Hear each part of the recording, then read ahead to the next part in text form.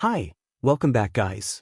This is your friend, the Iron Fanfics, back with amazing fanfiction. This is the series of What If Deku Possessed 6 Eyes Limitless.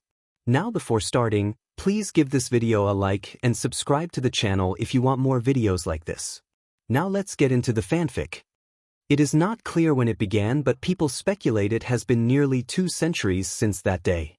The day when the whole world was taken aback by the news of the birth of a mysterious luminous baby in a city in China. The news had been circulated throughout the world, and scientists and researchers from all over the world began researching in this peculiar phenomenon that had suddenly occurred in the world. After several experiments were done from the samples taken from the baby, scientists found a peculiar strand of DNA that had been present in the cellular structure of the baby. Studying it further, scientists were able to discover that the origination of this phenomenon was due to that DNA strand. Soon after, several cases of people unlocking weird abilities began making headlines and were constantly being reported from various parts of the world. There were people who could create ice blocks to cover their hand, people who could move objects telepathically, and other weird things. Scientists began researching further in this new phenomenon, and surely, each of these people had that unique strand which was traced as the origin of all these weird abilities. But as time progressed, things which were extraordinary became ordinary, and these new abilities were given the name of quirks. However, these abilities opened up the gates for newer possibilities. Dreams became a reality, and soon enough, movies became real. With the emergence of quirks, the order and law enforced by the governments of the world began falling. There was a sudden increase in the number of criminals who were termed as villains. In order to deal with this new threat, governments all around the world decided to form their own group of people. A group which would combat these villains to maintain order and peace. A group which would work to deliver justice to all those who were wronged. A group of heroes.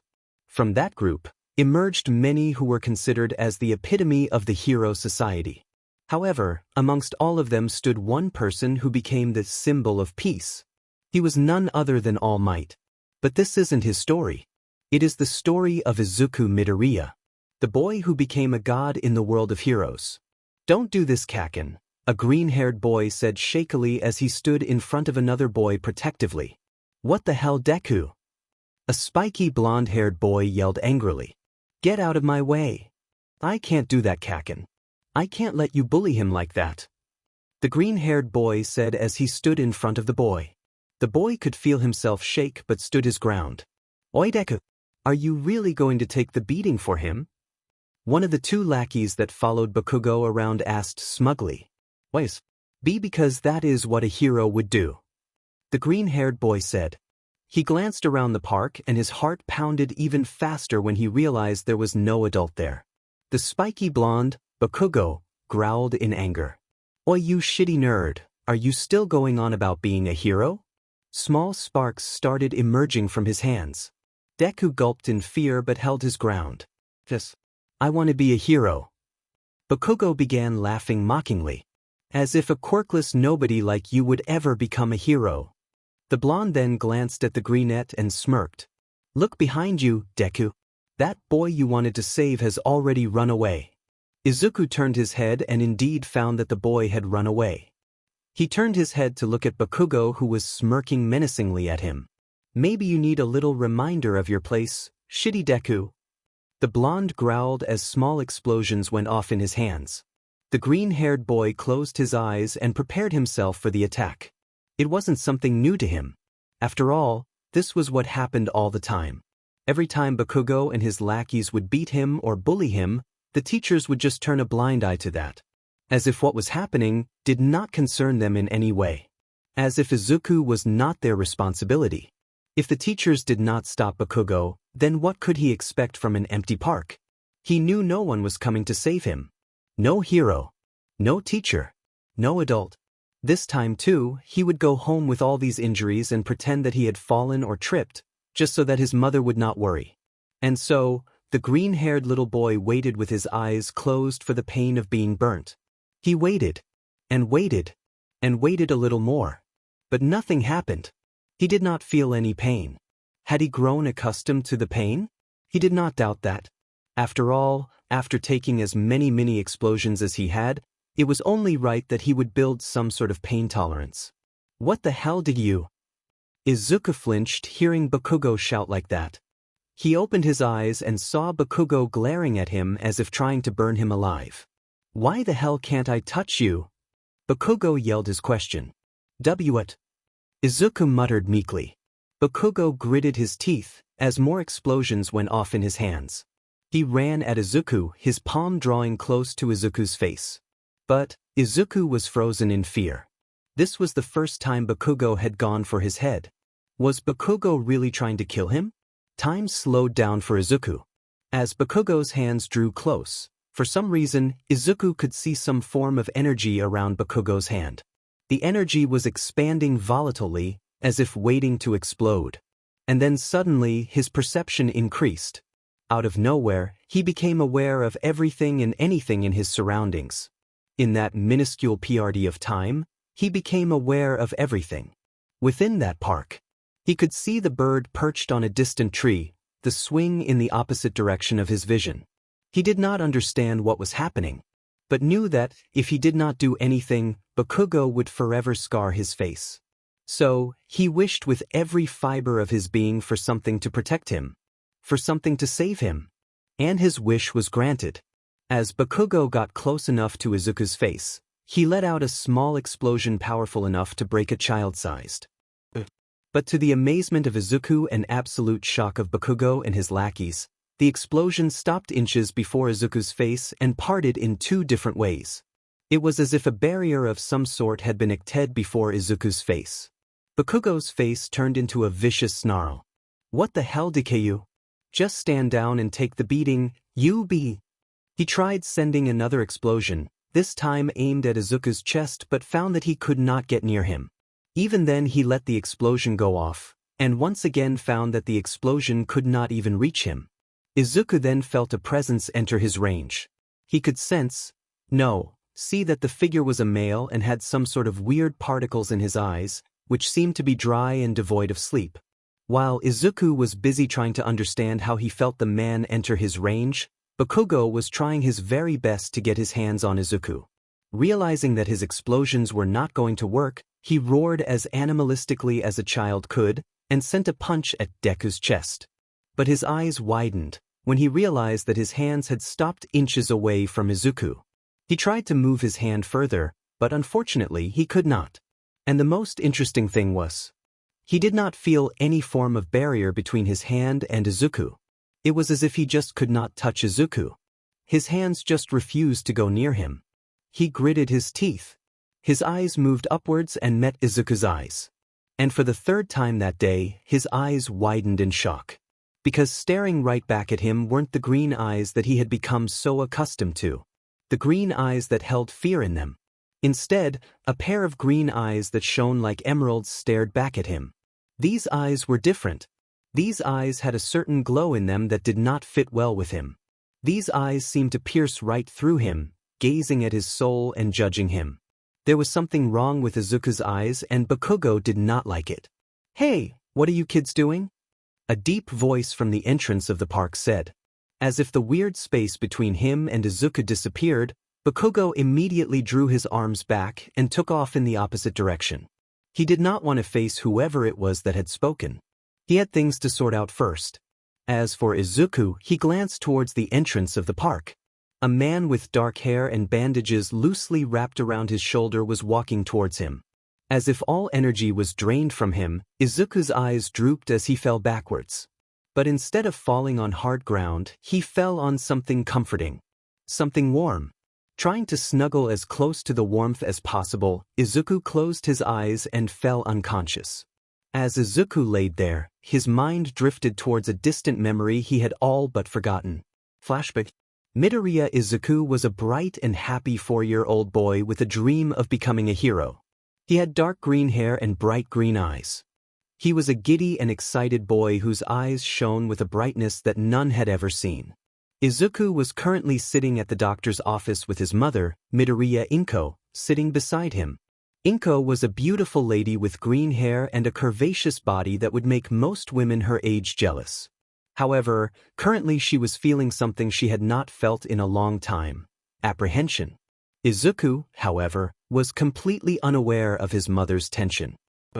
Because he was too much excited to care about his surroundings.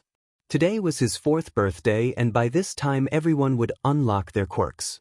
So, Izuku was brought to the hospital by his mother for a checkup so that they could determine what Izuku's quirk was. "Mom, do you think I will have an awesome quirk?" Izuku asked his mother with an excited grin. Inko gave Izuku a strained smile, which went completely unnoticed by the child. "Of course, honey. I am sure you will be amazing." Izuku began bouncing in his chair, even more excited, while Inko felt her shoulders become heavy due to guilt. Suddenly, she heard the door to the office open and the doctor walk in with a grim expression on his face. And this only increased Inko's worry for her son. The doctor did not glance at the mother-son duo and sat down in his seat opposite to them, all the while eyeing the stack of paper in his hands. He then put the papers on his table and sighed. "Doctor, is everything all right?" Inko asked, with worry evident in her voice.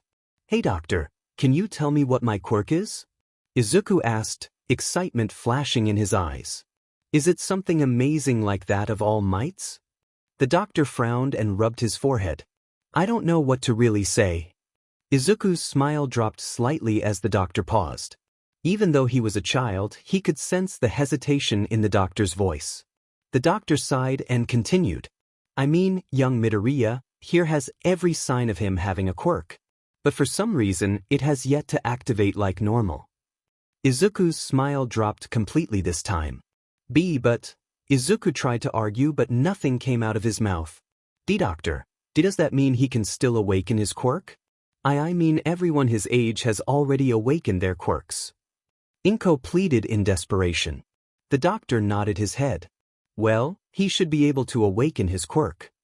He then pulled out an X-ray sheet and displayed it to the duo. "You see this? This is the X-ray of your son's feet."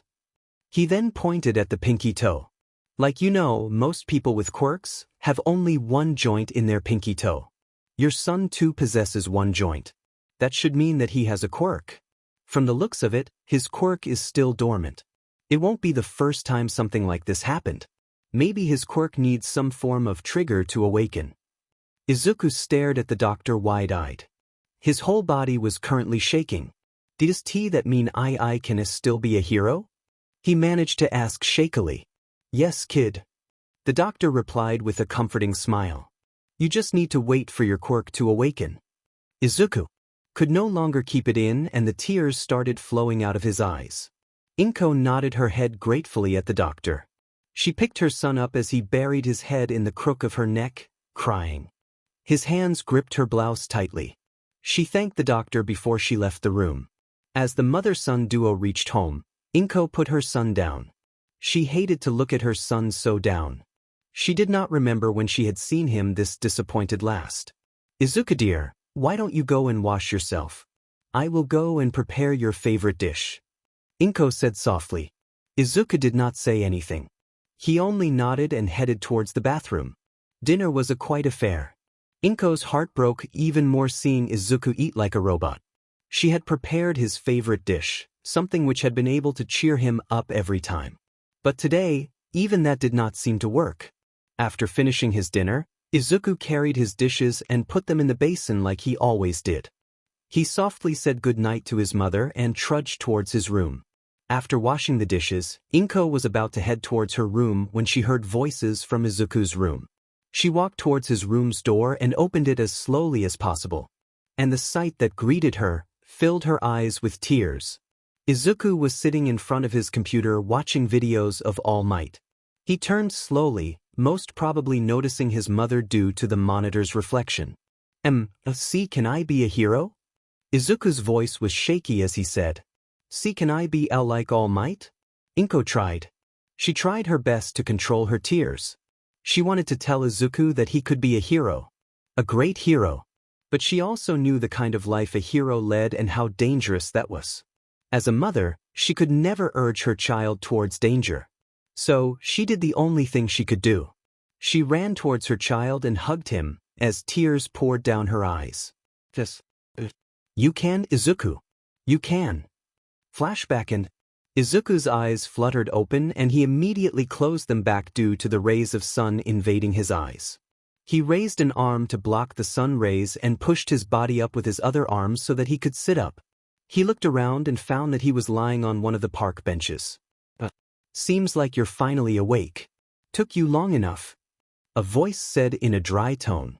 Izuku looked towards where the voice had spoken and found a man sitting by his feet sipping a juice box. The man had long, black shaggy hair. He had bandages loosely wrapped around his neck. He wore dark clothes. Izuku flinched as the man turned his head towards him. His eyes were red and had dark circles under them. Looked like the man had not slept for quite some time now. My name is Aizawa Shoyuda. The man introduced in an uninterested tone. Want to tell me what was going on back there? Izuku fidgeted in his place. Thanks for looking after me, he said.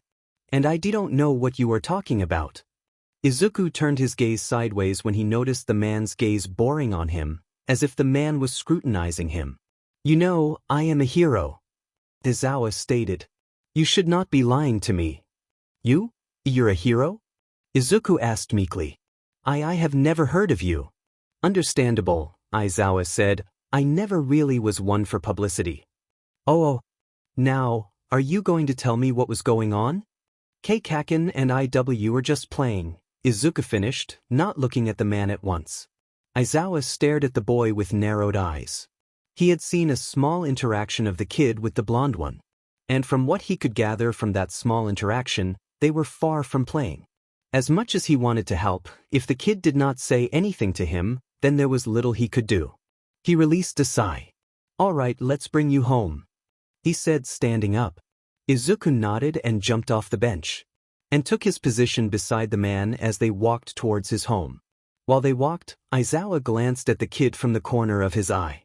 He had noticed that back in the park, the kid had obviously used his quirk.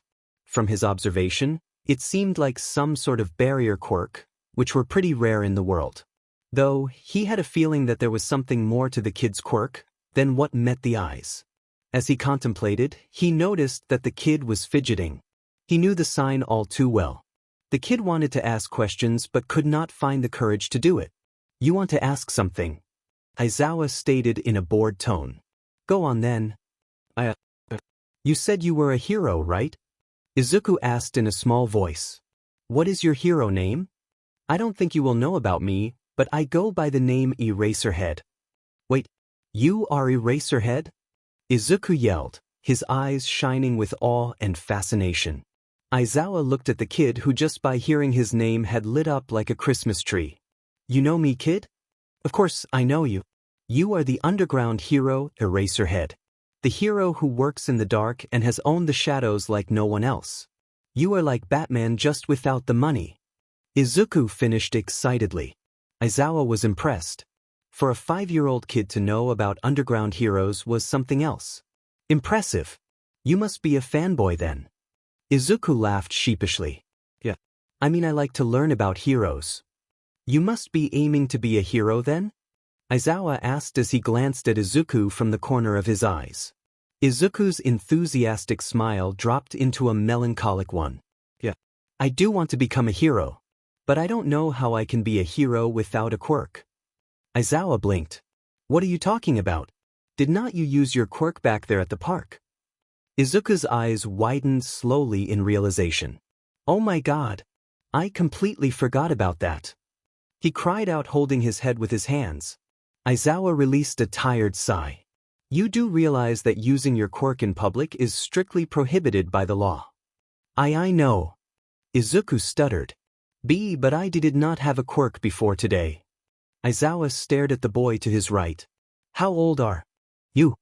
5. Interesting. So, you mean you awoke your quirk today? Why yeah. I see. A late bloomer then. Soon, the two found themselves in front of an apartment complex. Aizawa noted that the neighborhood was interestingly calm and nice. Maybe I can find an apartment here, he mused to himself. Aizawa followed Izuku to the 3rd floor and then to a door. Izuku knocked and a few seconds later, a woman in her late 20s opened the door. She sported the same green hair as the kid, though it was much straighter than her son's. And Aizawa would never say it loud, but he found the woman exceptionally beautiful. "Izuku, you're home," the woman said with a smile before her eyes landed on him, her smile never fading. "And you have brought a guest." "Yeah. Mom, this is the underground hero I was talking about yesterday. He is Eraserhead," Izuku exclaimed excitedly. "Oh my, how can I help you, Mr. Eraserhead?" Inko asked, bowing slightly. Aizawa shook his head and continued in his monotone. No, it's all right. I found him unconscious in the park and looked after him." Inko bowed gratefully. "Thank you, Mr. Eraserhead. I am extremely grateful." Aizawa looked at Izuku, who was vibrating in excitement, and then looked at Inko, who seemed to get his message. Mom, I awakened my quirk today," Izuku said, bouncing in joy. "That's great, Izuku-chan. Why don't you go inside and wash your hands? We will go you to the doctor after we eat lunch." "Okay." With that, Izuku ran inside. "Quite the hyperactive child you have there," Aizawa commented, to which Inko simply smiled. "I can't deny that. He has always been quite active and cheerful." Aizawa nodded absent-mindedly. "Say, do you know of someone named Kaken?" Inko blinked a little, taken aback by that question. "Kaken? You mean Katsuki? Why? So, you do know. Can you tell me where his house is?" "Yes, I do know where his house is. But why do you want to know that?" Aizawa stared at her blankly for a few seconds before saying, "I saw him using his quirk in the park. I need to talk to his parents. Using one's quirk in public is supposed to be prohibited." "Oh, I hope he is not in trouble. What would you say if I told you the brat was using his quirk on your child?" Aizawa thought before saying, "No. I would like to issue a warning for now at least. He is a child. But if he does not abide the law, we may have to send him to rehab." "Well, he lives down the street. In a yellow house. House number 53. Inko said. Aizawa nodded before turning away. "Have a good day, Mrs. Midoriya. You too, Mr. Eraserhead." 3 days later, Izuku found himself sitting in his classroom with a big smile on his face. A smile that had not left his face since the beginning of the day.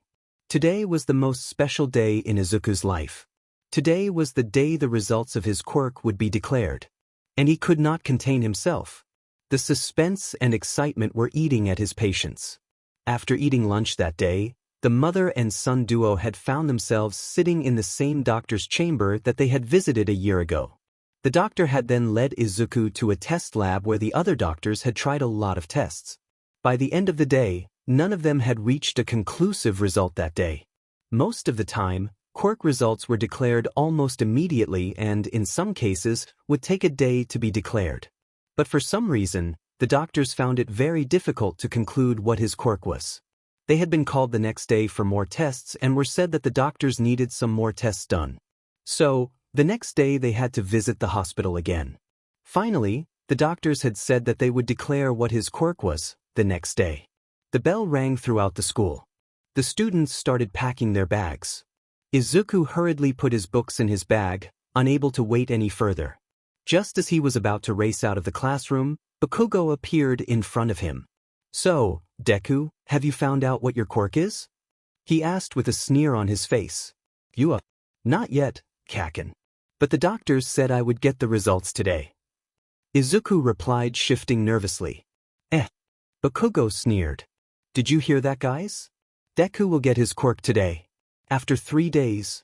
It looks like your quirk is so pathetic that even the doctors don't want to tell you what your quirk is."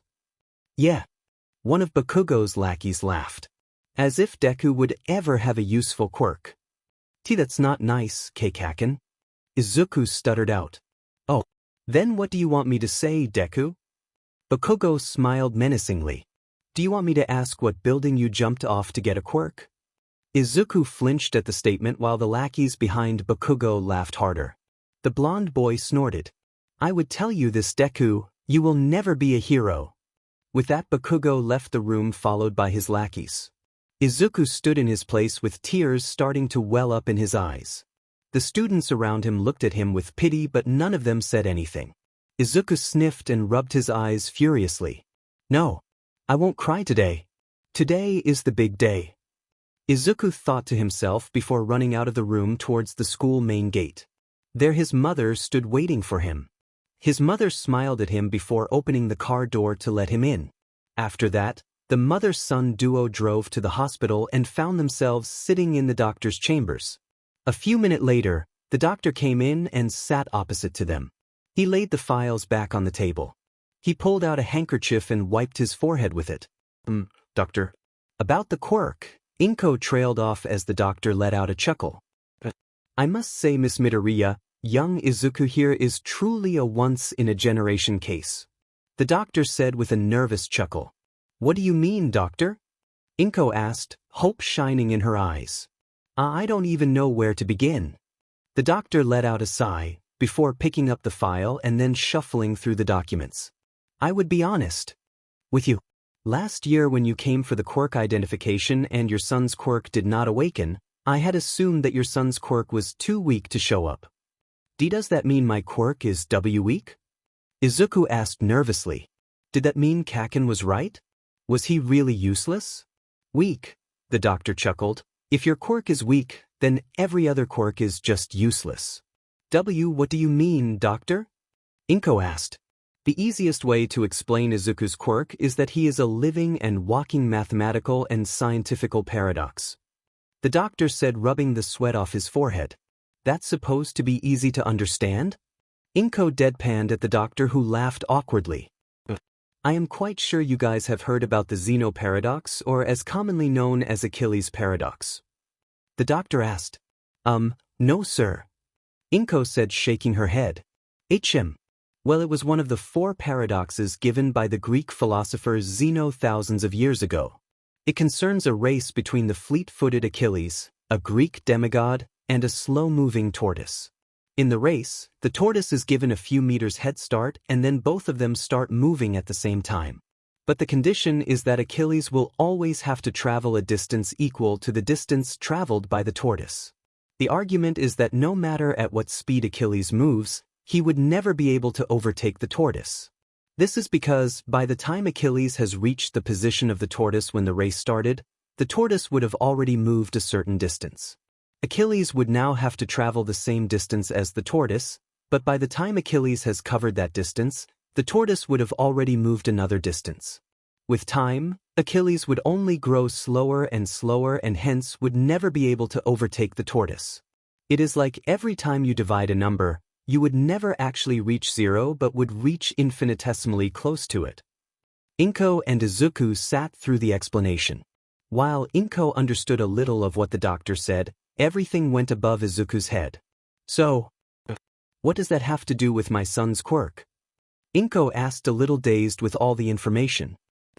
You see, your son's quirk is special, because it abides so closely with Achilles' paradox.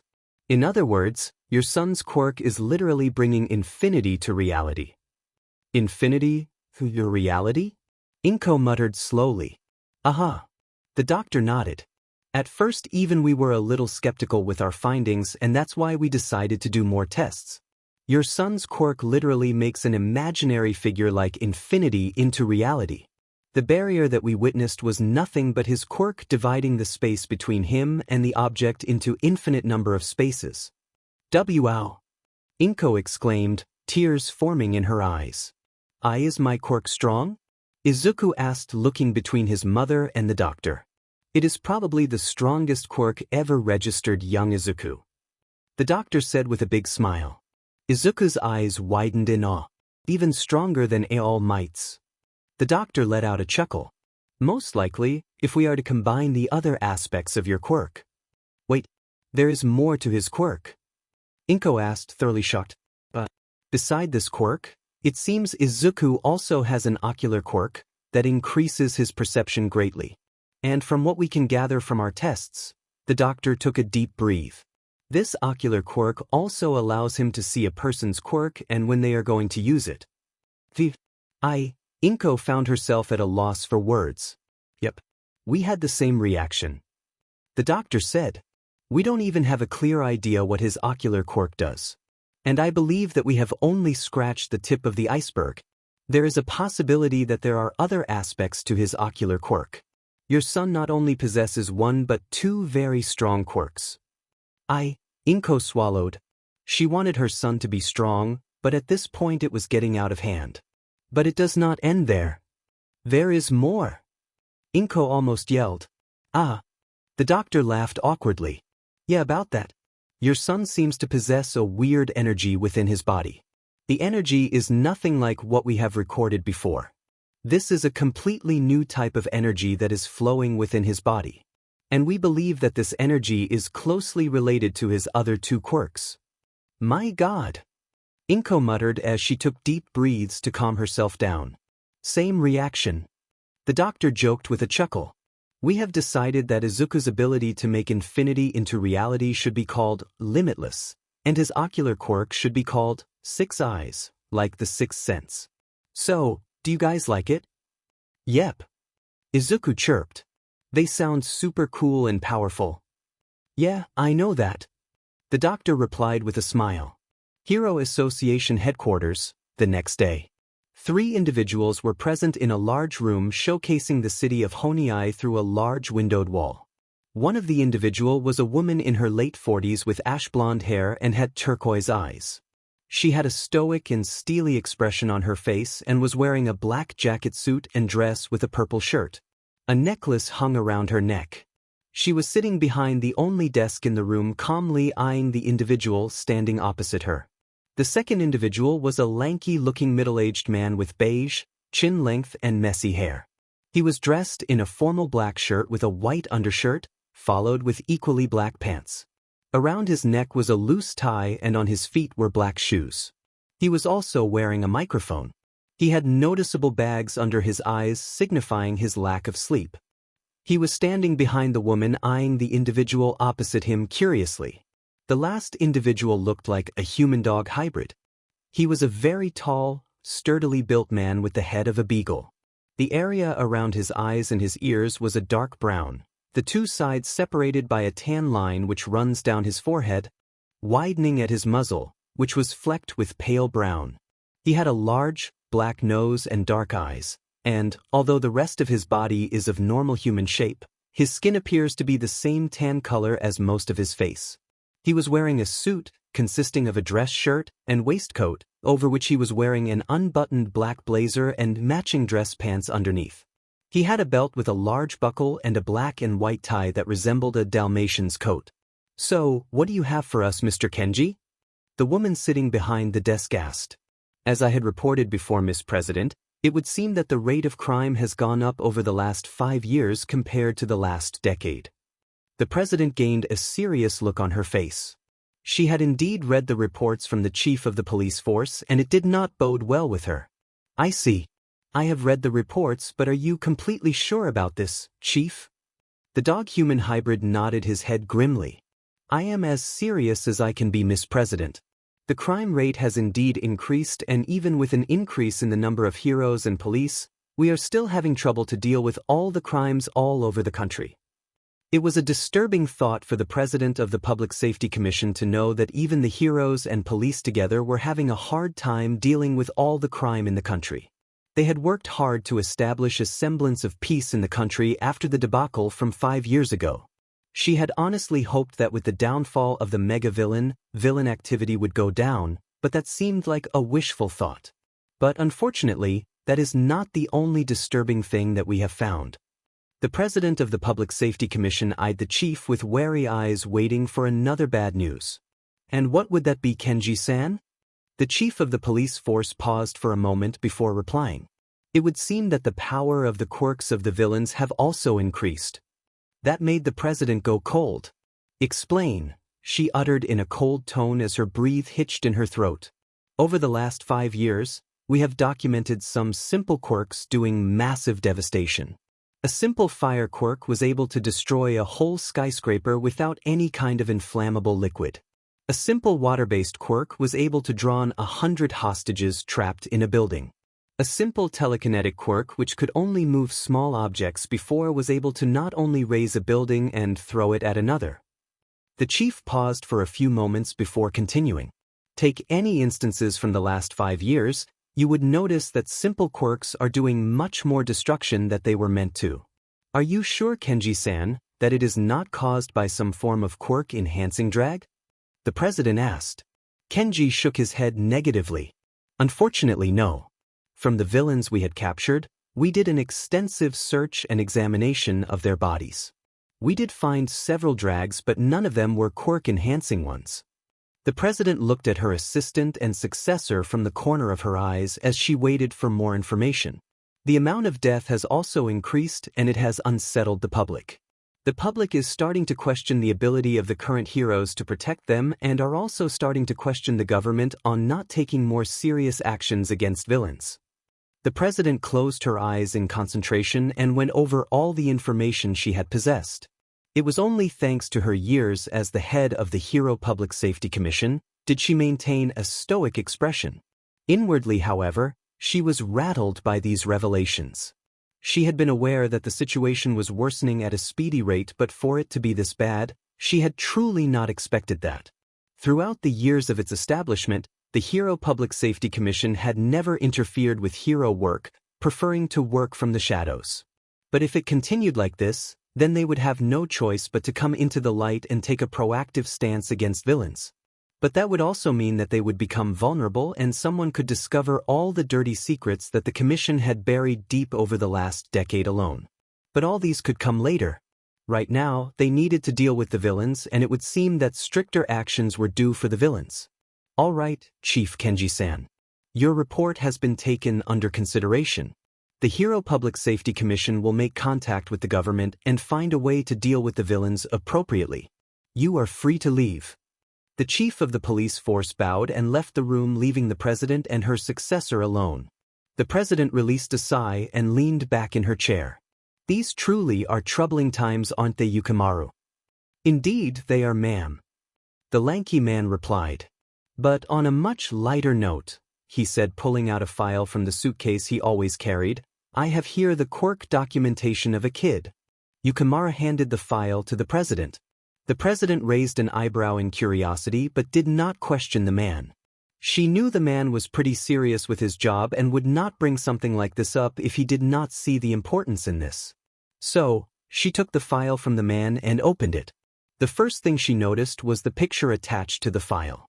It was of a green-haired boy with sliver highlights and crystal green eyes like emerald that seemed to stare at your soul even through the photo.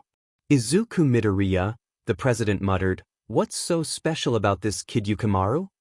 Please, keep reading the file, Miss President, you will know.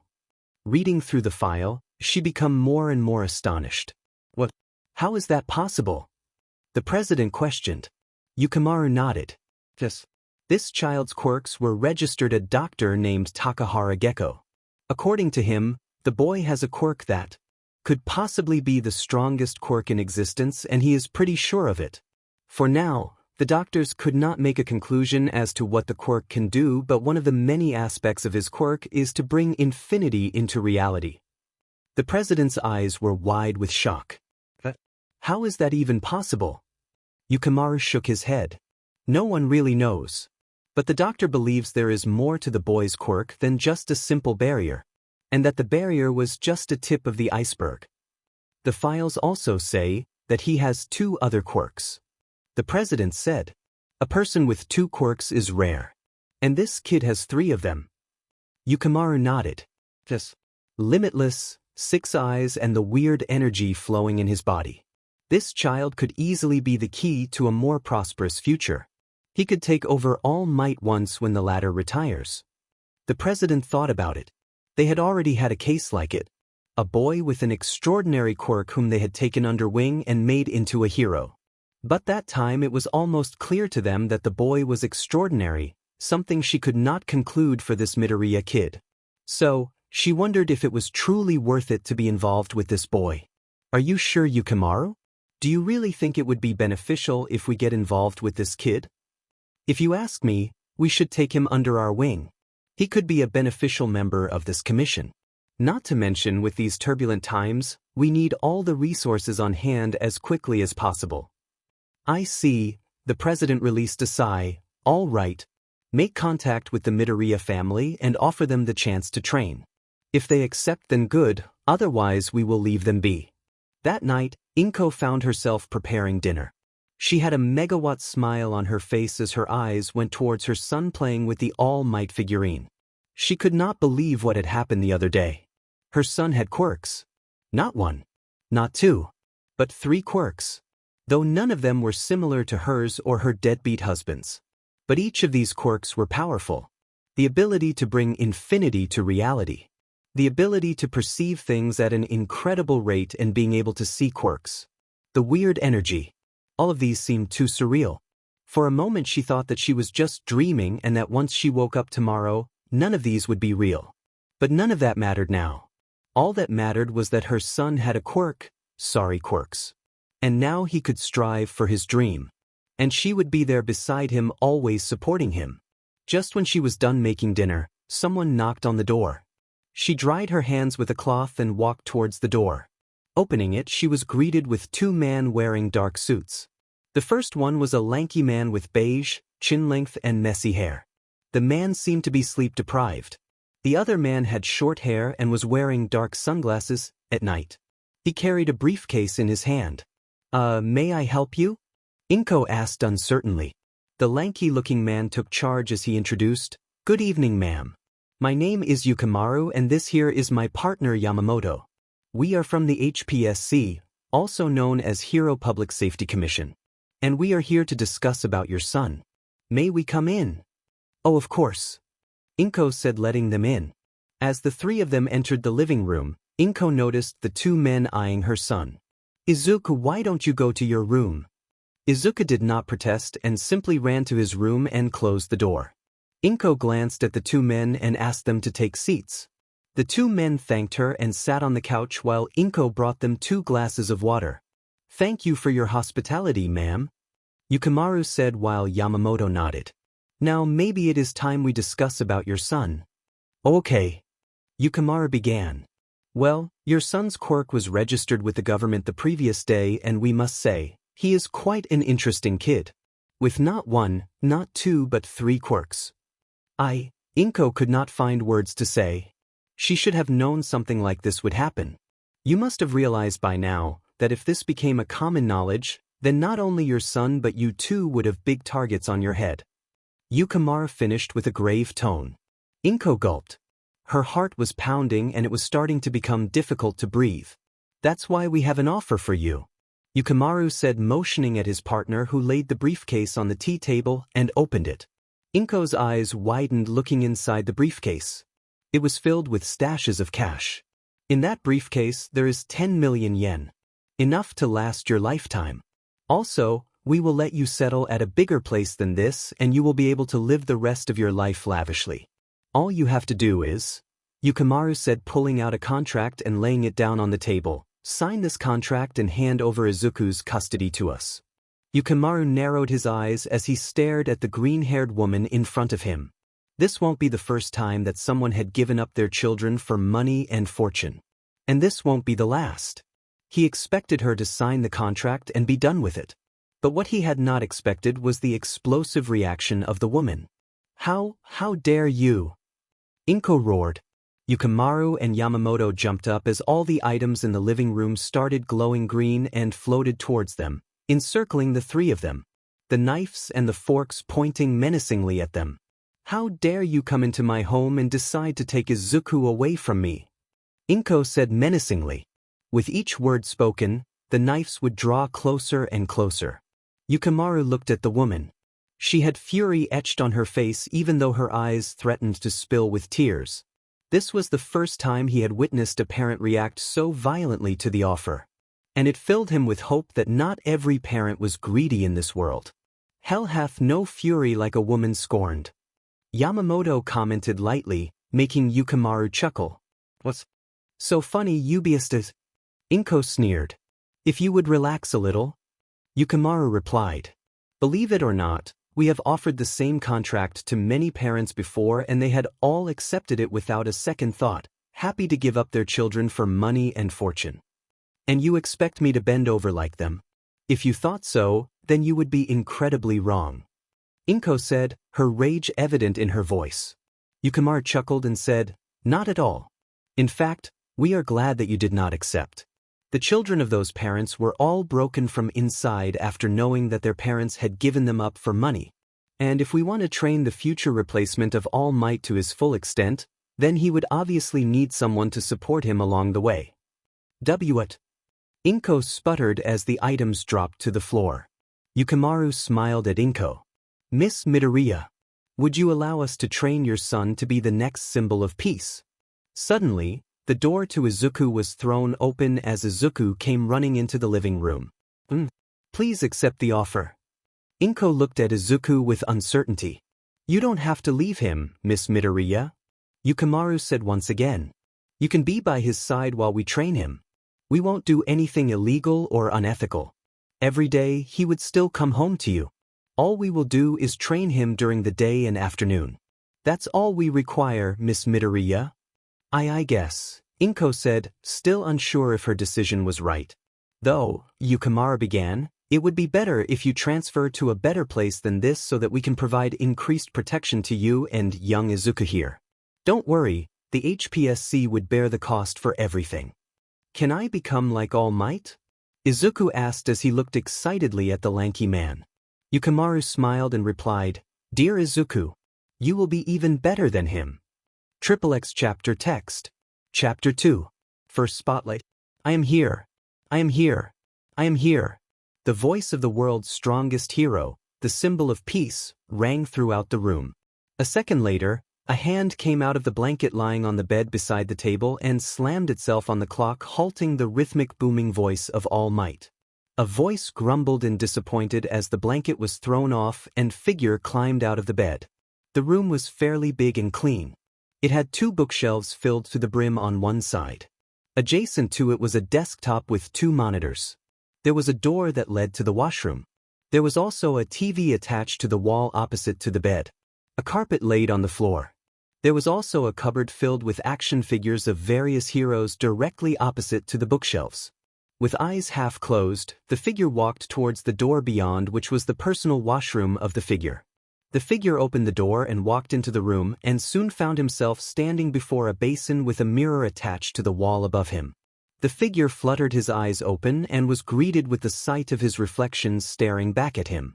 The figure had spiky green hair with sliver highlights.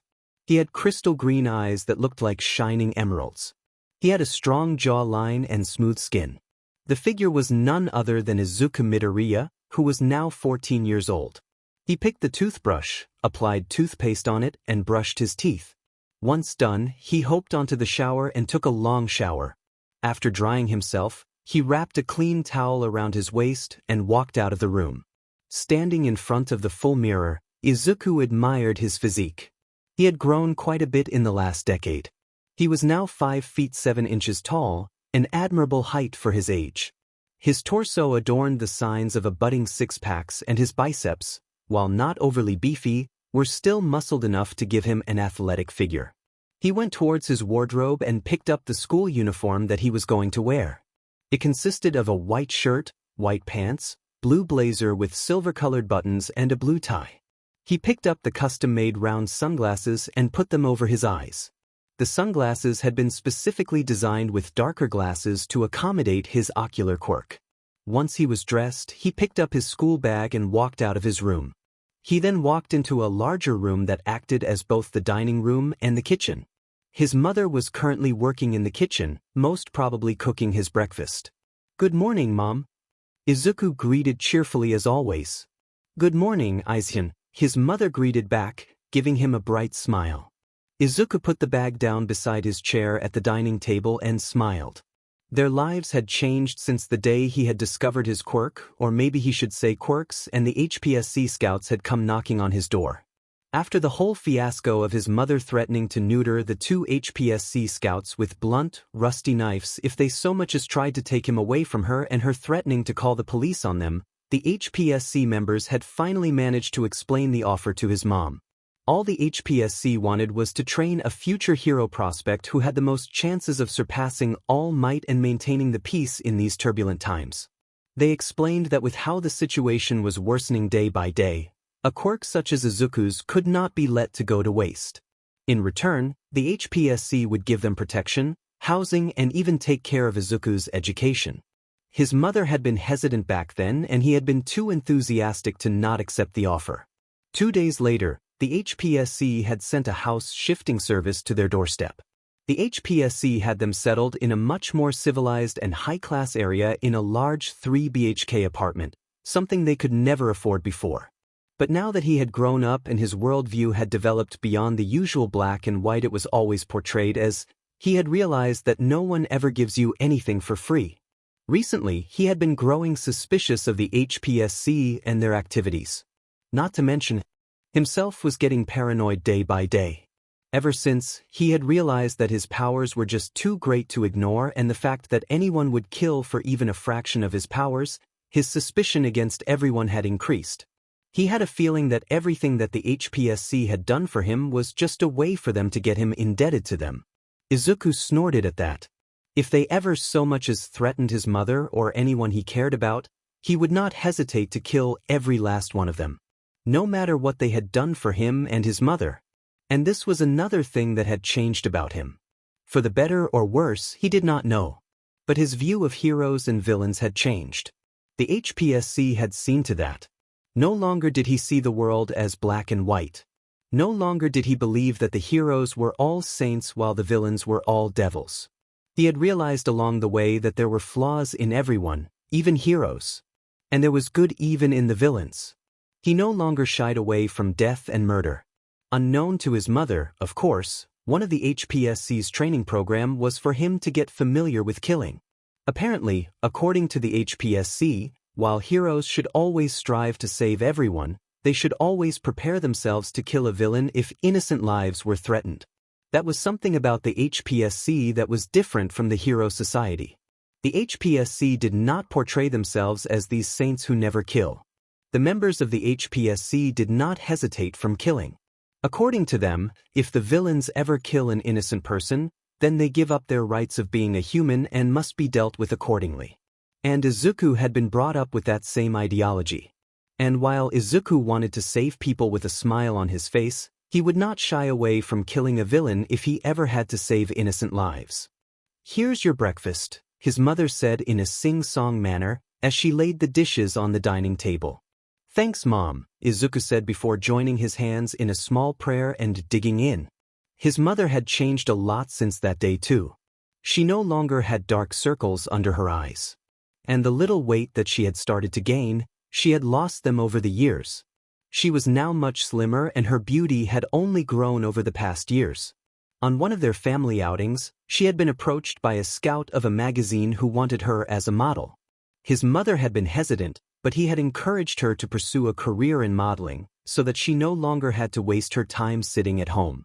Since then she had made a big name for herself in the modeling industry and become quite the sensation. She usually modeled for traditional wears and sport outfits. And every company she had modeled for had earned huge amounts of profit. Recently, there were talks about her signing a contract with one of the pro heroes who too was in the business. His mother had also played an important role in his education. The HPSC wanted to homeschool him, not wanting to let the knowledge of his quirks become public, but his mother had put her foot down, not wanting for her son to grow reclusive. By then, she had already started her journey in the modeling business and was able to afford sending him to a school as prestigious as semi-private academy. The HPSC had conceded and decided to instead make his real quirks confidential and fabricate a new quirk for him. So, now instead of Limitless, 6 Eyes and Cursed Energy as his quirk was space manipulation. And while still it could be considered powerful, it was not as eye-catching as it was before. Finishing his breakfast, he washed his hands. He picked up his bag, wishing his mother a good day. He walked out of his house. "Don't forget you have a meeting with the HPSC president today," she said before he left. His school was in the walking distance, so like usual he found himself walking at a leisurely pace. He had to say though, this area saw very few villain attacks in a year and was pretty quiet for a neighborhood. Having a high population of rich people around the area, he had assumed that at least thieves would find their way here, but seemed like the area was well patrolled or the thieves did not want to break into the houses of rich people anymore. It took him half an hour to reach his school.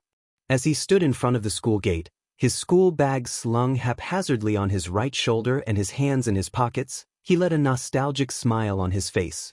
He would not admit it to anyone, but he would miss this place. He had made many memories while studying here and was eternally grateful to his mother and whatever Almighty was there for giving him this opportunity. One of the many memories that flashed in front of his eyes was the day he had first attended this school. Flashback. Izuku found himself standing in front of the door of the classroom that he had been assigned to. He had his bag slung over his shoulders and his hands in his pocket. He had a mischievous smile on his face. Today was the first day he would attend the prestigious semi-private academy, and he had already prepared himself for a prank. And that was the reason why he had come wearing bandages wrapped around his eyes. "Alright class, today we have a new student who will be joining us," Izuku heard the teacher say to the class. "He has transferred from another school, which is also the reason for the late admission. You can come inside." Once Izuku's name was called, he opened the door and walked in. Even through the bandages, he could see the curious looks that his soon-to-be classmates were giving him. He walked towards the teacher and stood beside him. "Can you please introduce yourself?" The teacher asked him. "How should I do that?" Izuku asked, tilting his head slightly. Like the usual. Your name, likes, dislikes and such." The teacher replied kindly. "Oh." Izuku gave the class a smile. "Well, my name is Izuku Midoriya. My likes, well, I like a few things. Dislikes, I don't believe I have any. Peace, this and that. And for dreams, yeah, I don't have one."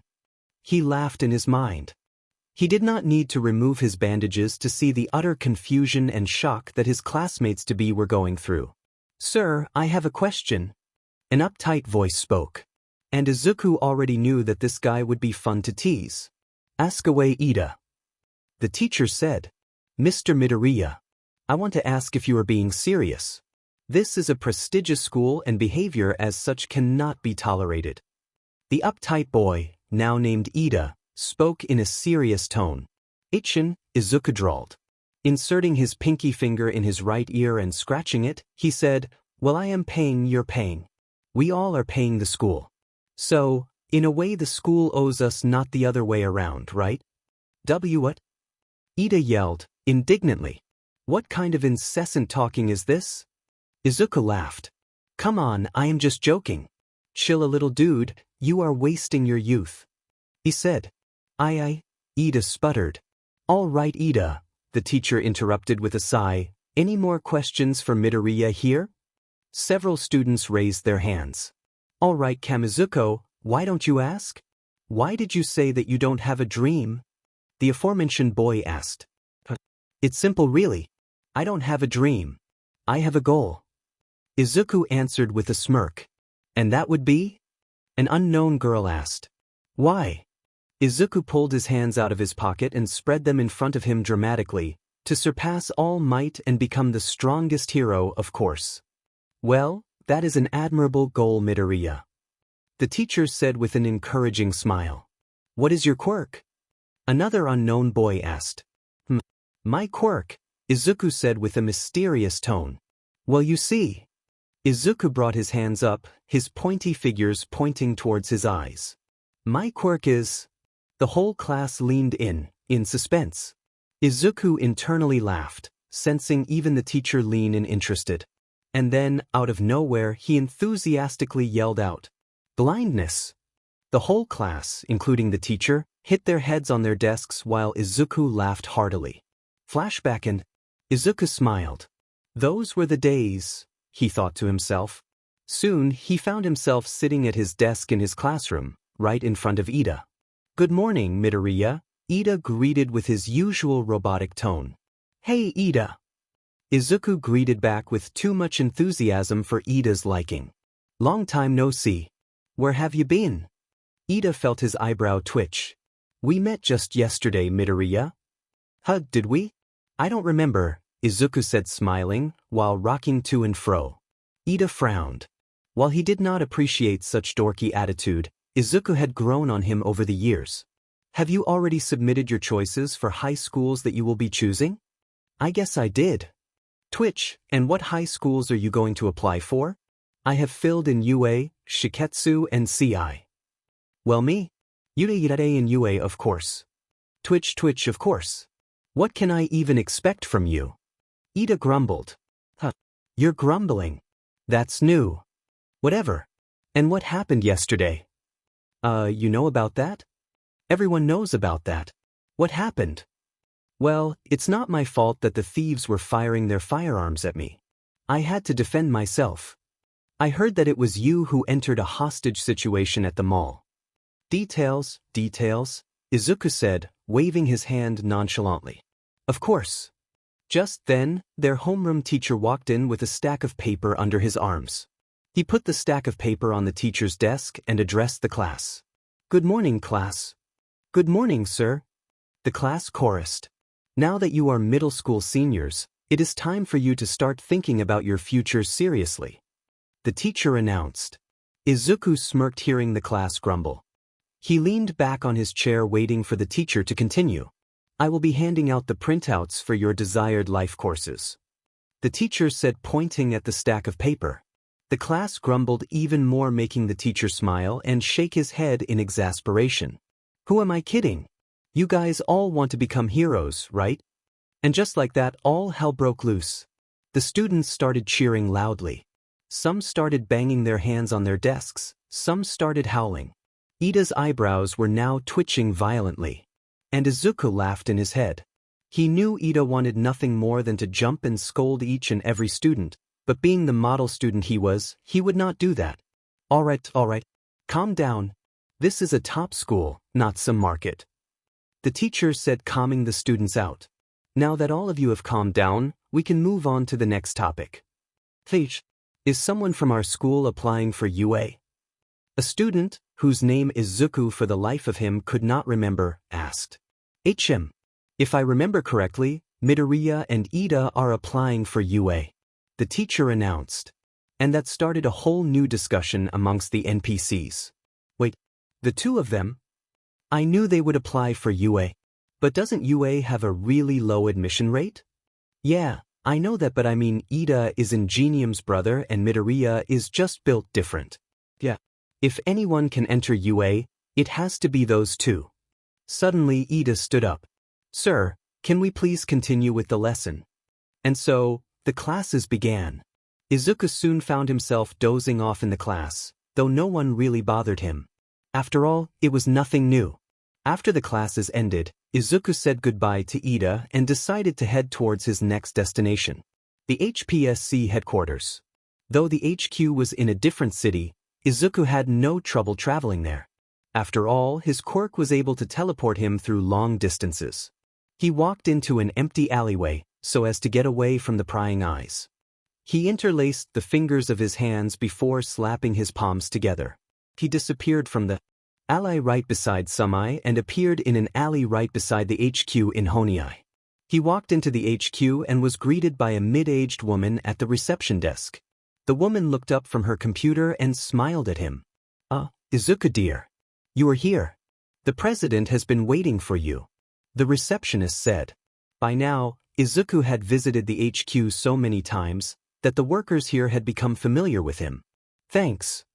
Izuku said as he walked towards the elevator, pressing the button for the topmost floor and waited in the lift.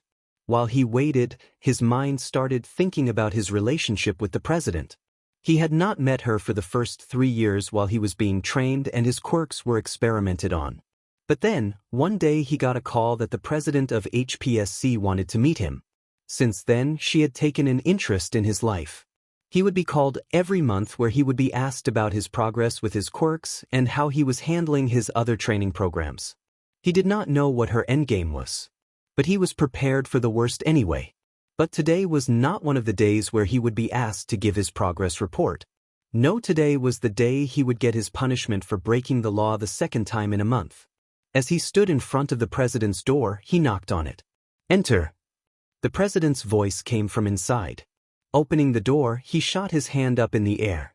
Good afternoon, Grandma, he greeted cheerfully. Suddenly, a paperweight came flying at him only to stop inches away from him. He did not flinch, neither did he leave his comical position. Midoriya. Behave. A stern male voice said. Letting the paperweight fall on his hands, He walked up to the president's table and put it there. Grandpa Yukimaru is here too? How lucky! Midoriya. The president said in an icy tone. Do you have any idea what you did yesterday? Well, self-defense? Self-defense. The president muttered in a low tone before slamming her hands on the table. Self-defense? It was you who walked into the mall, which was being surrounded by police, by the way. A mall that was being used to keep hostages. And then, you not only just walked into a hostage situation, but you also actually had the gall to join the hostages. That would have been even better, but no. You had to go and start a fight with them because they weren't giving you candies. Flashback, the day before. There were very little things that could interest Izuku enough for him to put all his attention into it. And on top of the list of those little things, was his hero analysis. Izuku had a very keen interest in studying heroes and villains alike and decipher their quirks, find ways to counter them and ways to even improve them. His ocular quirk really helped him in that. The very first thing that he and the HPSC trainers, had discovered about his ocular quirk was that he could not only see when quirks are being activated, but he could also understand someone's quirk to some extent just by looking at them. For example, suppose someone had a wind quirk.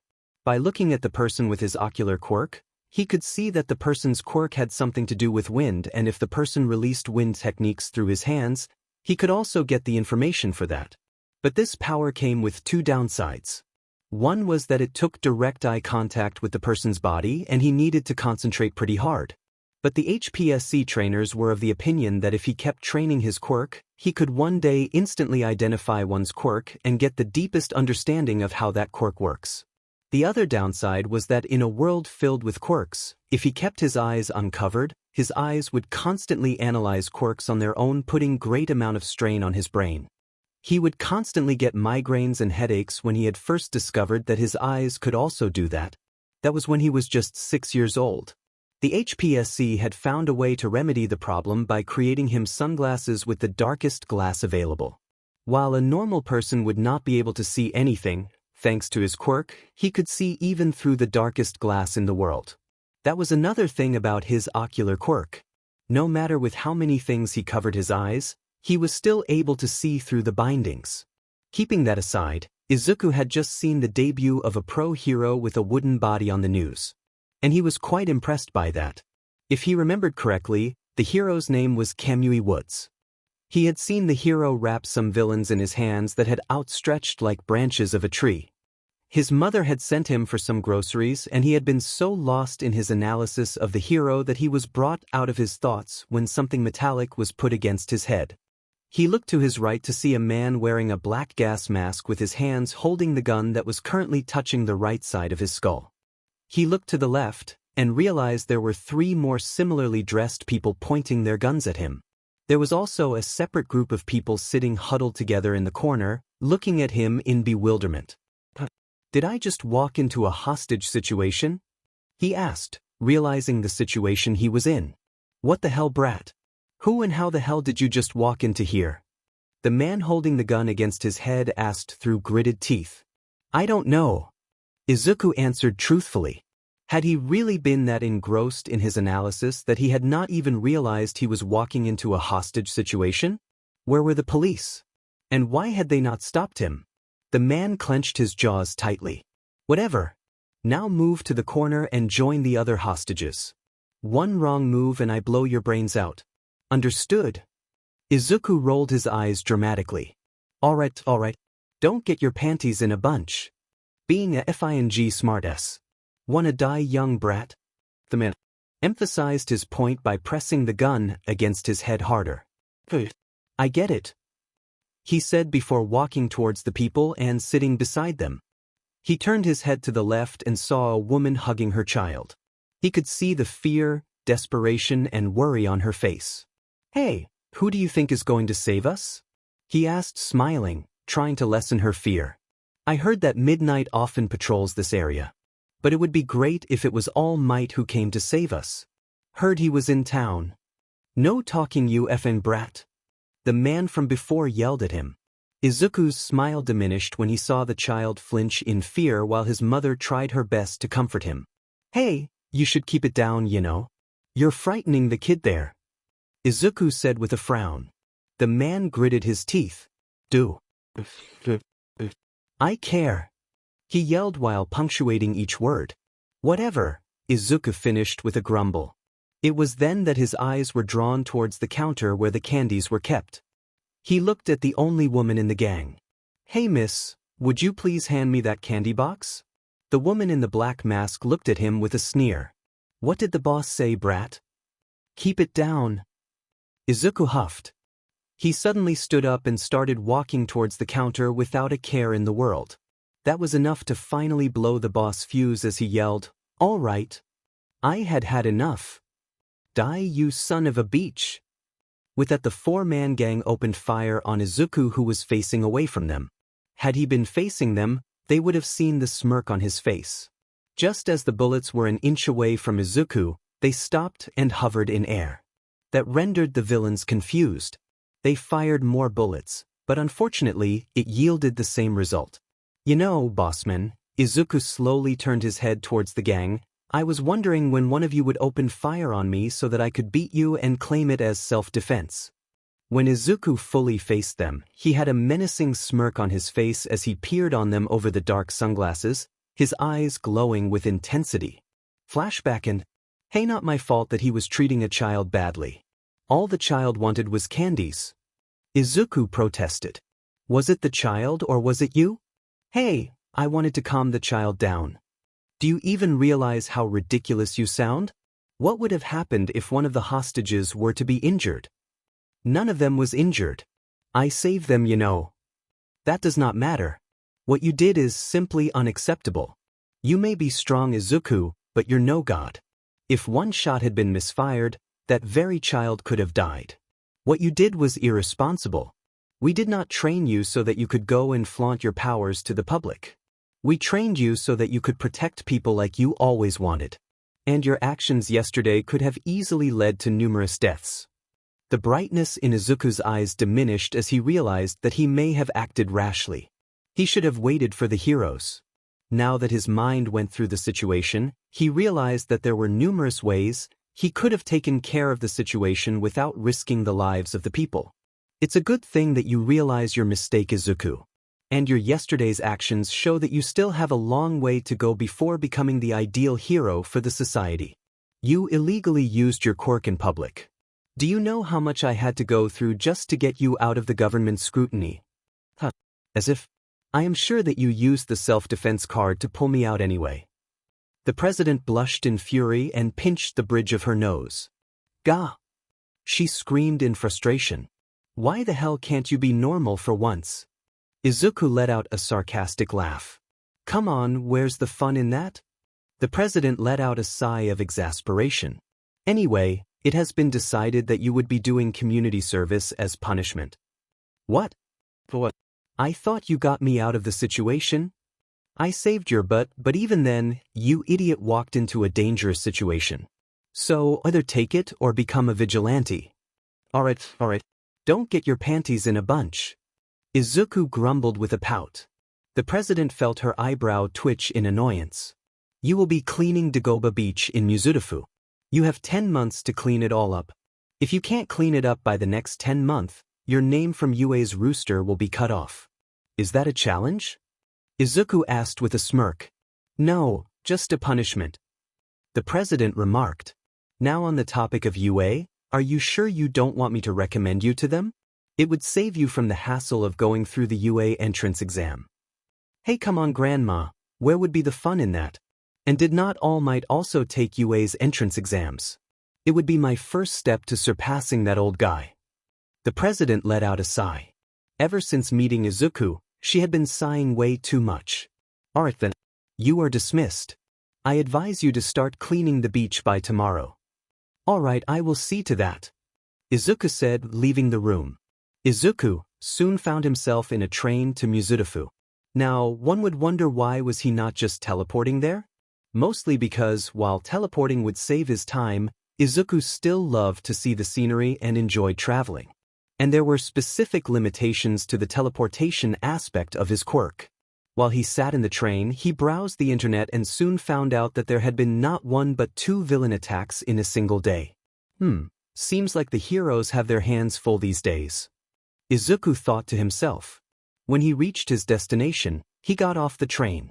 Opening his phone once again, he opened the maps and entered the Dagoba beach as his destination. The maps soon displayed the easiest way to the beach. As he peacefully walked through the streets, he noticed that a crowd had gathered near a bridge.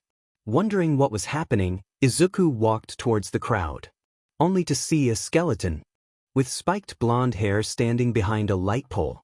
"Hey, skeleton man. What ya doing here?" Izuku asked, slapping the man on the shoulder. But much to his surprise, the skeleton man coughed out massive amounts of blood. "You alright there, skeleton man?" Izuku asked, a little concerned with the blood. "A skeleton man?" The man stuttered indignantly. "Wait, you aren't a skeleton? I was quite sure you looked like one." "No, young man. I am not a skeleton," the man said, regaining his composure. "Oh, sorry about that," Izuku said before walking towards the crowd. Pushing his way through the mass of people, he made it to the front where Backdraft was using his quirk to contain the people. To his side were three heroes that had recently earned a lot of popularity. Them being Kamui Woods, Death Arms and MT Lady. "What's happening?" Izuku asked a civilian standing to his side. "A villain has taken a middle schooler hostage and the heroes are doing nothing," the civilian said with a nervous look on her face. Izuku raised an eyebrow at that. He turned to look forward and found a sludge villain holding someone captive in there. He pulled his glasses slightly down on his nose and peered at the scene through his 6 eyes. It was a blonde boy that was being held hostage by the sludge villain. The boy was constantly using his quirk, which seemed to be some form of explosion quirk. Explosion quirk? Where have I seen that before? Izuku thought to himself with a frown. He often prided himself for his memory, but nothing came to his mind. No one important, most probably. He stared at the situation in front of him. While the boy was using his quirk to save himself from suffocating, he was also making things hard for the heroes. By making those explosions, he was keeping the heroes away from the villain. Not to mention, he was also tiring himself out. If the boy just let his explosions die down, he was quite sure the heroes could rescue him in no time. "Hey, I heard that All Might was in the neighborhood," one of the civilians commented. "Why isn't he coming?" Making his way through the crowd, Izuku stood right behind Kamui Woods. "Hey Kamui, why aren't you helping the boy?" "Unfortunately, kid," Kamui began, "none of our quirks are suitable to deal with the situation." Izuku's lips went thin as he stared at the villain, obviously trying to choke his victim. "You know, I can help in the situation." "What?" Kamui Woods frowned, looking back at him. "Well, my quirk should be the most suitable in this situation," Izuku commented, scratching his ear with his pinky finger. "What is your quirk, kid?" "Space manipulation." "Don't even think about it, Kamui," Death Arms warned. "We can't let a civilian get involved in this." "Well, it is either allow me to help and save the boy, or don't let me help and let the boy die," Izuku retorted nonchalantly. Kamui Wood's face showed that he was contemplating his words, most probably weighing in the pros and cons of the decision. Finally coming to a decision, he looked back at Izuku. "Kid, are you absolutely sure you can deal with this?" "Will only take me a second to deal with the villain," Izuku replied with a smirk. "All right, kid. We will let you help." Kamui Woods then looked at Backdraft. Backdraft let the kid pass. "Are you sure, Kamui?" Backdraft asked. "Yes. We don't have any other solution." "Your call, Cap." Within Backdraft let his water barrier fizzle out, letting Izuku pass through them. "What are they doing?" one of the civilian yelled. "Why are they letting a kid walk into such danger?" Another asked. "Have they gone mad or something?" Kamui Woods felt sweat dribble down his forehead. Had he just made the situation worse? Now that he thought about it, he had just let a 15-year-old kid walk into a hostage situation. Sheet. What the hell was I thinking? Kamui chided himself internally. Hope the kid lives up to his words. Otherwise, I can kiss my hero career goodbye. Behind the light post, The skeleton man gripped his chest painfully. What the hell was I thinking? He berated himself. How could I let something like this happen? Not only have I put a kid in danger, but now another kid is going to do the job that should have been mine to begin with. All throughout the chaos, Izuku walked confidently towards the sludge villain. His hands in his pockets, a smirk on his face and long steps that had a certain swagger in them. Halfway through, the sludge villain had finally noticed him. What is this? Another meat shield for me? What a day it is. Come here, kid, let me kill you too. How foolish. Izuku breathed out. He held out his right arm. Suddenly, the sludge villain felt a pull on itself. What? It asked in confusion. Everyone in the crowd, even the heroes, were amazed when suddenly the sludge villain was pulled towards the green-haired boy's right hand, freeing the blonde boy. A second later, the sludge villain was in Izuku's hand in the form of a sphere. Izuku walked back towards Kamui Woods, who held out a bottle speechlessly. Izuku then proceeded to insert the sludge villain in the bottle. Well, there you go, Izuku said, dusting his hands. Demon Kid. That is one hell of a useful quirk. Death Arms commented. Yeah. What is your quirk, kid? Emilady asked. As I told Kamui Woods, it's space manipulation, Izuku said, nonchalantly. DMN. Sounds interesting. Death Arms said, crossing his arms. You know, kid, if you ever want an internship as a hero, contact my agency. I would gladly take you as a sidekick, Emilady said, winking at him. Kamui snorted. He would be most suited in my agency. Empty Lady huffed. Huh. You're just jealous that he is going to join my agency. Not happening. Of course, happening. Not happening. Of course, happening. Not happening. Of course, happening. While MD Lady and Kamui Woods argued between themselves, Izuku faced Death Arms and asked, Hey, do you know which way the Dagoba Beach is? It's that way, Death Arms said, pointing at the right direction. Thanks, Izuku said, skipping away from the scene cheerfully. Death Arms blinked as he watched the kid skip his way out of the scene. What an interesting kid. Hey, where did the kid go? MT Lady yelled, making Death Arms sigh. An hour later, Izuku found himself standing at his final destination. Dagoba Beach. He had expected the beach to be filled with trash, but this was something else entirely. It was as if the whole city had decided to dump their trash here. There were old appliances, cars and bikes all scattered around the beach. And he had to clean it in the next 10 months. Izuku smirked confidently. All right then. Let's call this training for UA entrance exams then. Chapter into chapter text. Chapter 3. UA entrance exam, part 1. Izuku Midoriya stood in front of the bathroom sink, looking at his reflection in the mirror. He grabbed his chin and turned his face left and right as if checking something. He then tilted his head to the left and smirked. He was looking great. He always looked great. Grabbing the sunglasses lying on the rack above the sink and putting them on, he walked out to the dining room, where he was greeted by the sight of his mother cooking breakfast. Aizu-chan, have a seat. Breakfast is almost ready. His mother spoke as she moved from one side of the kitchen to another. After having breakfast, he washed his hands and made the final preparations. He picked up his bag and was about to walk out of the apartment when his mother called out. Aizu-chan. Wait. Izuku looked back and saw his mother walk towards him. Standing in front of him, she put her hand forward. Izuku raised his hand and took the item from his mother's hand. He raised an eyebrow when he saw it was a bracelet with the initials, IM, on it. It is for good luck, his mother said. He gave her a bright smile as he put the bracelet on. Thanks, Ma. I love it. His mother smiled but fidgeted on her spot. Izuku, noticing this, was a little confused as to why she was acting like this. Is everything all right, Mom? He asked, his concern evident in his voice. It's just, she paused as if considering her words. Today is a big day for you. I know you have been preparing your whole life for this day.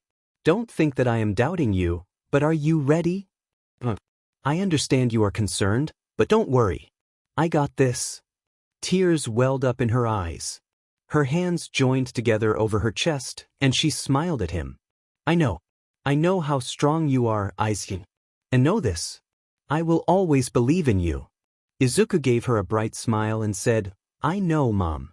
And with that, he walked out of the apartment towards his destination. This was it.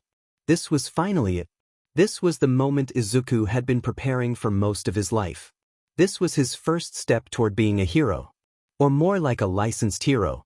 Izuku Midoriya stared at the 4 large buildings that made up the main campus of the UA High Academy. Each of these buildings had the outer walls made of glass. But one could not peek inside. Though Izuku guessed that those inside could easily see what was going on outside the buildings. These buildings were connected through glass corridors. His dream school was right there in front of him. All of his life, he had dreamed of going to the same school as All Might. And now the time had finally arrived. And all he needed to do was pass the toughest high school entrance exam in the whole country. He scoffed. As if some entrance exam was going to keep him from achieving his goal. He was going to ace the exam. And that was no promise. That was a fact. Izuku Midoriya stared at the wave of students entering the high school through the open gates. The wave of students looked multicolored due to the various school uniforms. They had come from various schools all over Japan. He was wearing the semi-private academy uniform. All of these students had come here with the hope that they would pass the entrance exam and take a huge step toward a bright future. But only 40 of them would be selected. Or more like 35 of them. Since 4 of the 40 seats were reserved for the recommended students. And the last seat was his. Just then, he felt someone pat him on the shoulder. I was wondering when you would get here, Ida, Izuku said with a confident smirk. What? Lost your way today? We were supposed to meet at Gate 2, not Gate 1, Ida said in a dry tone. Izuku let out a sheepish laugh. Hey, I told you I forgot where we were supposed to meet. If you had met us at the right spot, we could have been on time. Now we are 10 minutes late. Ida reprimanded him in a robotic tone while making chopping motions with his hand. Izuku gave him a deadpan look over his sunglasses. You do realize we still have like an hour before the exams start. More like 50 minutes. We are 10 minutes late. As model students of this prestigious academy, we must be more than punctual. Alrighty, Dad. Izuku rolled his eyes sarcastically. Let's get going. Ida huffed in annoyance and was about to start walking when a loud, brash, and downright hostile voice came from behind the duo. Get the F out of my way, extras. The duo looked behind them to see a boy with spiky, ash-blonde hair walking toward them. The boy was wearing a cream-colored coat over a white t-shirt and black pants. The sneer on the blonde's face made him look like a villain walking toward his victim. The blonde took long steps that were filled with confidence. His hands were in his pocket. As the blonde walked towards them, he did not change his path. Instead, he bumped shoulders with Izuku, who raised a confused eyebrow at the boy. Don't stand in my way, extra. The blonde said with an angry snarl. If they had not been in front of you, the boy would have found himself lying unconscious in a dumpster, covered in his own pieces and sheet. But Izuku refrained from making a scene, not wanting a blonde Pomeranian to ruin his chances of getting into UA with a clean chit. But it looked like Ida had not gotten the memo. What kind of delinquent behavior is this? Ida yelled in outrage. The F, did you say, you demon 4 eyes? The blonde-haired Pomeranian barked, rounding on the blue-haired boy. Such uncivilized language. This should not be allowed in a prestigious school like UA. Ida would have continued to reprimand the blonde dog if Izuku had not placed a hand on his shoulder. Leave it, Ida. It is better not to get worked up over someone like him. Izuku said coolly. The blonde-haired delinquent snarled at Izuku. What the hell did you say, moss head? Ida took a deep breath. You're right, Midoriya. I should not get worked up like that. Izuku wasn't sure, but for some reason, shock and recognition ran through the blonde's face. He paid it no mind and started walking towards the open gates, followed closely by Ida. But he was stopped by a whisper from behind him. What did you say? Izuku and Ida turned around and looked at the blonde. Did you say something, Blondie? Izuku asked, raising an eyebrow. The name. What did he call you just now? The blonde hissed as he whirled around and glared at the duo. Whose? Mine. Izuku asked, pointing his right thumb at himself. Well, that would be Izuku Midoriya. Why though? Izuku Midoriya? The blonde's eyes widened before his eyebrows knitted together, and his teeth went bare as he snarled so viciously that it almost made him look like a villain. Deku. The blonde boy lunged at him, his eyes filled with anger and some amount of madness.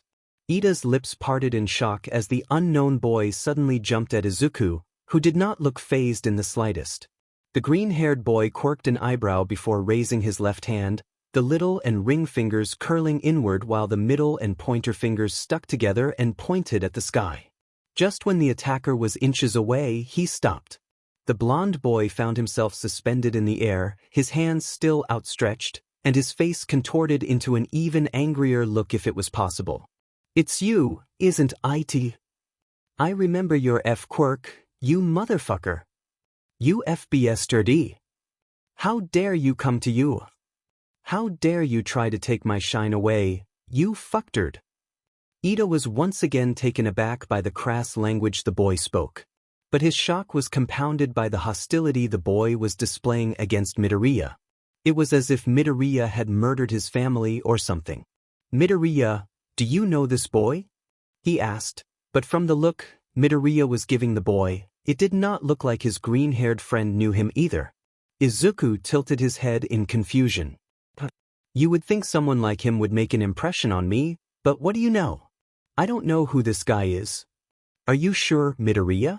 I mean, knowing you, I would not be surprised if you did something to him. Did something to me? This FBS humiliated me. I had to suffer for 6 years of my life. At this point, a crowd was starting to gather around the trio of UA hopefuls. Some were wondering what was going on and were asking those who had been present on the scene since the beginning. Some were rooting for the green-haired boy to beat the blonde boy, and some were rooting for the blonde boy. Izuku tilted his head backward in thought before looking at the blonde. You would not be that brat whose girlfriend cheated on him with me, would you? Ida was once again shocked, not by the statement itself, but by the confused look Midoriya was giving the blonde. It almost looked genuine. Did Midoriya do something like that? But then he saw the smirk that came on his face, and he sighed a sigh of relief. As Ida had noticed, Izuku let out a vicious smirk on his face. Or that guy whose mother slept with me and called him a cucky son of a beach. The blonde screamed to heaven so loudly that the faculty members at U must have heard his scream. You FBS-TRD. Let me go so I can F you up, you son of a F beach. My, oh my, that's what your mama said. You dash. Is something the matter? A silky female voice spoke from behind Izuku and Ida. The students gathered at the scene, including Izuku and Ida, all looked towards the entrance gate to UA, and a variety of reactions emerged in the crowd. Every boy, including Ida, and even some of the girls blushed hard. Even Izuku had a light blush on his face before averting his eyes and focusing on the snarling blonde dog. The majority of the girls were glaring at the figure standing near the gate. Because at the entrance stood the X-rated heroine, Ms. Midnight, in her hero costume. If that could even be called that. On her face were her infamous, purple-rimmed triangular glasses. She was wearing a dark sleeveless biker's jacket that ended a few millimeters below her bountiful chest, which had to be at least G-cups with a little sag. The jacket appeared to be 5 sizes too small, as the chain of the jacket did not even come close to allowing her to chain the jacket up. It completely exposed her gifted BRSS. She had 2 small pouches attached to her BRSS, covering her nipples. Around her waist was a utility belt that was loosely tied, causing it to slant toward her left. The utility belt was all that she was wearing to cover her lower parts, at least from what it looked like to most people. And finally, a pair of knee-high Benj boots to complete her costume. She was really living up to her role as the X-rated heroine. The progenitor of all CC heroes. It's the X-rated heroine, Ms. Midnight. One of the many hopefuls, of course, a boy, announced enthusiastically. You kiddies know of me? Ms. Midnight spoke in a voice that should not even be legal in public. How scandalous. But I love it. A whip appeared in her hands and she cracked it on the ground. The X-rated hero then walked towards the green-haired boy and the blonde-haired boy, the latter of whom was still suspended in the air. If someone asked Midnight, she would say that it was a funny scene, and if it was anywhere else, she might as well enjoy it for a few more minutes. But seeing as it was the UA entrance exam, she decided to intervene. The green-haired boy, much to her amusement, had glanced at her once and then was focusing on the blonde-haired boy. Midnight walked towards Izuku and stood beside him, leaning forward such that her ample chest mounds hung like two balloons suspended in the air. She said in a sultry voice, "You do know, Greenie, that using your quirk unauthorized is punishable by law." Ida shot forward, making her jump back and lean backward. Standing in front of her, he then bowed deeply. "Ms. Midnight, please forgive my friend for not following the rules. I will make dash." "Ida." Izuku interrupted his friend with a stern voice. "Why are you apologizing for something that wasn't our fault?" Ida gritted his teeth and leaned towards Izuku, whispering into his ear. "Midoriya, I am trying to salvage the situation here. Don't make it any worse." "And what?" Izuku said coldly. "Take the blame for this blonde hero wannabe. You're maybe willing to let others trample over you, but I am not Ida." "Midoriya, this is not dash." All right, boys." Midnight interrupted, clapping her hands together twice. "As much as this excites me, I am quite sure you have an entrance exam to be part of. And Greenie, let Blondie down, would you?" Izuku's face clearly showed his distaste for the situation. If he could, he would have the blonde thrown out of the exam. He could always call the president and get him sued for something, but that would be petty. And Izuku was only petty in his thoughts. The green-haired boy let out a scoff and pulled his infinity back, letting the blonde fall on his butt. Midnight, seeing this, clapped happily. "See, was it tough?" "No," Izuku muttered, averting his eyes once again. For once, he was regretting having 6 eyes, which allowed him to even read someone's mind to some extent. Midnight crossed her hands below her chest, unknowingly or knowingly. Izuku was pretty sure that was the case, seeing as the kind of thoughts running through her mind accentuated her bias. She looked sternly at the blonde boy. "And you, young man, I don't think I have to tell you where you were wrong, right?" she said. Once again, a myriad of emotions ran through the blonde's face, from shock to anger, and then more anger. He scoffed, getting up and dusting his backside. Inserting his hands in his pocket to appear cool, he glared at the ground. "Behavior like yours cannot be tolerated, young man," Midnight continued. "You are here to be heroes, so act like it." That only made the blonde sneer even more viciously. "Am I understood?" The blonde nodded, but his angry face remained. "Am I understood?" This time, Midnight raised her voice slightly. "Yes," came the miffed response from the blonde. "Yes, what?" "Understood, Ms. Midnight." Midnight nodded in satisfaction. She then cracked her whip to the ground. "What are you guys waiting for? This is not a movie. Get to the exams." That startled everyone as they realized that they only had 20 more minutes before the exam started. Everyone started rushing towards Ida, being one of them, as the blue-haired boy thought that Izuku would follow behind him. Unfortunately, Izuku did not. He decided to walk there at a steady pace. "Hey, Greenie." Izuku stopped and turned around. "Yes." "What's your name?" Midnight asked, smirking when she realized the boy was doing his best to not let his eyes wander downward. "Izuku Midoriya." Midnight's eyes widened with what Izuku guessed was recognition. "Midoriya, you say," she muttered before catwalking towards Izuku. Once beside him, she bent down and planted a soft kiss on his right cheek. "That's for good luck, okay?" she said before starting to walk away with a sway in her hips. "Make sure you pass, Midoriya. I will be watching you very closely." Izuku watched Midnight leave, not understanding what that was all about. What the hell just happened? He whispered to himself. He then pulled out his handkerchief and rubbed the wet spot on his cheek. "Pervert." A feminine voice deadpanned at him from behind. He spun around quickly. Had he been so shocked that he had dropped his guard without noticing? He raised an eyebrow when he noticed a purple-haired girl staring at him with a scrutinizing look. She was wearing a green-colored blazer and pants. But the most noticeable feature on her had to be the long earlobes with jacks at the end. "What?" Izuku asked with a frown. You are one of those perverts, aren't you? Those perverts that get aroused by women like her. Izuku let out an impressed whistle.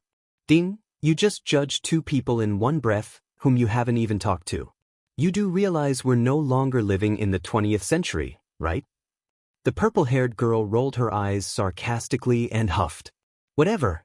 Perverts like you are the reason why heroes like her exist. Izuku blinked as she walked past him. This was a weird day, wasn't it? Izuku fell behind her with his hands in his pocket. For your kind information, I am no pervert, Izuku said walking behind her, and she may be flirty, but it is her choice, right? Ain't that the way feminists define their undesirable actions? Izuku finished with a smirk. The purple-haired girl spun around and began walking backward while glaring at him with her hands on her hips. Don't bring feminists in it. You don't know what we women go through. Huh. Izuku brought his right hand up and placed it horizontally above his eyes and started turning his head left and right, as if looking for something. Woman? I don't see one. The purple-haired girl growled. Women like her are the reason why women everywhere are being sexualized. Because of women like her.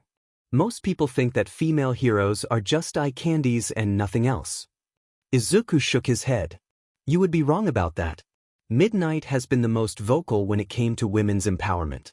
Especially at a time when female heroes were considered nothing more than sidekicks. Her court battle against the HPSC for costume regulations is an infamous one and was praised by everyone around the world. The purple-haired girl let out a scoff of disgust. Of course, it would be praised. All they want is to see some melons and nothing else. The purple-haired girl, not wanting to argue any further, increased her pace of walking. Izuku smiled knowing that the girl was right. Maybe Midnight had fought the court battle thinking that it would progress the society. After all, there were male pro-heroes who went topless many times, so why could female heroes not do that? But in the end, most of the praise had come from males around the world and he knew exactly why. His mind wandered to Midnight's reaction to his surname. She had seemed familiar with the name Midoriya, and he did not know how. There was a possibility that she had recognized his mother's surname and connected the dots.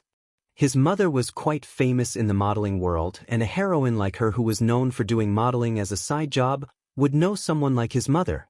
Soon, Izuku found himself in front of the room in which the written exam would take place. Entering the room, he began scanning it for the blue-haired boy, whom he found to be sitting at the top. He walked up the stairs taking 2 steps at a time and reached the boy in a few seconds. Taking the seat beside him, he put the bag on the desk. Where have you been? His friend hissed from beside him. I got held by Ms. Midnight for some reason, Izuku answered as he pulled the writing board, pens, and pencils and arranged them neatly on the desk. Ida raised a curious eyebrow at him. Ms. Midnight? Why? Izuku felt his hand unconsciously move to the spot where she had left a kiss before he shook himself away from the thought. I have no idea. Ida gave him a suspicious look and Izuku returned a sheepish smile. Just then, a figure entered the room from a separate door and stood at the podium that was positioned at the front of the semicircular rows of desks and benches. The figure's face was covered by what looked like a tan gas mask shaped a little like a horse. On his head was a cowboy hat with a thick metallic plate at the front. He was wearing a large red clock over a plain black tank top with white armor strapped over the right side of his body. Around his waist was a brown belt with a gun holster strapped to it. For pants, he was wearing light brown and baggy pants. Overall, the figure looked like a stereotypical cowboy. Guess, that makes sense that he would be the invigilator of this exam. Izuku whispered. Ida, who had heard him, nodded his head. Snipe was known for his sharp vision, and who would be better than him to guard an exam in which thousands of students would be taking part in such a large room? Izuku glanced at his friend. The blue-haired boy had his arms crossed over his chest and was tapping his fingers against his forearms. Izuku chuckled to himself. Looked like Ida was nervous. You did not get to see something like that every day. Good morning, examinees. The figure greeted. I hope most of you would know who I am. But for those who don't, I am Snipe. And I will be your invigilator for the written portion of the exam. Now, you will all be receiving your question papers and answer sheets right now. Izuku raised an impressed eyebrow when said papers rolled out from the top of the desks like some fax machine. He had guessed that someone would be distributing the papers to them, but then again, it was Yue. Nothing about them was normal. Before you start writing, I will tell you something. Look down below at your desks. You would be seeing a drawer with a red LED on it. Izuku did as was said and found what the pro hero was talking about. When you finish your exam, you are to submit your answer sheets inside that drawer. The pro hero explained. The drawer's LED will turn green an hour later. It signals that you can submit your paper. You all have 3 hours to complete your exams. After that, you would be given 3 extra minutes in which you need to put your papers inside the drawer. After the 3 minutes mark is crossed, the drawer's LED will turn red and you will no longer be able to submit your paper. So, I suggest you submit your papers before the time is up. And another thing, the pro hero paused, causing a dramatic effect. Don't cheat. Don't talk to your neighbor. Don't do anything stupid. If I see you talking or even whispering, you will be disqualified. Understood? No one said anything. No one asked any questions either. Snipe nodded his head. You can start now. The sound of multiple wrappers being ripped apart could be heard throughout the room. Izuku leisurely tore the wrapper and glanced over the questions in the question paper. Ichim. For an exam that is called the toughest, these questions seem easy. Izuku thought to himself. Or are they? Then again, he would not know. Thanks to the 6 eyes, not only had his perception increased, but the processing power of his brain had increased exponentially too. Due to this, any subject Izuku studied, he could grasp the concepts with ease. With the HPSC, their educators had made Izuku go through master-level subjects just as an experiment, and a month later, Izuku returned to the HPSC with full mastery over aerodynamics physics, artificial intelligence, and machine learning. It took the green-haired boy exactly an hour to finish the whole test. Glancing down, he noticed that the drawer's LED was glowing green. Pulling the drawer open, he put the paper inside before closing it. He glanced up and noticed Snipe looking right at him. He raised a hand. Yes, examinee. 7112. Snipe asked. I have finished my exam. Can I leave the room? Sure. Make sure to get to this room 2.5 hours later. Snipe said with a disinterested shrug. But he was anything but. He was impressed that the boy had finished the test so quickly. Either the boy had only attended a few questions or else the boy had some form of intelligence quirk. As Izuku walked down the stairs, his enhanced eyes saw the shocked looks his fellow examinees were giving him. It made him smirk. Poor dudes, fighting for a position in this school. Izuku found himself walking into the cafeteria of the high school. He had to say, it was impressive how huge this place was. As he explored the cafeteria, he noticed Lunch Rush behind the counter. Guess everyone here is a hero, huh? Walking up to the chef hero, he ordered a bowl of katsudon and some sweets. Lunch Rush smiled at him and handed him his lunch. He found an empty seat and after eating his lunch, he decided to take a nap. 2.5 hours later, Izuku found himself sitting in the same room where the written exams had taken place. Beside him, to his left, was Ida, who was sitting stiffly and tapping his fingers on his knees. Just then a very notable pro hero walked into the auditorium and stood at the podium. The pro hero was slim, tall, and had long blonde hair spiked upwards in a large tuft behind his head with a small brown mustache. His hero costume consisted of a black jacket with a very tall collar, upturned and complete with studs, and matching black pants and knee-high boots. He had tan shoulder pads and a red belt and elbow pads, all studded, and black fingerless gloves. His neck was obscured by a directional speaker. He was wearing a pair of headphones with the word Hage written on the headband and a pair of orange-tinted shades. Hey there, little fellows. Give me a hey. Hee-hee-I. Izuku yelled, enthusiastically while pumping his fist. But no one else had yelled. That would embarrass anyone. But Izuku was hardly a normal person. Beside him, Ida's eyebrows twitched. Of course, Midoriya had to go and act childish at such a crucial moment. Wow, what a lively audience! The pro hero took the silence in strides. You guys should learn to chill like that kid over there. The pro hero commented, pointing at Izuku. Now, give me a yeah. Yeah. Once again, Izuku fist pumped and yelled. But other than him, no one else followed. For those who don't know me, I am Present Mike. The pro hero introduced himself. And I am here to tell you all about the practical portion of the exam. The screen behind him lit up and a presentation was displayed. The presentation showed different sites in which the examinations would be taking place. There were 7 examination sites, each denoted by the alphabets of the English language. The details in the screen behind me can also be found on the instruction sheets you were all handed when entering this room. All of you will be divided between these sites that we call cities. Present Mike pointed at the screen. There will be an equal number of examinees in each of these cities. Students from the same school will be allocated different sites so that it is fair and students from the same school don't end up helping each other. The screen then flashed and a new presentation was displayed.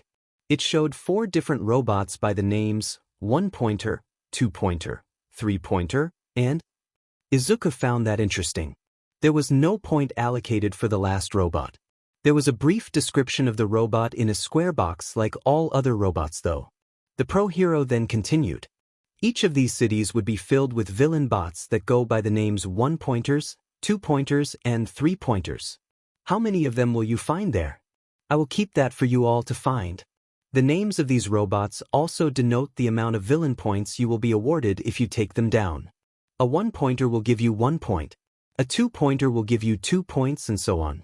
You all will have 10 minutes to collect as many points as you can. Use your quirk and disable these robots. That's the point of the exam.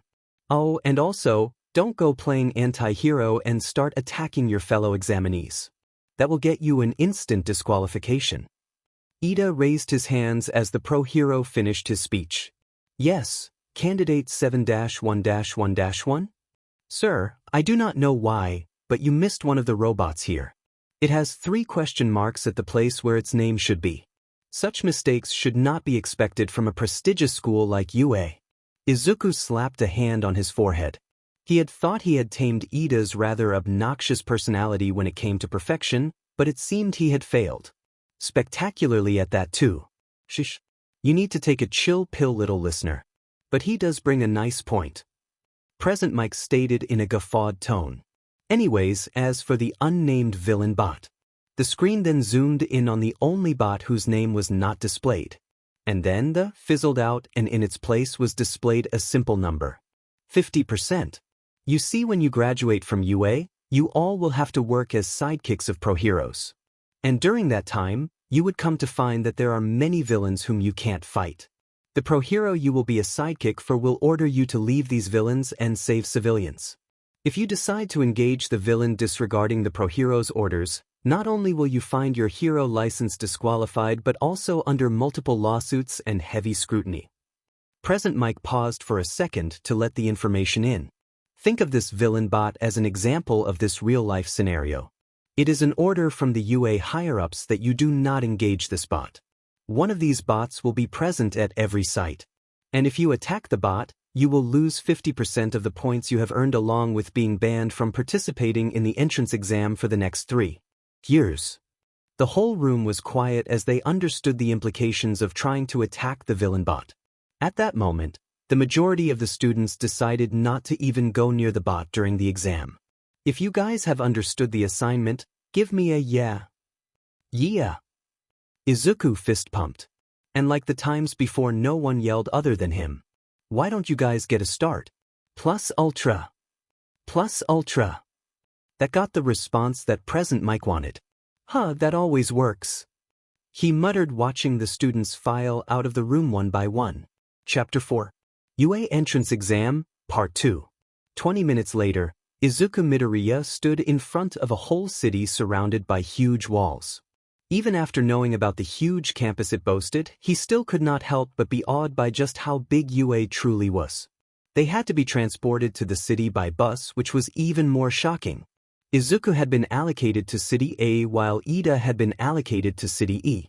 After all the formalities were done, they were asked to change into their gym clothes, or as UA defined, combat clothes. Izuku had worn a tight-fitting short-sleeve shirt that clung to his body and displayed his rippling muscles and the abs that he had developed over the years. Combined with the shirt, he wore tan baggy training pants with a black belt weaved through the waist and black martial arts boots. Ida had preferred wearing the gym outfit of Sumai Academy, which consisted of a body-fitting blue shirt with white stripes and pants with a similar design that ended above his knees. Both of them had boarded different buses after wishing each other best of luck. He had seen underground training bases of the HPSC, but compared to UA, even the HPSC's training grounds looked small. And there were 6 more cities under UA. Just how large was UA that they had city blocks of this size built? How and where did they get so much funding to build something like that? He did a few stretches to loosen up his muscles before the exam started. And begin! Izuku heard Present Mike announce. He didn't linger for a second longer. Using cursed energy to strengthen his legs, he dashed towards the gate that led to the city, leaving a cloud of dust and shocked examinees behind him. What are you guys waiting for? That guy has the right idea. Go, go, go! Present Mike announced again. That sprung all of them in motion. The examinees rushed into the city only to have their eyes widen in shock as almost every other villain bot in the city had been torn down to pieces. The mechanical parts of the bots could be seen scattered around the street. W to the H hell, dude? One of the examinees exclaimed, staring at the destruction in front of his eyes. Just then, a loud explosion caused them to jump in shock. In the distance, they saw mechanical parts flying in the air before falling to the ground. We can't let that guy take it all. Another examinee yelled, springing into motion. The other examinees followed him, trying to find any villain bot left in the city. As for Izuku, he was having the best time of his life. It had been a long time since he could let go like this. Even when training with the HPSC trainers, he had to pull back his punches lest he ended up killing them. But seeing as these were just robots, he decided to use his true strength. Appearing in the city, he noticed his first obstacle. A 3-pointer. Its head zoomed in on him, its red ruby-like eyes noticing him. But before it could do anything, Izuku appeared in front of it, extending his right arm straight out, creating 90 degrees with his body. He moved his arm forward, performing a lariat on the robot. It caused one of the robot's shoulder guns to fly away and hit a 2-pointer, destroying the latter in the process. Izuku smirked, witnessing how fragile the robots were. He grabbed the body of the 3-pointer he had just destroyed and flung it at another 3-pointer, taking it out. Standing upright, he looked forward to see more robots line up for him to destroy.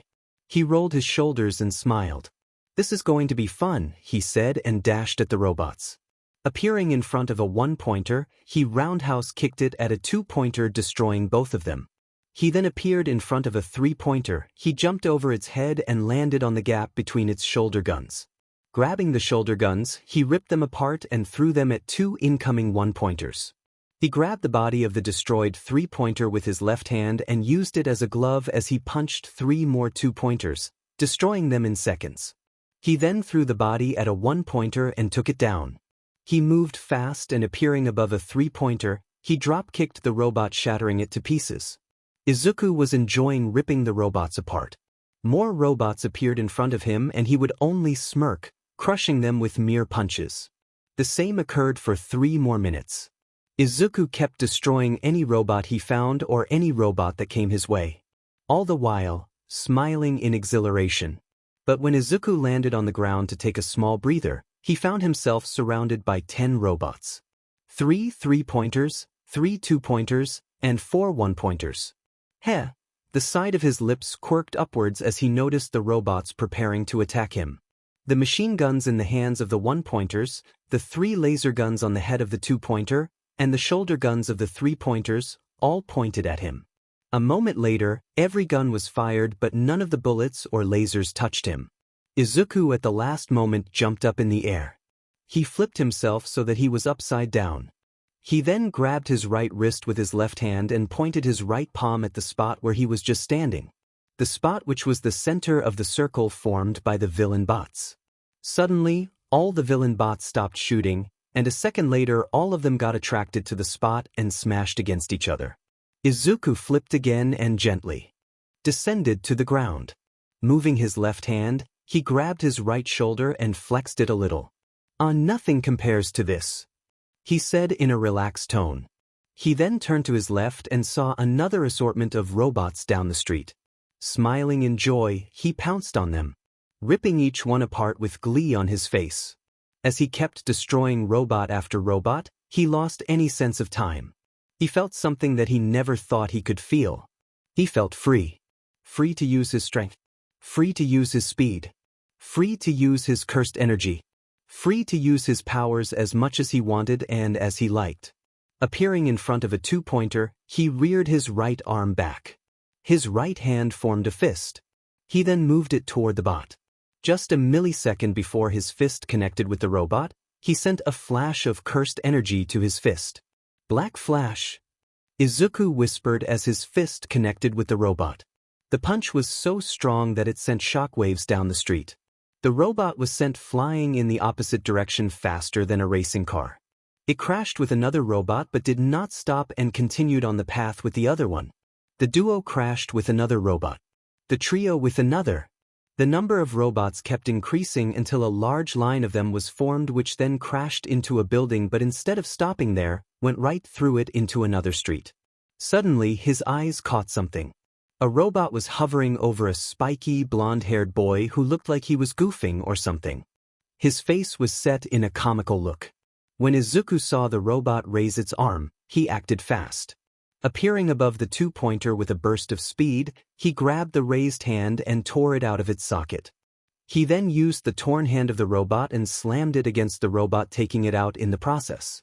Landing in front of the boy, who was now walking in circles, Izuku asked, "Hey, are you all right?" Was the only thing the boy said. Izuku grabbed his chin in thought. Looks like quirk backlash. Guess I should bring you to safety." He then grabbed the boy and held him under his arms. Bringing his hands together, he formed the snake hand seal and appeared at the front gate. He put the boy down there. Then using his quirk, he appeared on the roof of a building, standing on the railing. He then glanced down and saw several examinees trying to find bots to destroy. Just how many of those bots are there? He asked himself before shrugging and squatting down to watch the examinees run around. Who cares? I already have 170 points. I can just stay here and watch the show. In a dark room with numerous television screens, several figures could be seen watching the examinees take their practical exams. Some of whom were Midnight, Snipe, and Present Mike. Quite the lively crop we have this year, huh? Snipe commented watching one of the televisions that displayed a boy with multiple arms standing on the roof of a building.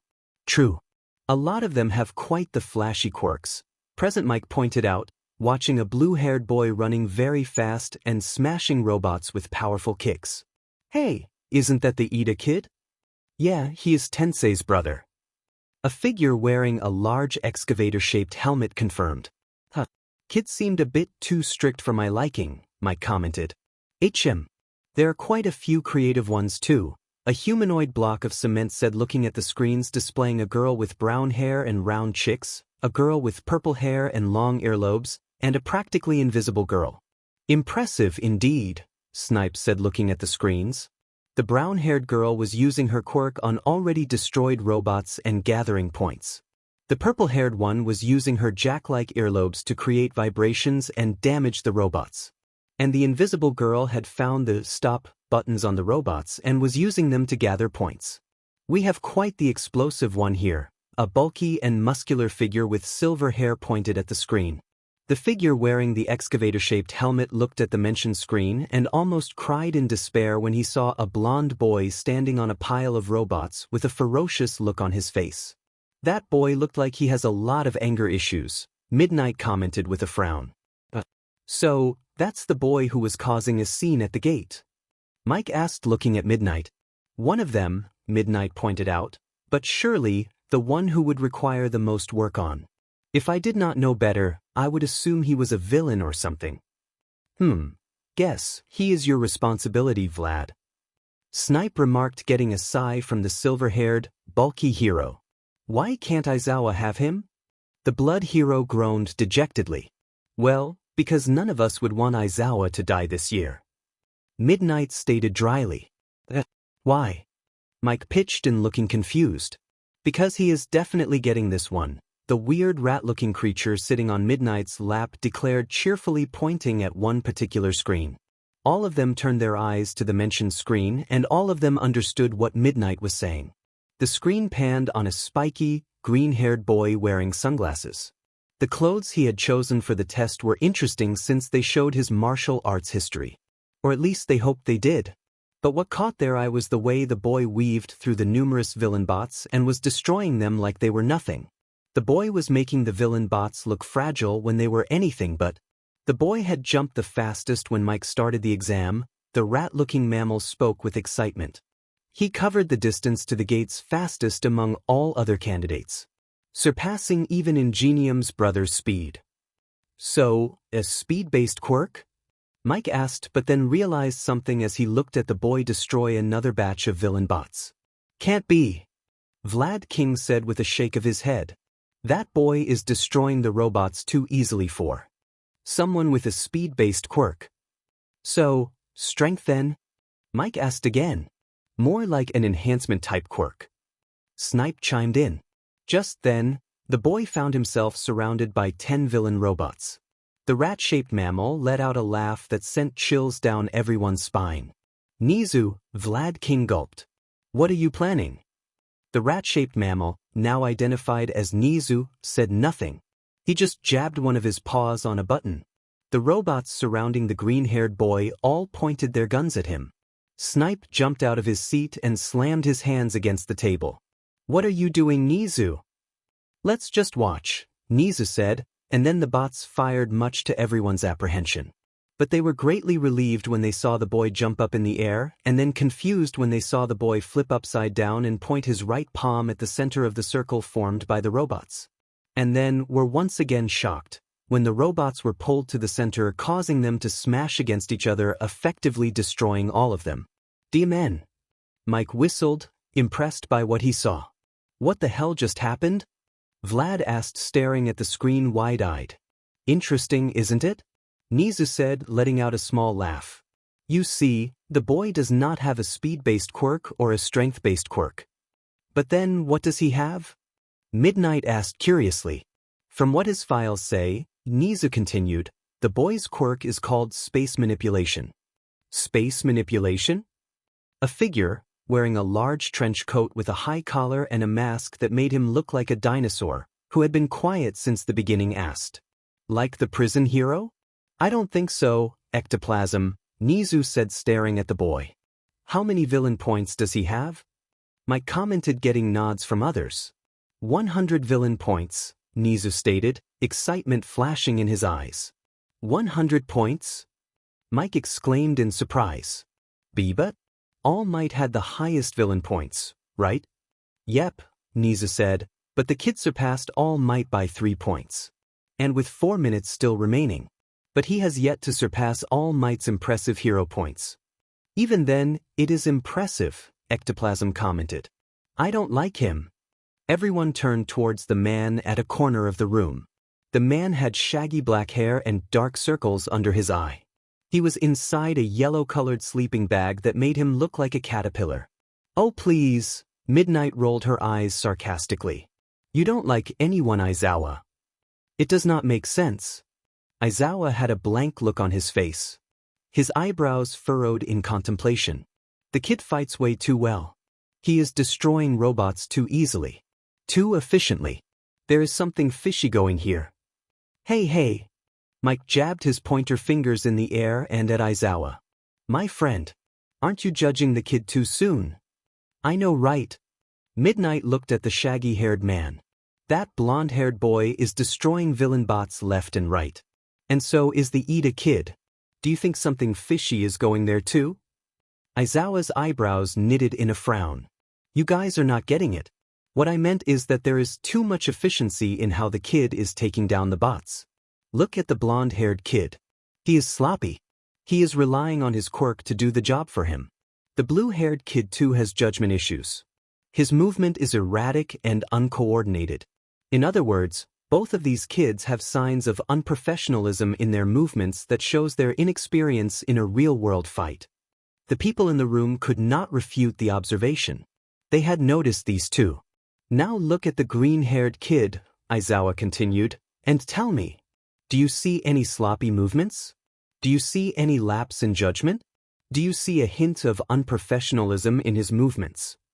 And once again they could not refute his claims. They watched as the boy continued destroying robots left and right, his hands slicing through them like a knife through butter. The boy was too good. There were no hesitations to facing the robots. The boy did not stop once, even when he was surrounded by 20 robots. The boy kept going and kept destroying. Midnight squirmed in her seat as she watched the boy destroy robot after robot, causing Nizu to get up from her lap and jump up to the table. Her eyes dilated and a blush formed on her face when Izuku destroyed God knows how many robots in just one punch. Well, that adds 70 more points, Nizu commented with barely hidden glee. Mike let out a whistle. Dimin. 70 points in just one punch. His eyes then went towards Midnight, whose face was flushed and was rubbing her thighs together. You all right there, Kiyama? Oh, you don't have to worry about me. Midnight ummed with a sadistic smile on her face. I am fine, in fact, I have never been more than fine. Aizawa let out a sigh. Even if his friend was naive, he wasn't. He was sure what kind of thoughts were going through the X-rated heroine's mind right now. If he got the green-haired menace, then he would have to keep the boy miles away from her. The group of people then watched as the boy disappeared and appeared above a robot, tearing its arm off and then using the arm to destroy the robot, thus saving another boy in the process. Seems heroic enough, huh? Snipe asked, once again impressed by the display. Compounded on his already impressive villain points. Nizu declared. How much does he have? Snipe asked curiously. Nizu looked at the tablet in his hands. With the last tally, 186 points. Only 12 points away from breaking your record, All Might. The rodent-human hybrid glanced at the hulking figure sitting in a secluded corner of the room. But the figure did not say anything. It just stared at the screen intently.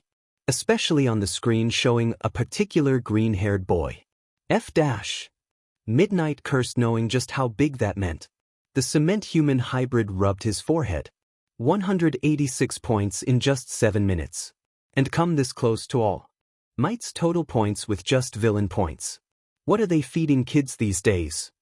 His eyes went towards the excavator mask-wearing man who was on the ground on his hands and knees.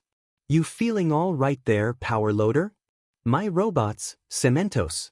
My precious robots. The pro-hero screamed in despair. The kid managed to break one of us, I guess. Snipe joked, staring at the wailing man. Their eyes widened in amazement as the boy then grabbed the blonde boy he had saved and suddenly disappeared from the screen. What? Ectoplasm blinked. He is there, the humanoid cement-looking man, now identified as Cementos, said, pointing at the screen displaying the entrance gate to City A. They watched as the green-haired boy put the blonde-haired boy down and then once again disappear. This time he's here, Ectoplasm pointed out at the screen displaying the drone shots, which showed the green-haired boy had appeared on the roof of a building and stood on the railing. Mike began scratching the back of his head. I don't know about you guys, but does space manipulation do that? Theoretically speaking, Nizu started explaining, it should be able to. By compressing space at point 1 and expanding space at point 2, one should be able to transport from point 2 to point 1. What needs explaining is, does space manipulation provide super strength or high speed? Aizawa asked with a frown.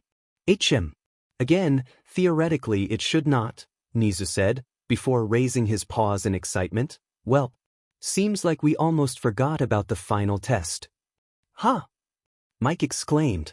Is it time already? Wait, we did not even examine the other students' performance. Nizu shrugged. Meh. We can do that later. But not this. Mike, if you would. Present Mike grabbed the speaker on the front table and brought it near his mouth. 2 more minutes left, he announced. And with that, the rat-shaped mammal slammed its paws on a red button. Izuku watched from his position on the building as the examinees ran around like headless chickens trying to find more robots to destroy. 2 more minutes left, the voice of Present Mike echoed through the city. 8 minutes already went by? That was quick. Izuku blinked when he felt a tremor. He then looked in the direction from where he had felt that come, and his eyes widened in surprise when he saw a robot, bigger than all the multi-storied buildings in the city, burst out of the ground. Dimin, what is you even doing with something like that? Izuku asked, staring at the giant robot. The robot then started moving toward where the majority of the candidates were. Izuku looked down and saw everyone running towards the gate. Understandable, Izuku thought. We were specifically told to avoid this one. But present mixed speech ran through his mind. Something about the wording is wrong. Wait, of course. I understand what you did there, present Mike. Help. Izuku's eyes were immediately drawn to the source of the sound. He saw the purple girl from before trapped under some rubble. The robot was covering the distance very quickly and was almost on the girl.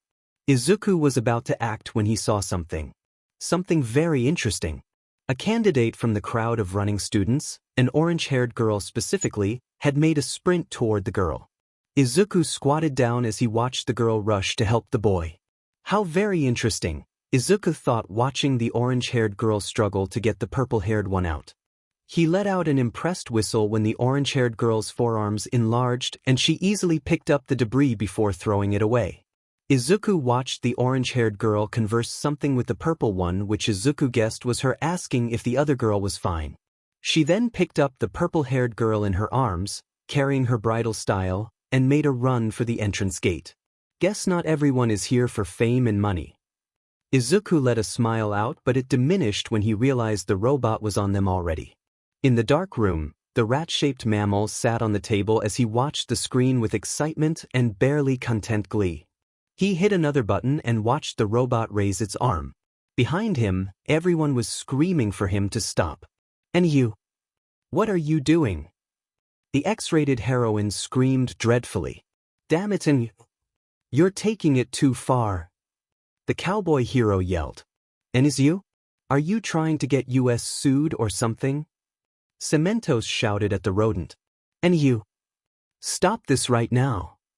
Even Aizawa yelled out, staring at the rodent in barely hidden horror. But the rodent-looking creature did not care. All he wanted was to see more. He wanted to see what else the green-haired boy was capable of doing. Was he going to be sued if he continued with what he was doing? Was he going to be jailed if students died under his eyes? Definitely. But his curiosity was getting the better of him. And so, he hit another button and watched in equal amounts of apprehension and excitement what was going to happen. Izuku stared at the giant robot with a confused frown when the robot raised its arm as if getting ready to strike. What is Yue thinking? Izuku thought, and then his eyes widened when he saw the robot's hand move. Sheet. Acting in an instant, he brought his hands together in a snake seal and vanished from the spot. In the dark room, everyone could only watch in horror as the hand of the giant robot descended on the two examinees. And then, something even more horrifying happened. Midnight's hands were covering her mouth and her eyes were wide in horror. Mike had his hands on his head, his mouth agape, and his eyes wide in despair. Snipe, Aizawa, Cementos, Power Loader, and Ectoplasm were looking with eyes wide at the scene. What happened, you may ask? You see, when the orange-haired girl that had saved the purple-haired one had seen the robot's hand descend on them, she had thrown the purple-haired girl away from harm, completely discarding her own life at that moment. And then, the robot's hand made contact with the ground, causing a large explosion and sending dust and smoke everywhere. What have you done? Midnight exclaimed in anguish. But the rodent did not say anything. Said, ha ha. He broke out into a maniacal laughter. Mike looked at Nizu. He has gone full mental. But the principal had not. Then why was he laughing like that? Because the person of his curiosity had disappeared from the screen Nizu was looking at just before the robot's hand had made contact with the ground. Wait, look. Ectoplasm said, pointing at a screen. Everyone turned toward the screen. The dust and smoke had cleared a bit. And it revealed that the robot's hand had not even touched the ground. And just in front of the robot's hand, shrouded by the dust and smoke still, a shadowy figure could be seen standing. I knew it. I knew it. Nizu yelled and began laughing maniacally again. Back in City A, the candidates stared in absolute shock and befuddlement at what had just transpired. They knew that UA was the best hero school in the country and one of the topmost in the world, but for them to be this hardcore wasn't something they thought was possible. They had just seen UA kill 2 candidates just like that. It was then all of them realized that what Present Mike had said was true. They could not take on something like that. It was really like a real-life simulation but with real-life consequences. What the hell? A candidate whispered, his voice etched with horror. And then, the dust cleared a bit and they could see a purple-haired girl on her but staring ahead. Then, the dust cleared a little more and a lot of them sighed in relief when they saw the orange-haired girl was safe too. But wait. They had just seen the robot's hand crush the orange-haired girl. Then how was she safe? The dust cleared and they finally found the savior of the girls. Because standing in front of the orange-haired girl was the same green-haired boy from before. The boy that had been destroying robots like they were made of paper. As for the orange-haired girl, she was completely prepared to say goodbye to her life. The moment she had seen the robot's hand plunge at them, she had thrown the girl she had saved to safety. She could not let someone die on her watch. She had closed her eyes and waited for the pain to come, but it never did. For one moment, she thought maybe she was already dead. But that was broken when she heard a voice. An almost melodious voice. "Hey, you all right?" The orange-haired girl opened her eyes and saw the green-haired boy that had wreaked havoc in the city. He was standing in front of her. His left arm was positioned horizontally in front of his chest with his hand making a claw-like shape. His right hand formed a spirit gun and was pointing at the ground. And then there was the robot's arm. It was inches away from the boy and looked like it was being held by some form of barrier. The robot's arm was shaking slightly as if the robot was trying to free its hand but was unable to. "Oh, you all right or not?" The boy said again. The orange-haired girl shook herself out of the stupor. Yes, I am all right." The boy smiled at her. "Well, that's good," he said and then looked over at the robot and smirked. "Just stay there. It won't take more than a few seconds." Izuku moved his left arm and placed his left palm an inch away from the robot's hand. A bluish energy that was only visible to him washed over the robot's arm, from the hand to the shoulder of the robot. Suddenly, much to everyone's shock, the robot's arm was torn apart completely. The mechanical parts that made the robot's hand floated in the air before falling to the ground. Izuku let his left arm fall to his side. Putting his right hand in his pocket, he turned and walked towards the orange-haired girl. He turned his head back and saw that the robot was unresponsive before looking back at the girl. "Well, that should take care of that, don't you think?" What the hell was that?" the orange-haired girl exclaimed. "My quirk," Izuku said shortly before giving her a broad smile. "My name's Izuku Midoriya, by the way. What's yours?" "It's a bit too weird to keep calling you the orange-haired girl in my head." "It's Suka Kendo." The orange-haired girl introduced herself. "Thanks for saving me." Izuku waved his hand dismissively. "Nah, it's all right." He tilted his body slightly to look past Itsuka and a large smile bloomed on his face. "Hey, it's the feminist from earlier today." The purple-haired girl's face twitched and she whipped her head to the side. Izuku walked toward the girl with Itsuka following behind him.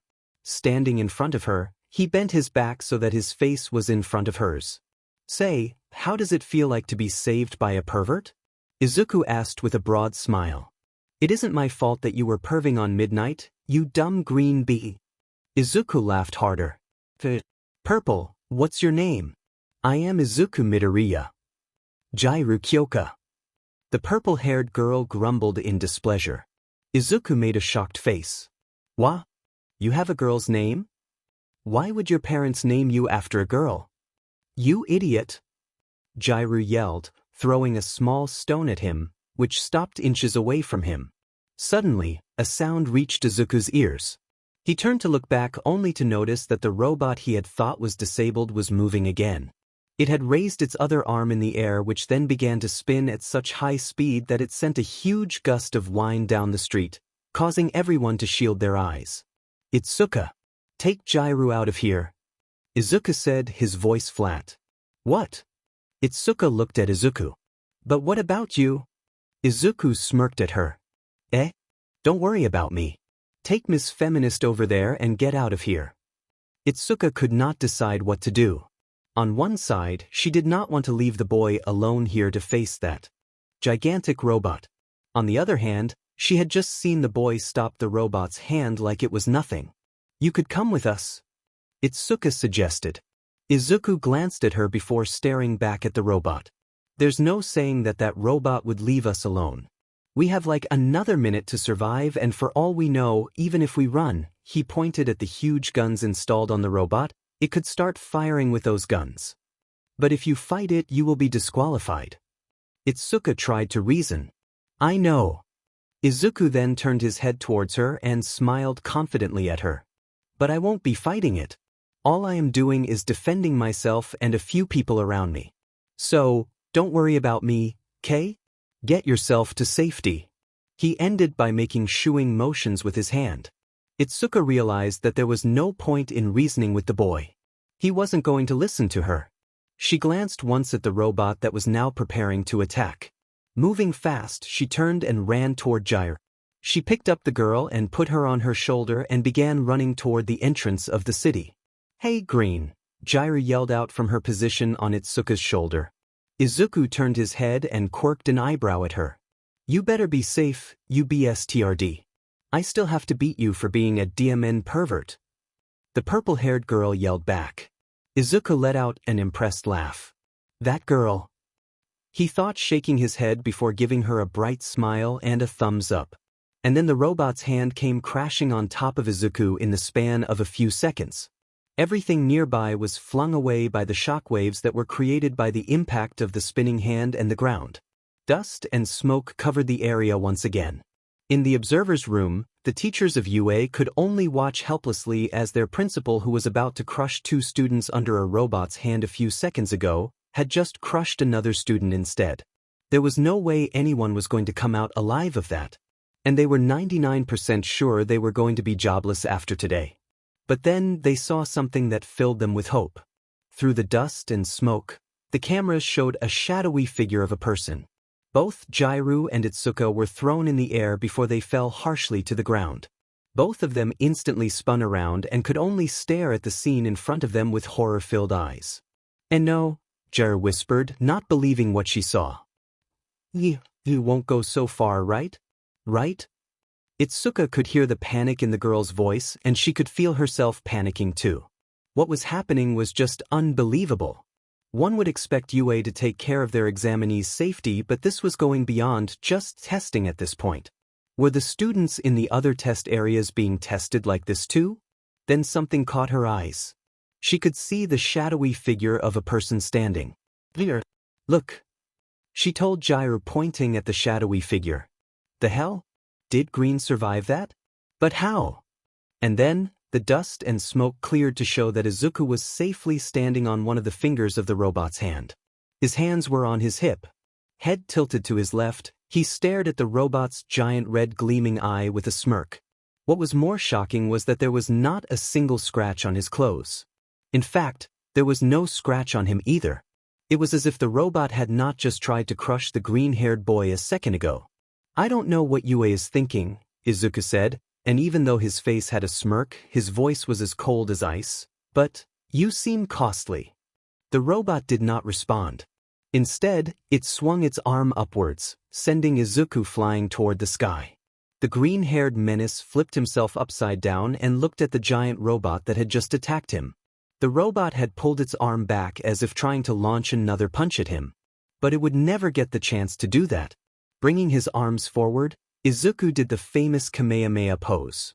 A menacing look came on his face. Maximum cursed energy output. The robot stopped moving.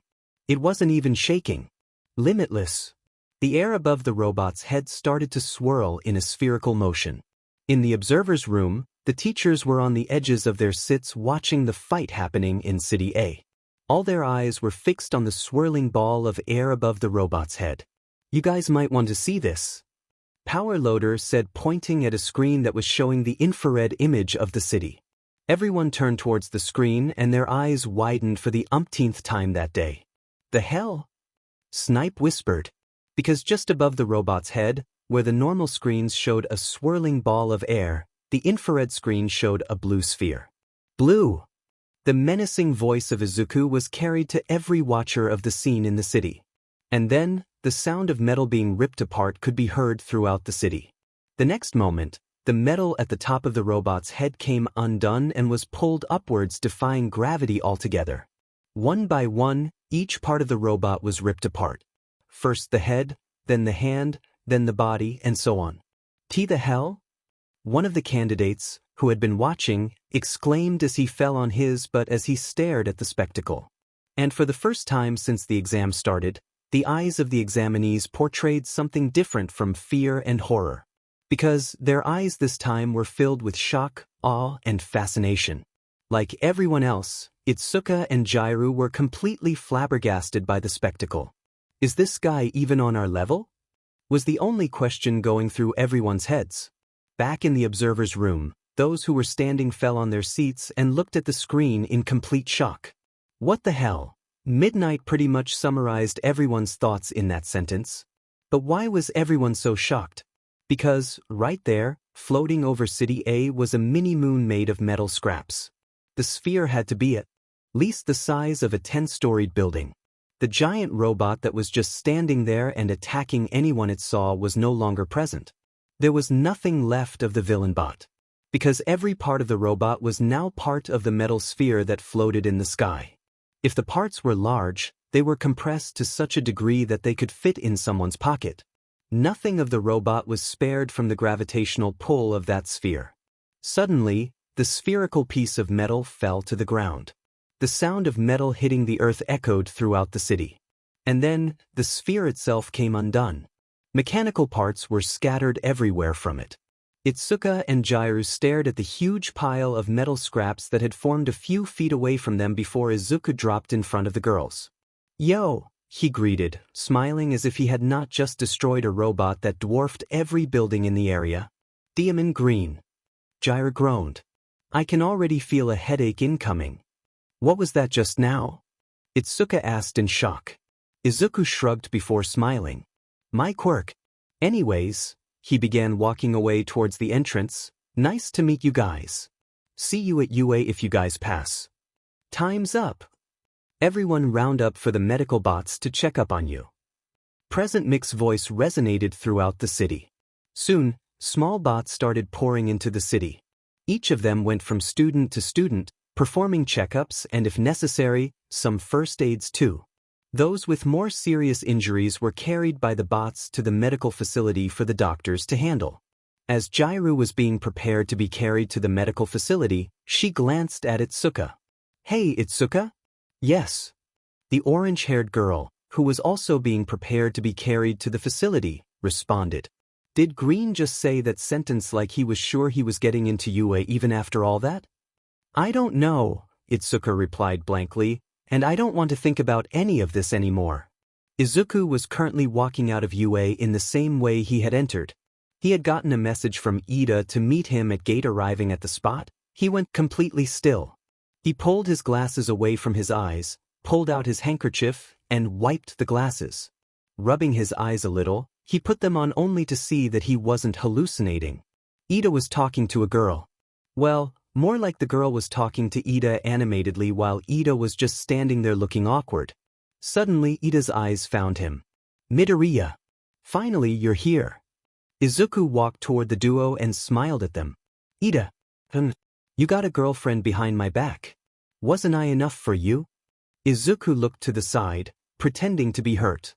The brown-haired girl blushed and poked her pointer fingers together. "Stop embarrassing me." Ida screamed at Izuku, getting a giggle from the girl. He blushed himself, before coughing into his fist to gain his composure back. "Anyway, this is Ochako Uraraka." The brown-haired girl bowed. "Nice to meet you." Izuku chuckled, before giving a similar bowed greeting. "Izuku Midoriya. And it's a pleasure meeting you too." "Hey Green."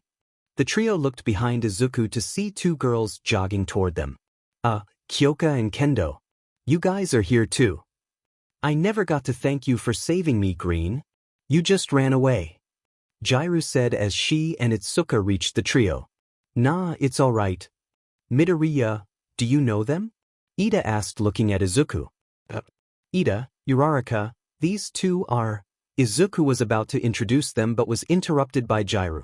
We can introduce ourselves, Green, Jiraiya said rolling her eyes. Anyways, I am Jiraiya Kyoka. And I am Itsuka Kendo. Ida Tenya, Ida said, bowing in greeting. Ochako Uraraka. So, do the three of you know each other? Jiraiya asked, her pointer finger moving from Izuku to Ida to Ochako. Ochako started shaking her hands vehemently. No. Ida-kun just saved me during the exam. Izuku patted Ida's shoulder. Dean Ida. I see you have taken my teaching to your heart. The way to a girl's heart is to either save her or run your hand through her chest. What kind of dumb teaching is that? Jiraiya asked in a deadpan. Anime logic, Izuku replied smiling proudly.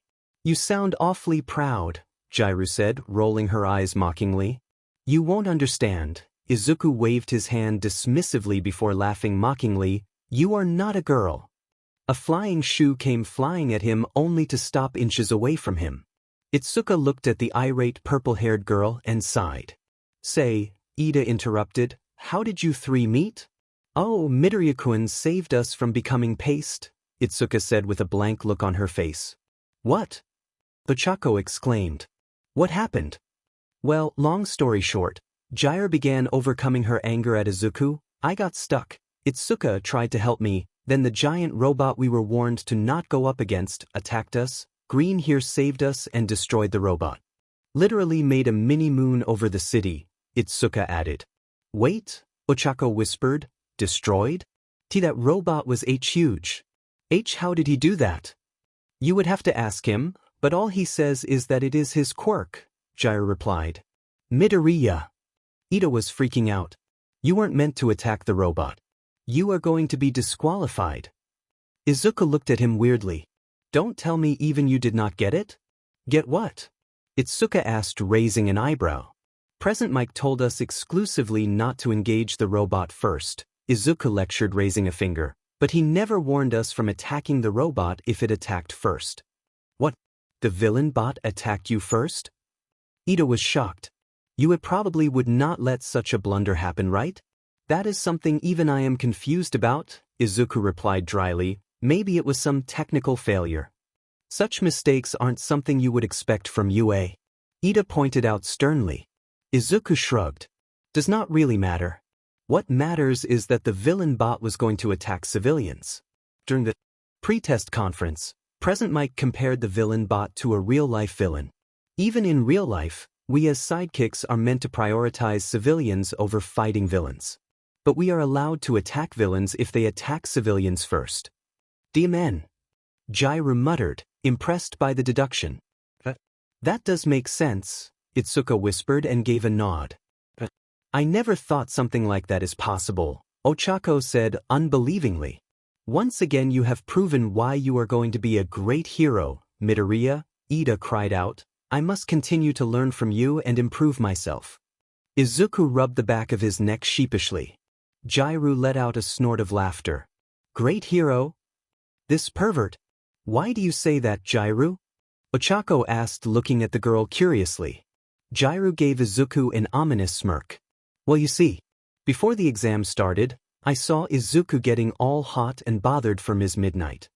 What? Ida, Ochako, and Itsuka exclaimed before turning toward Izuku and giving him the stink eye. Midoriya, you should not go around doing something so inappropriate with a woman who is older than you. Ida yelled, his voice projecting his immense disappointment. Why the hell are you guys giving me that stare? Izuku shouted in disgrace. He then pointed at Jiraiya accusingly. You don't go spreading weird rumors about me. Jiraiya only laughed evilly. I stand by what I said. F you. Cool down, Green.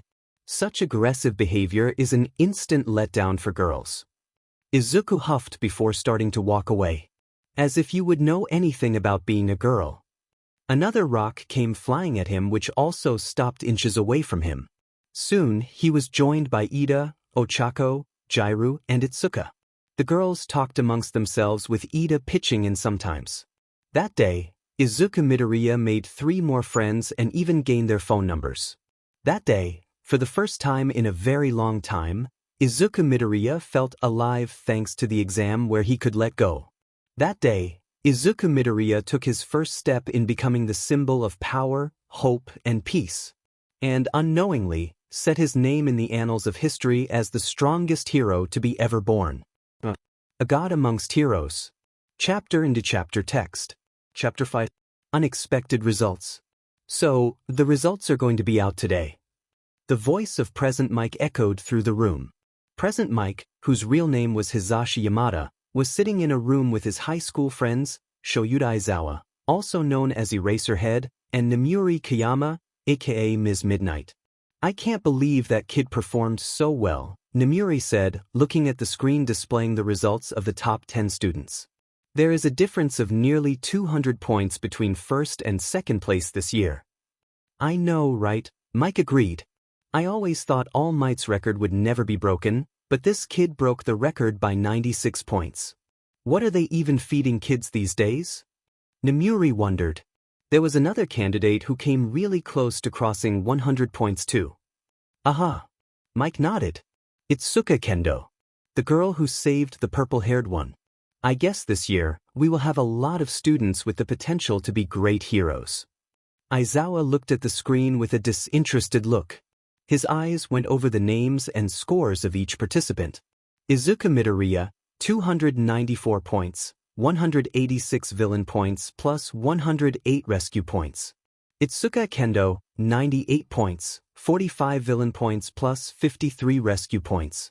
Tenya Ida, 90 points, 52 villain points plus 48 rescue points. Katsuki Bakugo, 77 points, 77 villain points plus 0 rescue points. Ejiro Kurishima, 74 points, 39 villain points plus 35 rescue points. Ibara Shizuki, 68 points, 36 villain points plus 32 rescue points. Mizo Shoji, 60 points, 30 villain points plus 30 rescue points. Tetsu, 59 points, 49 villain points plus 10 rescue points. Fumikage Tokoyami, 57 points, 47 villain points plus 10 rescue points. Ochako Uraraka, 50 points, 28 villain points plus 22 hero points. Aizawa wasn't impressed most of the time. But even he had to say that this year's candidates had performed incredibly. Hey Namuri, Hisashi began, isn't Midoriya the surname of the new model making quite a name around the modeling industry? Yup, Namuri said. Inko Midoriya, if I remember correctly. I am scheduled to sign a new contract for a joint modeling photo shoot with her this weekend. I guess I will ask her then. He is most probably her son. You don't get a lot of people named Midoriya out there. Hisashi said before gesturing at Namuri. And what was that with the new principal, Namuri? You looked really sad. Namuri let out a frustrated sigh. That old fart. He told me that my hero costume, she said, making quotation gestures with her hand, is too inappropriate for a school setting and that I should get it changed or resign from teaching. Well, Mike coughed into his fist. He ain't wrong. Your costume leaves too much skin exposed. Just say that she is naked, Aizawa pitched in dryly. Namuri slammed her palms on the table. Hey you bozo. I will let you know that I only intend to familiarize my students with the female body so that no female villain can take advantage of them. And it has nothing to do with your sand M and XH T tendencies? Mike asked dully. Namuri's face turned red in embarrassment. Of course not, you bozos. My, what crude language for a teacher.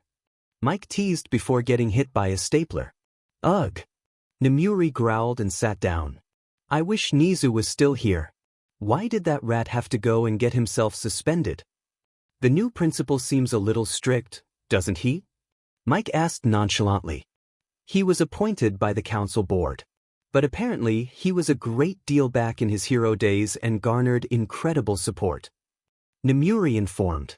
Hisashi scratched his chin. Wonder if he would measure up to Nizu. Aizawa ignored the two in the room.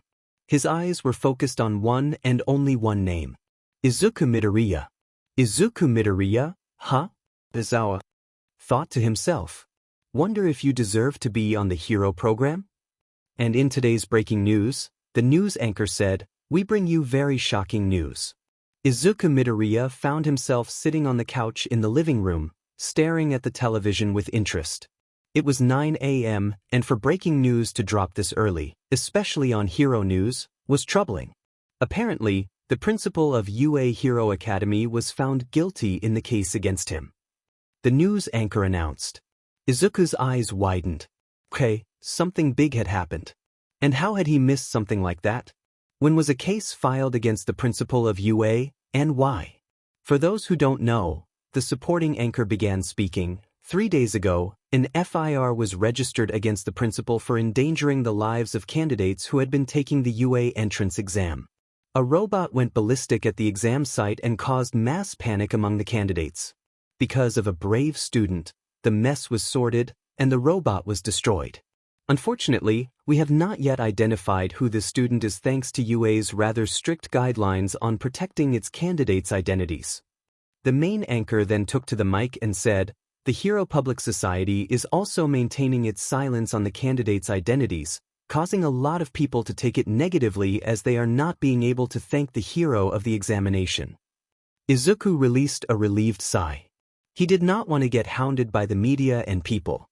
He was glad that the president of the HPSC at least had his back in these kinds of cases. Apart from that, a full-on investigation had been launched by the hero safety departments, backed by many politicians, to get to the bottom of this. And it looks like the investigation results reveal that the principal deliberately tried to attack children, risking their lives and nearly killing two. The HPSC has shown disappointment at the principal's actions and has called for law and order to give proper punishment to the principal. The principal has been suspended and is being sued for 100 million yen by the council board of UA. A chunk of this will go to the candidate who saved the lives of so many students during the exam. We are getting visuals from the principal's quarters. The screen flashed to see the principal of UA being surrounded by police as he was led to a police van. "Mr. Nizu, do you regret your actions during the entrance examination?" one of the many journalists asked. The mammal looked at the journalist and smiled toothily. "I regret nothing." The screen changed to show the two anchors from before. The main anchor began by saying, "The principal of UA has been charged with child endangerment, child abuse, and neglect, and is being sentenced to 10 years in prison." Izuku chewed his lips. If the principal of UA was suspended, it meant that the results of the entrance exam would be delayed too. However, the council board has also announced that the candidates will not have to worry about any delay in the results of the entrance exam and that they are going to get their acceptance rejection letters by today. The main anchor announced it, much to Izuku's relief. Amid this chaos, the supporting anchor started, "Good news has come that the candidate that saved the other candidates during the exam has also broken All Might's record of having the highest entrance examination points by 96 points. Izuku felt the muscles in his face twitch. He knew it was only wishful thinking. And he had an idea that the president had deliberately released this information to the media outlets. "This is indeed big news," the main anchor said. "It is the first time in decades that All Might's score has been broken.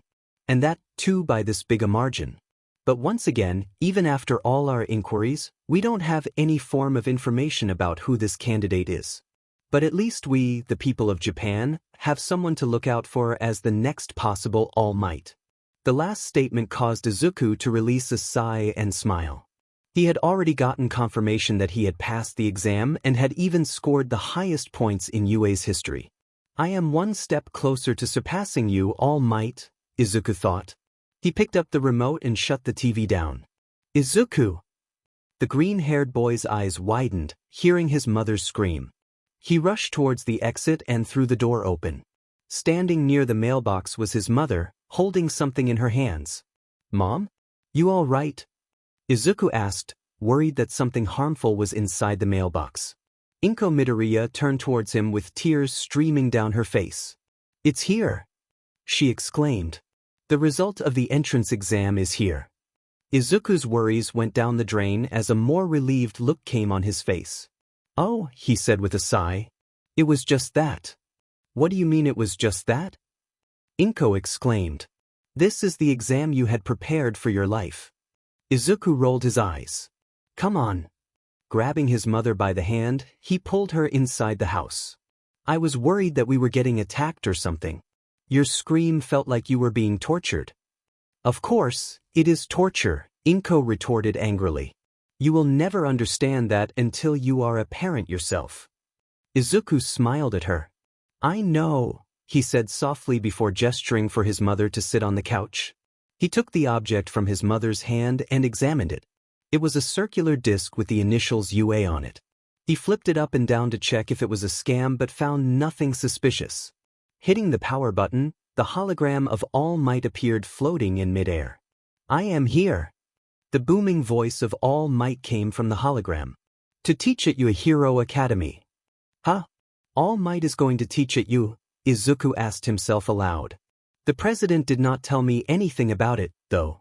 Young Midoriya, the image of All Might said in his usual booming voice, first of all, I would like to congratulate you on your brave performance during the entrance exam. You defeated the zero-pointer and saved the lives of 2 candidates. What is he talking about, Izuku? Inko asked. Izuku felt himself gulp. He had not told his mother about the incident with the zero-pointer. He is just talking about the small robot trying to attack 2 girls, and I destroyed it. He answered with a lie.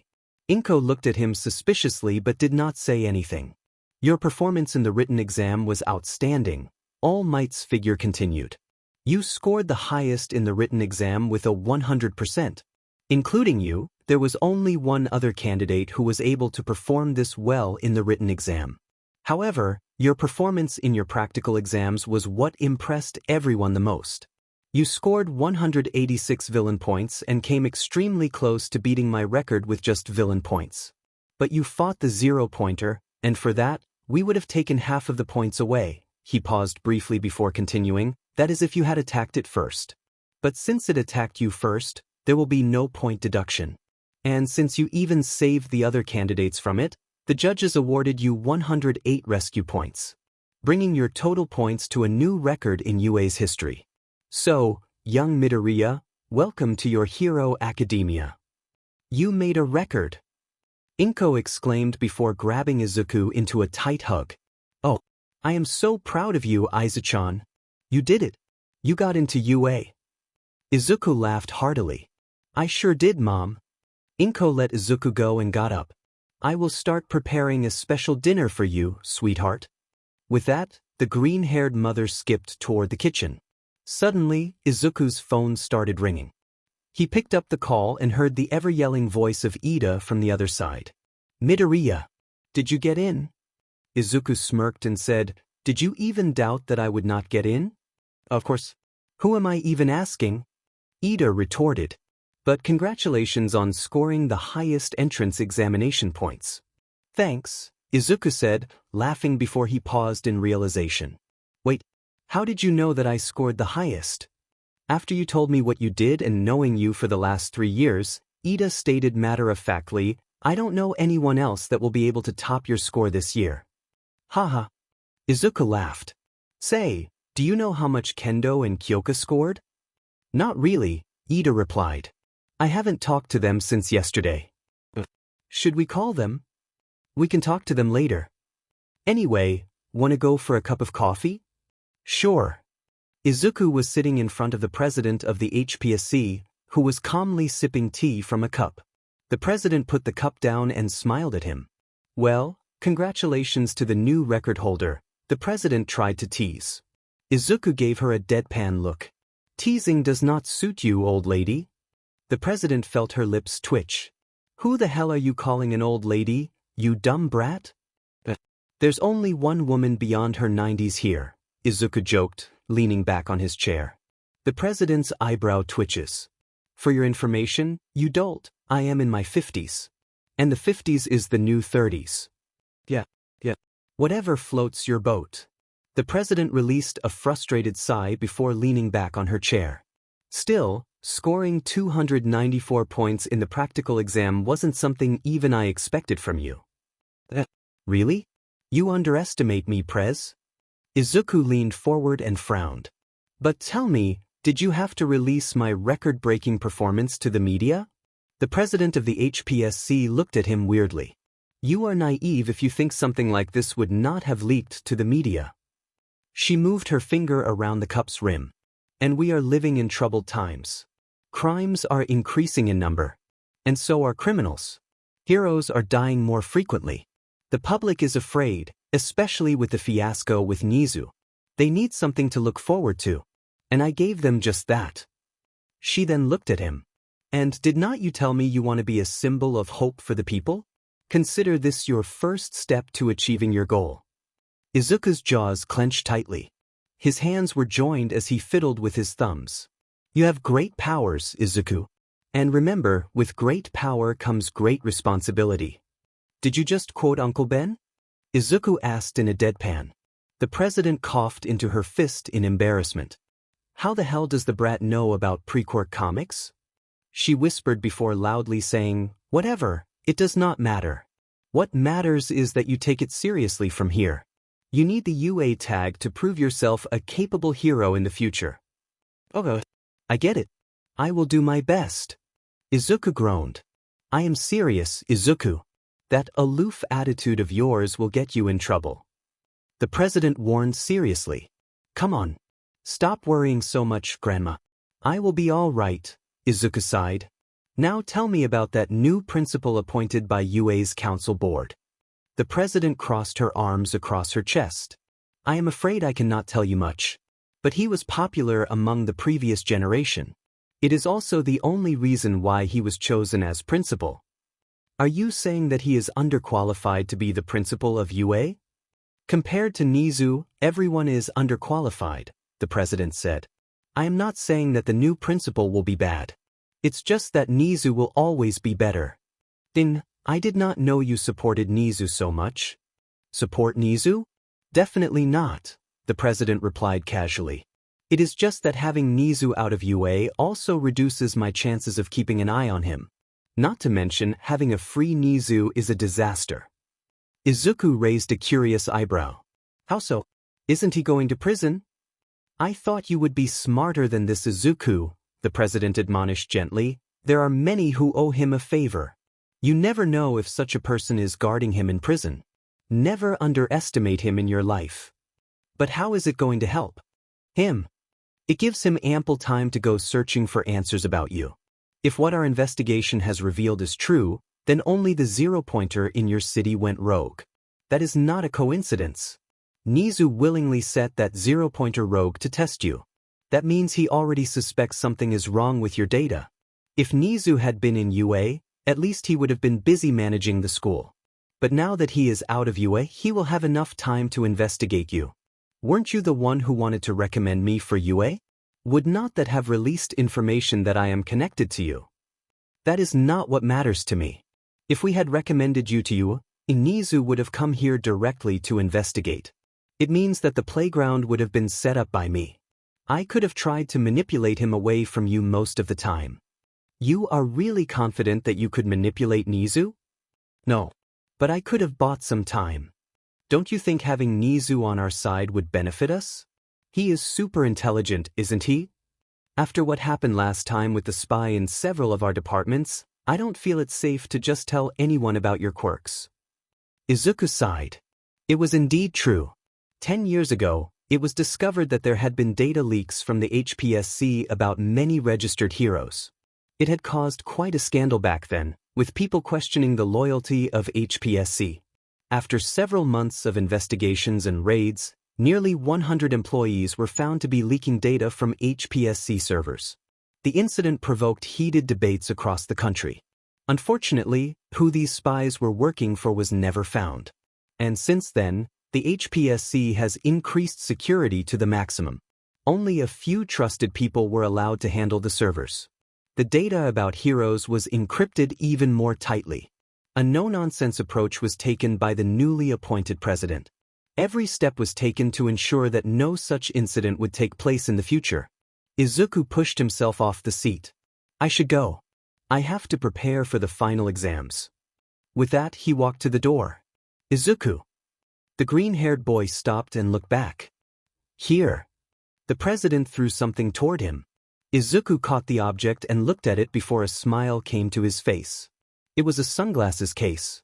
Opening it, he saw the latest model from Hero Glass, the best sunglasses brand. Think of it as a present for passing. The president said this, sipping tea from her cup. I am expecting great things from you, Izuku. Try not to disappoint me.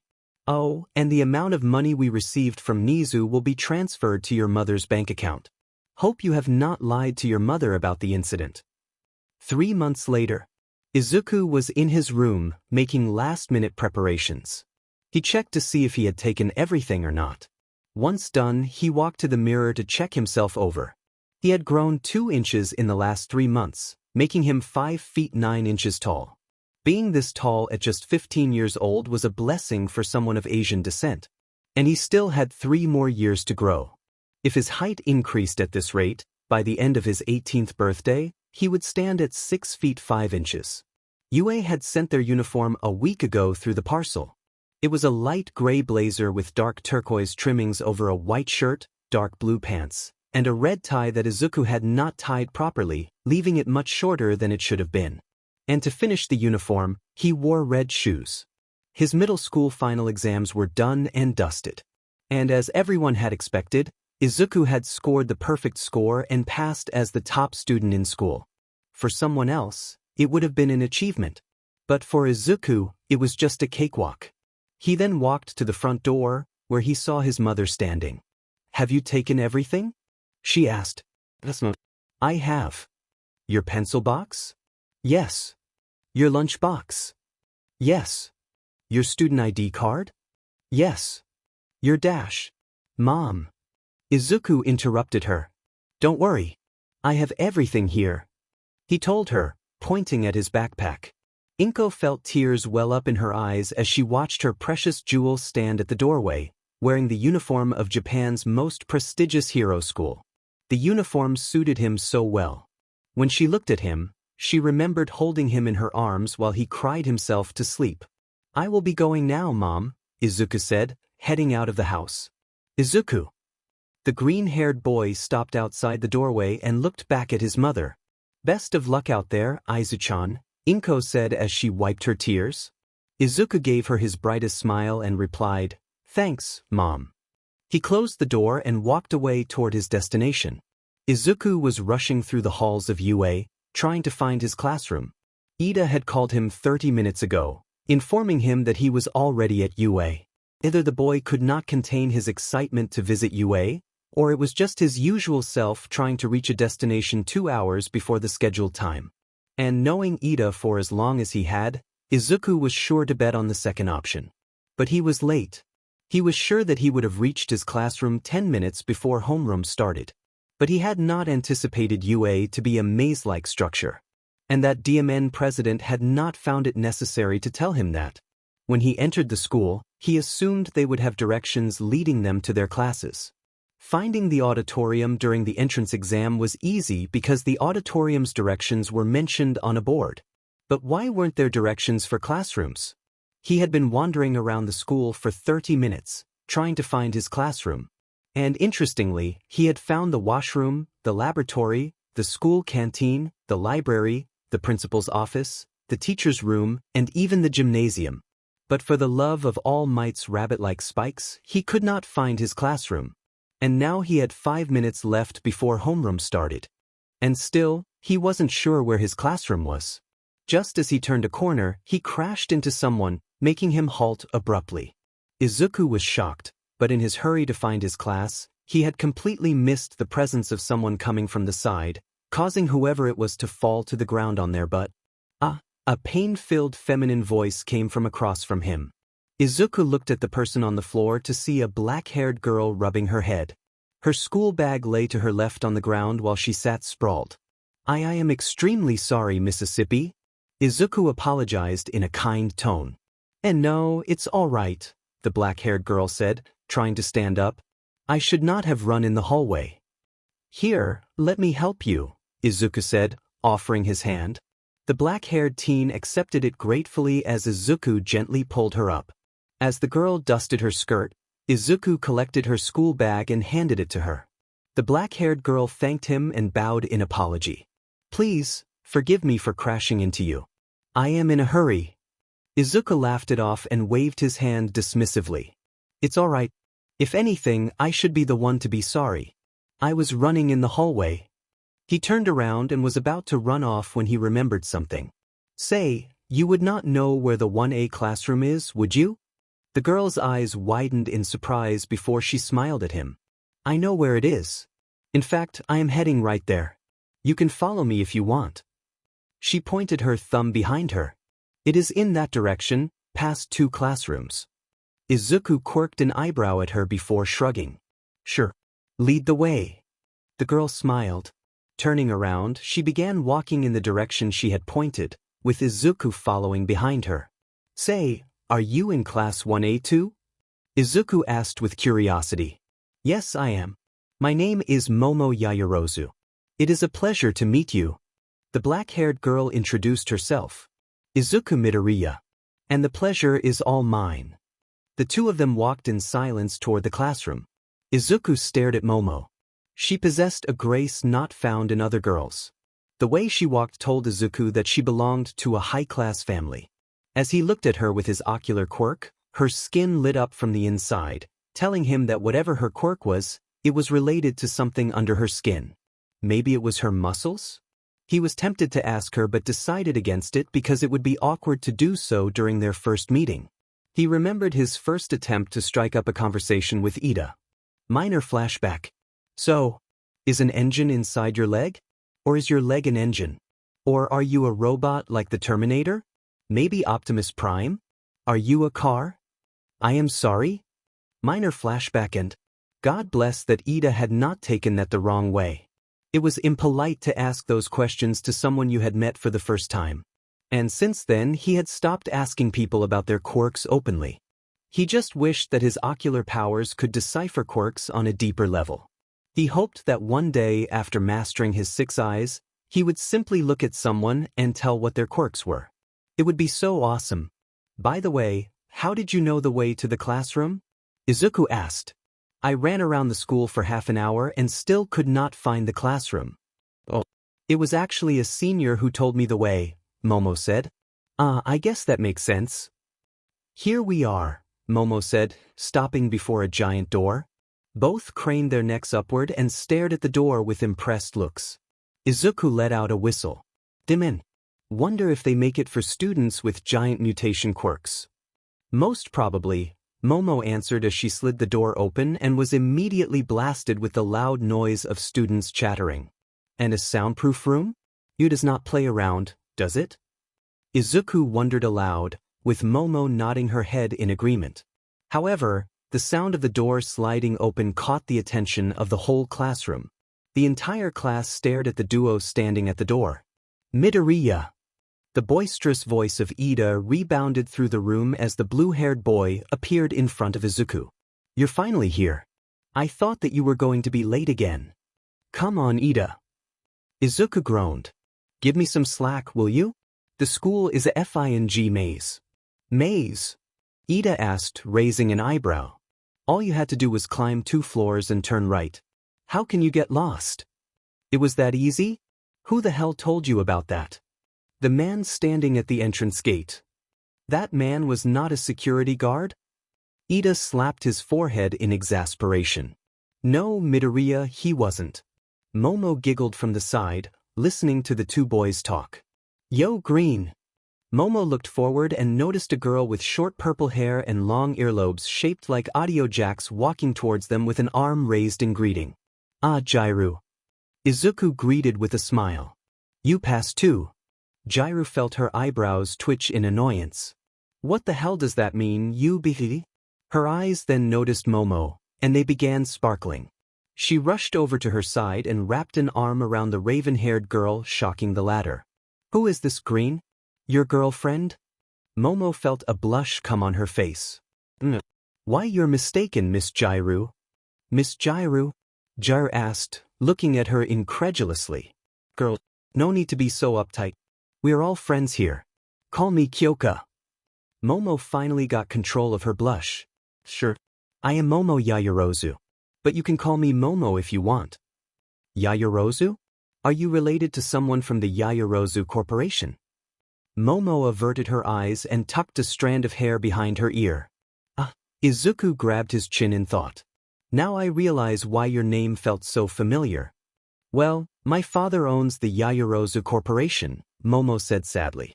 Now they will judge me and call me pompous because of my family name. Jairu let out an impressed whistle. DMN girl. Thought so. Momo thought dejectedly, only to be surprised by the girl's following words. No doubt you appeared so uptight. Jairu continued. But don't worry. I will whip that uptightness out of you in no time. She is right, you know, Izuku said with a bright smile before pointing at Ito with his thumb. I mean, this guy here was so stiff that there was no difference between him and a robot. But look at him now. A few months with me, and we were both hijacking cars. Don't spread your weird ideas to others, you dolt. Ida reprimanded, gritting his teeth. Who gave you permission to help anyway, Green? Jairu asked with a disgusted look on her face. What? Izuku felt his lips twitch. Jairu leaned closer to Momo's ears and whispered, Let me warn you, girl. This guy is pure evil. This guy goes from street to street and pretends to be All Might's son. Momo covered her mouth with her hands, giving him a shocked look. Oh my, she whispered in wonder. Don't spread these rumors, damn it. Izuku yelled uncharacteristically before pointing at Momo. And don't be so gullible as to believe anything she says. Jairu stuck her tongue out at him playfully while Momo giggled at their antics. Hey, you guys are here too. Izuku looked behind him to see Ochako and Kendo walking toward the class. Hey, you guys are in this class too. Izuku greeted happily. Guess the whole gang is complete, huh? What gang? Jairu deadpanned at him but was ignored by the green-haired boy. The school is so big, Ochako said. I could not even find the way to the class. I would have missed the orientation if I had not stumbled on Itsuka. Itsuka smiled at her. It's all right. I would have also arrived late if I had not met the senior on the way. See, I am not the only one who lost their way, Izuku told Ida, who pretended not to listen to him. Just then, Izuku felt someone's presence behind him. He looked back to see a yellow cocoon lying on the ground. He scrunched his eyes and noticed that it was actually a person inside a yellow sleeping bag with his face poking out of the bag. By then the group standing at the doorway had noticed the strange object as well. Is that a cocoon? Ochako asked curiously. It took you guys 10 seconds to notice me, the person inside the sleeping bag said. One of his arms came out of the sleeping bag carrying a juice box which he sipped soundly. Get to your seats before I expel the whole class. The group standing at the doorway all scrambled their way to their seats. Each bench had the name of the student sitting on it. Izuku was allotted seat number 19, the second last bench in the class. He found himself seated behind Kendo and before Momo. The man in the sleeping bag unzipped it and stepped out. He walked to the front of the class, where a podium was built, and stood quietly. Izuku raised an eyebrow, noticing the familiar figure of Eraserhead, whom he had met the day he had awakened his quirks. Only he looked older and much more tired than all those years ago. It looked like the man was being driven to the bone by his hero job. Slowly, the class noticed him and quieted down. The man glanced at a stopwatch and hummed in what sounded like disappointment. It took you brats 8 seconds to notice me and another 5 seconds to quiet down, the Eraserhead said. Disappointing to see the supposed future heroes being so slow to react to the presence of an unknown amongst them. By the way, my name is Shota Aizawa. The class gulped in fear. You guys have orientation in 5 minutes, Eraserhead continued. If I were anyone else, I would take you to the auditorium, but unfortunately, I am your homeroom teacher, and I hate wasting time pointlessly. UA offers its teachers a free-form style of education, and I tend to use its benefits to the fullest. The homeroom teacher moved away from the podium and stood in one corner. He pulled out a remote. Pressing a button, the green board lit up with a presentation.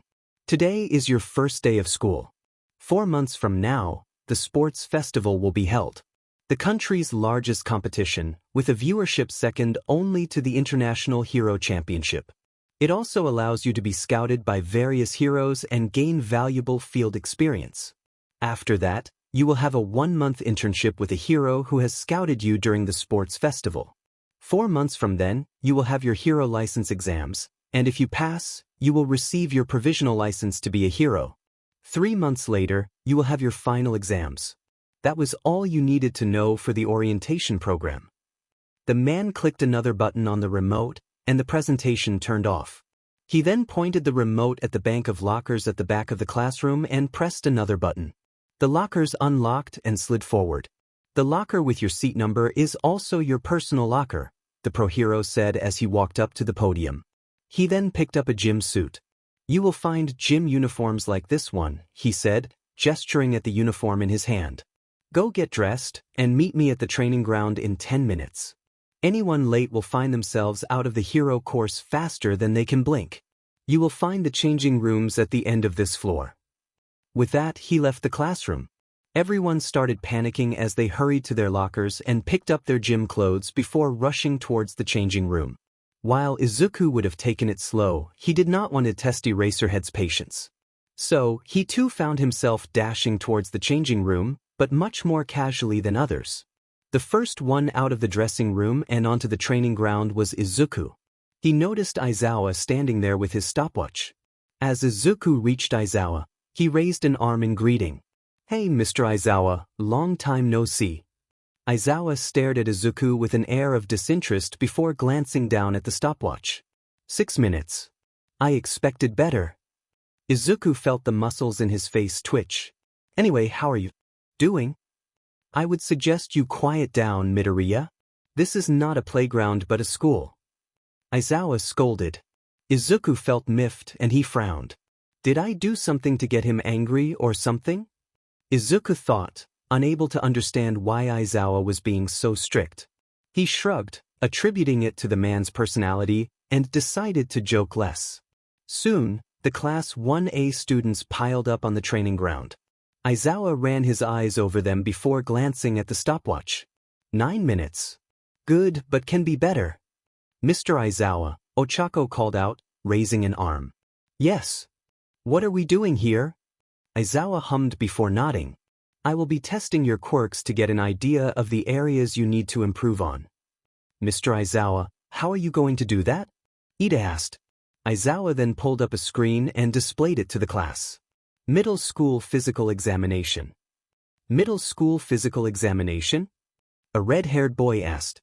The whole class was confused and waited for Aizawa to explain further. Aizawa continued explaining. Softball throwing, standing long jumps, 50-meter dash, endurance running, grip strength, side-to-side steppings, upper body training, and seated toe touch. You have all done these in the middle school, right? But for some irrational reason, our education system forbids schools from allowing children to use their quirks during these examinations. The pro hero glanced at Izuku. Midoriya, you scored the most during the entrance exam. How far could you throw a softball in middle school? Izuku scratched his chin in thought before saying, 200 meters. 200 meters? The whole class, besides Ida, exclaimed in fascination. To think that someone could throw that far without even using their quirk. Aizawa pointed at the circle. Walk up to the circle and throw this ball. The pro hero threw a ball at Izuku, which stopped a few inches away from him. As Izuku walked toward the circle, the ball floated with him. He could feel Aizawa's eyes on him. He knew this was his chance to impress a hero he had admired for so long. Stepping into the circle, Izuku placed his left palm under the floating ball and let the ball fall to his hand. Transferring the ball to his other hand, he reinforced it with cursed energy. The green-haired boy then took a pitching position. Using laps, he threw the ball as hard as he could. There was a loud explosion as the ball broke the sound barrier and disappeared from view. Izuku smirked as dust and smoke covered the ground. A few seconds later, the machine in Aizawa's hand beeped. Aizawa looked at the machine, and his eyes widened just for a moment before settling back into their tired look. He then showed the class the machine. The distance calculator showed 2,879.95 meters. 3 kilometers? A boy with spiky blonde hair exclaimed in disbelief. How the hell do you beat that? Aizawa ignored the boy and said, "This is what you are capable of achieving when you use your quirk." Midoriya's score increased 10 times. You all will be going through these simple tests. Whoa! A pink-skinned girl exclaimed joyfully. We will be able to use our quirks? This is going to be fun. Aizawa's eyes narrowed dangerously as he stared at the girl. Fun, you say? So, why don't we make it a little more fun? Whoever comes last will be expelled. Wawaet. But Mr. Aizawa, Ochako protested, it isn't fair. We all pass the entrance exam to get selected for the hero course. How interesting. Aizawa drawled. You want me to be fair? Tell me, when is anything fair in life? Natural disasters, rampaging villains. How are these fair? UA has prided itself on producing the best out of the best heroes. If you thought that by just entering UA you would all be automatically entitled to a pro hero, then I am sorry to burst your bubble. Because the next 3 years are going to be hell on earth for you brats. Aizawa started walking away toward another spot. Use your strength to overcome the hurdles in front of you. That's plus ultra, right? Guess, this is what they call a trial by fire, Ida whispered to Izuku, who nodded in agreement. 50-meter dash. Izuku was impressed by his classmates. Ida was the first to be called for the event, and he was up against a girl with a frog-type mutation quirk. He had crossed the finish line in 2.45 seconds. It looked like Ida was training his quirk as much as possible. The girl he was competing against finished the race in 5.58 seconds, which was impressive. Ochako had used her quirk to lighten her clothes, shoes, and herself, allowing her to finish the event in 7 seconds. Kendo and Jairu had performed better than expected, as their quirks were unsuitable for such an event. Both had finished the event in under 7 seconds, showing their impressive fitness. However, the most impressive was Momo. He was shocked when she turned around and unbuttoned her jacket. But he was immediately impressed when she produced a pair of skates. The brief moment when she used her quirk allowed him to scan her with his eyes. That had revealed that she could alter the atoms of her fat molecules to produce anything she wanted. But to produce something by altering atoms at that level required an extensive understanding of the atomic structure of that thing. This fact made him respect his classmate even more. Finally, it was his turn. His opponent was a boy with dual-colored hair, with one side red and the other white. He also had a scar on the left side of his face. His face was stoic, and his eyes burning with determination. Izuku took his position beside the boy and did a few stretches before interlacing his fingers together while keeping his palms a few inches away from each other. Just as Aizawa blew the whistle, Izuku slapped his palms together and teleported to the other end of the track. The machine at the end beeped and said, 0.00001 seconds. Shock-filled cries erupted on the grounds as the machine declared the time. The dual-haired boy's eyes were wide in shock as he used ice to slide to the finish line. Izuku walked back to his friends while laughing at their shocked faces. All but Ida, who cried and vowed to improve even more the next time. The only person who was not shocked was Aizawa. The pro hero had seen Izuku use his teleportation powers in the entrance examination, so he was less shocked. However, he was staring at Izuku with narrowed eyes. Izuku's uncaring attitude was rubbing the wrong way on him. Grip strength. The next event was grip strength. On a raw strength basis, the most impressive was Mizo Shoji, who scored 540 kg. Momo had once again demonstrated her quirk's versatility and creativity by designing a pair of gloves with hydraulic pistons attached to them. It had increased her grip strength, allowing her to score 400 kg. Next was Kendo, who had scored an impressive 350 kg. Ochako and Jairu had not performed well in grip strength, with Ochako scoring 75 kg and Jairu scoring 76 kg. Ida had somehow scored 100 kilograms, which was impressive in itself. When Izuku's turn came, he simply floated the device above his hand. With a smirk on his face, he applied blue around the device's grip before crushing it completely.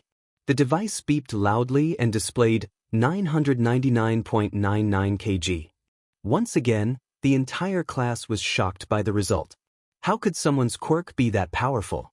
The next few events went like the earlier ones, with Izuku pretty much cake-walking through them. During the endurance running test, Izuku outran everyone in the class by an hour. In second place was Momo Yaoyorozu, who had created a kick scooter for the test.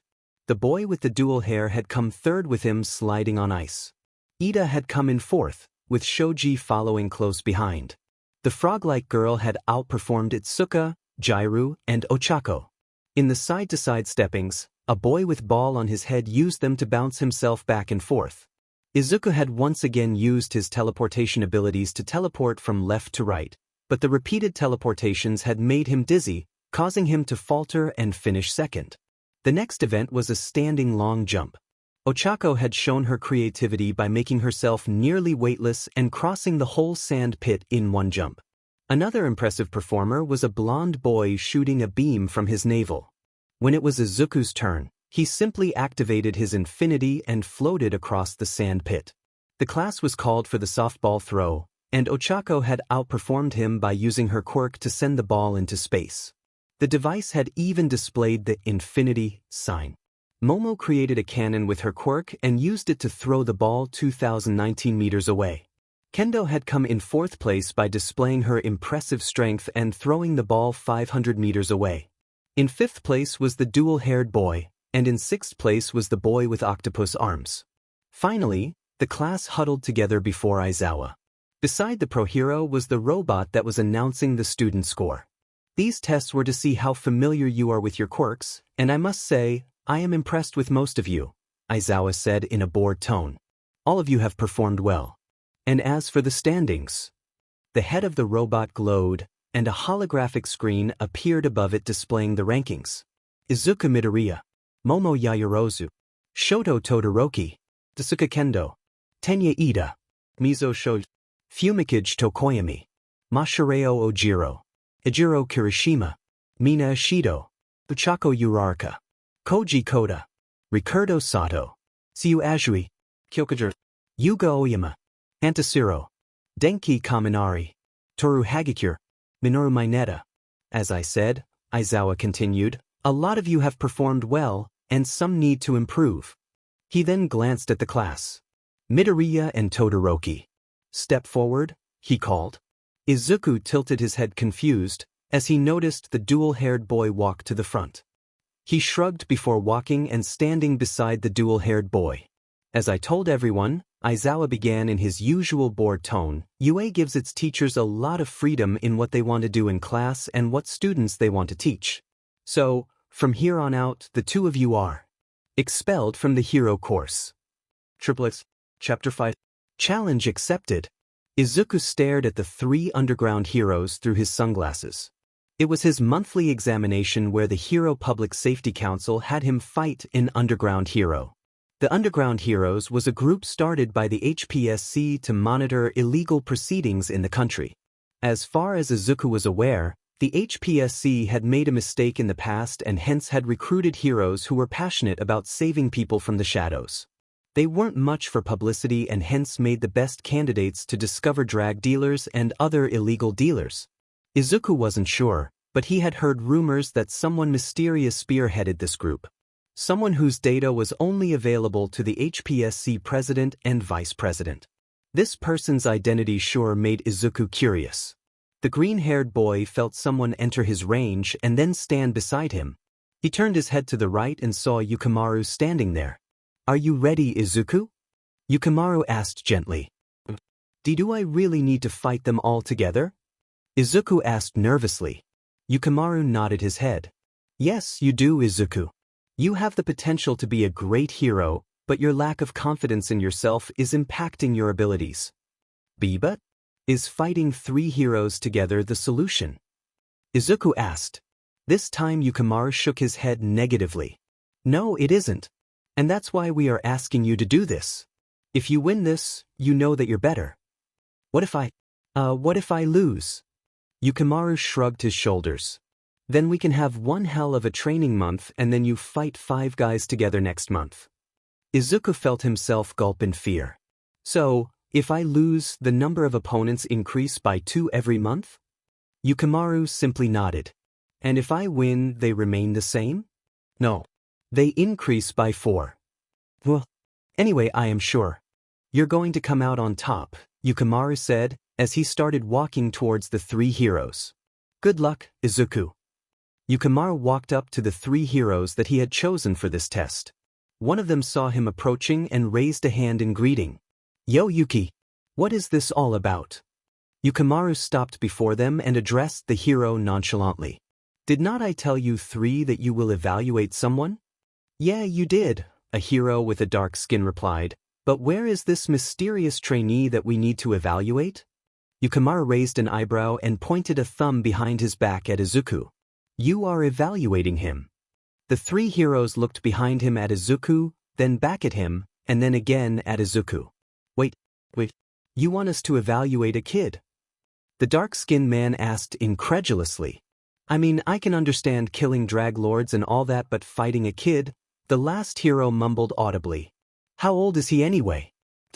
12. He is 8. Yukimaru said firmly. The first hero's eyebrow twitched. Yuki, with all due respect, how are we supposed to fight a child? Yukimaru rolled his eyes.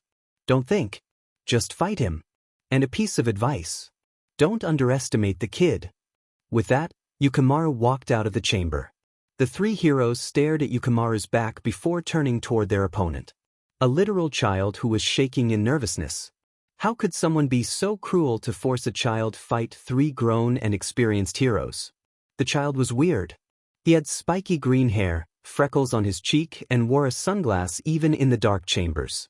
By no means did the child look anything special. And the way the child was fidgeting in nervousness caused their hearts to go out for the kid. Maybe they could smuggle the kid out of the HPSC and have the kid live a normal life? Hello. And my name is Izuku Midoriya. It's a pleasure to meet you, Izuku greeted and shyly bowed. Izuku's politeness brought a smile to the hero's face. The first hero waved and introduced himself. Hey there, kid. The name's Yukushi and I doubt you'd know my hero name. He finished with a chuckle. The second hero, the dark-skinned man, smirked while introducing himself. And I am Toshi. The third hero smiled softly and said, I am Tenzu. If the introductions are done, Yukimaru's voice echoed through the chamber, drawing the eyes of the 4 toward the observation room visible through a glass. You should begin the evaluation. Toshi's eyes left Yukimaru before releasing a sigh. Guess we will have to do this anyway. Let's be gentle with the kid and be done with it. He then looked at his fellow heroes. You guys won't mind if I go first, will you? Yukushi and Tenzu shook their head negatively. Not at all, Tenzu said. Toshi stepped forward. All right, kid, I will go easy on you. I don't know what quirk you have. So, I hope you're ready for this. Sure, Izuku said, hesitantly. Toshi curled both of his hands into fists and brought his fists 5 inches apart from each other. All right, kid. Here I come. And then he collided both of his fists together as gently as possible. Bim. The gentle collision created a loud sound directed toward Izuku, who did not have time to react properly and was forced to bear the brunt of the sound attack. Izuku screamed in agony as his ears were forced open by the loudness of the sound. He collapsed on his knees while grabbing his ears with his hands. Sheet! Yukushi cursed as he rushed toward Izuku. Damn it, Toshi! Why did you use such a loud sound? That was the softest sound that I can produce, Toshi said as he too rushed toward Izuku. When Yukushi reached the boy, he knelt beside him and tried to touch him only to find his hand stopping 2 inches away from the boy. Huh! He muttered as he tried to take his hand away but was unable to do so. Yukushi, is he all right? Toshi asked. I don't know. What do you mean? I can't touch him. What? Toshi stopped behind Yukushi and noticed that indeed Yukushi's hand was stopping inches away from Izuku's face. Is that his quirk? Izuku Midoriya, Yukimaru's voice echoed through the chamber once again. I thought you were better than that. Izuku shook his head. I just miscalculated. Then, show these heroes what you're capable of, Izuku. Sure, the boy said as he raised an arm and pointed his palm at something behind Yukushi. Both Yukushi and Toshi turned their heads in that direction but saw that no one was there. Not even Tenzu. They turned their head back toward Izuku and were about to question him when suddenly, technique lapse, Izuku whispered, "Blue." Suddenly, both the heroes felt a pull and a second later they were harshly dragged away from Izuku by an invisible force. The two of them continued until they crashed into the wall of the chamber. Yakushi let out a groan of pain at being hit so hard, and he opened an eye. He noticed that Izuku had stood up and took a fighting stance. I am sorry if I hurt you. But I don't want to lose, the boy said shyly. What the hell is going on, Yakushi? Toshi asked, groaning and rubbing the back of his head. Yakushi slowly pushed himself onto his feet. I think that was his quirk. Wait, what is his quirk? Toshi asked, getting onto his feet too. Is it a barrier? Or is it some form of pulling? Well, Yakushi said, staring at Izuku with a frown. That's the question, isn't it? Hope Tenzu can find an answer. Tenzu, who had disappeared from before, blended himself with the air. Tenzu's quirk was called air shape, where it allowed him to change his body molecules into oxygen molecules and disperse in air. His quirk was one of the most versatile because he could use the surrounding oxygen molecules to recreate the molecules of his body, thus giving him infinite regeneration. When Toshi had first stepped up, Tenzu had quietly dispersed his body molecules into the air. He kept his eyes intact so that he could observe the proceedings. First, when Toshi's attack made Izuku scream in agony, Tenzu had thought that the fight was over and that he wasn't required. But then, the boy had shown his quirk by throwing Toshi and Yakushi away from him. Just when Izuku threw Toshi and Yakushi were away, Tenzu made his move. He appeared behind Izuku and attempted to grab the boy in his arms. But surprise took him when Izuku's head snapped back, his green eyes glowing with an unknown intensity behind those glasses. Before Tenzu could grab Izuku, Izuku dodged by ducking down. The boy then placed both of his hands on the ground and used it to push himself into the air, allowing him to do a spin kick at Tenzu. But Tenzu immediately responded by dispersing his lower body into the air, causing Izuku's kick to fly past him. Taking the opportunity, Izuku pushed himself away from Tenzu, whose head was floating in the air. Izuku stared at Tenzu, his eyes telling him that whatever Tenzu's quirk was, they related it to air. So, in an experiment, Izuku brought both of his hands up and pointed at Tenzu. Blue, Izuku whispered as an invisible sphere appeared in front of Tenzu's head. Tenzu's eyes widened when something invisible started pulling his body molecules in. He tried to get away by dispersing his body into oxygen molecules, but the force did not allow the molecules to escape. Izuku was about to increase the output of his technique, which would cause the pull of blue even stronger, but was interrupted when the concrete below him just disappeared. Because of that, he lost his balance and his concentration on blue, allowing Tenzu to escape. Izuku huffed when his senses told him that someone had appeared behind him. He reacted quickly and turned around to see Yakushi with his hands covered in concrete, trying to grab him. Bending his knees a little, Izuku pushed himself away just as Yakushi's hand made for the grab. But Toshi appeared soundlessly to Izuku's left, his hands curled into fists and 9 inches away from each other. Without wasting time, Toshi bumped his fists together, sending a louder sound wave at Izuku. Izuku in return formed the half-ram symbol with his left hand, activating the neutral aspect of his quirk. The sound waves did reach Izuku but stopped just a few inches away from him. The effect could be seen because the impact of the sound waves with neutral Limitless created a triangular crevice. Izuku then joined his fingers together and clasped his palms together, teleporting behind Toshi. There he threw a hard punch that connected with Toshi's right side and sent the sound hero hurling toward Yakushi. Yakushi, however, managed to grab Toshi in his arms, but the force with which Toshi was thrown caused him to skid a few meters back. Tenzu, who was watching all this, decided to act again. He dispersed his body into oxygen molecules and surrounded the green-haired boy with them. Give up, Midoriya, Tenzu warned. This can become ugly if we continue. I can ignite the oxygen molecules. Izuku gulped but clasped his hands together. I am sorry, but I don't like losing, he said and teleported a few feet away. He then pointed his palm at Tenzu, who was floating in his initial place, and activated blue there. It caused Tenzu's molecules to be sucked into the sphere mercilessly. Izuku just hoped that when he dropped blue, Tenzu would be fine. But once again his senses went haywire and he looked down. Suddenly, the ground beneath him exploded and a loud sound impacted his ears. Izuku's eyes were shut in pain, but he managed to open his eyes a little and saw that Toshi was bent over a hole in the ground while Yakushi had his hands on the ground. Izuku spun himself in mid-air and pointed his palm at the duo, trying to activate blue again, but Toshi was faster and sent another sound wave toward Izuku by bumping his fists together. Izuku was able to activate neutral Limitless and managed to stop the sound waves from affecting him. But what he had not expected was that the explosion from before was not a simple explosion. The concrete that had been exploded away coalesced together to form a hand and tried to grab Izuku.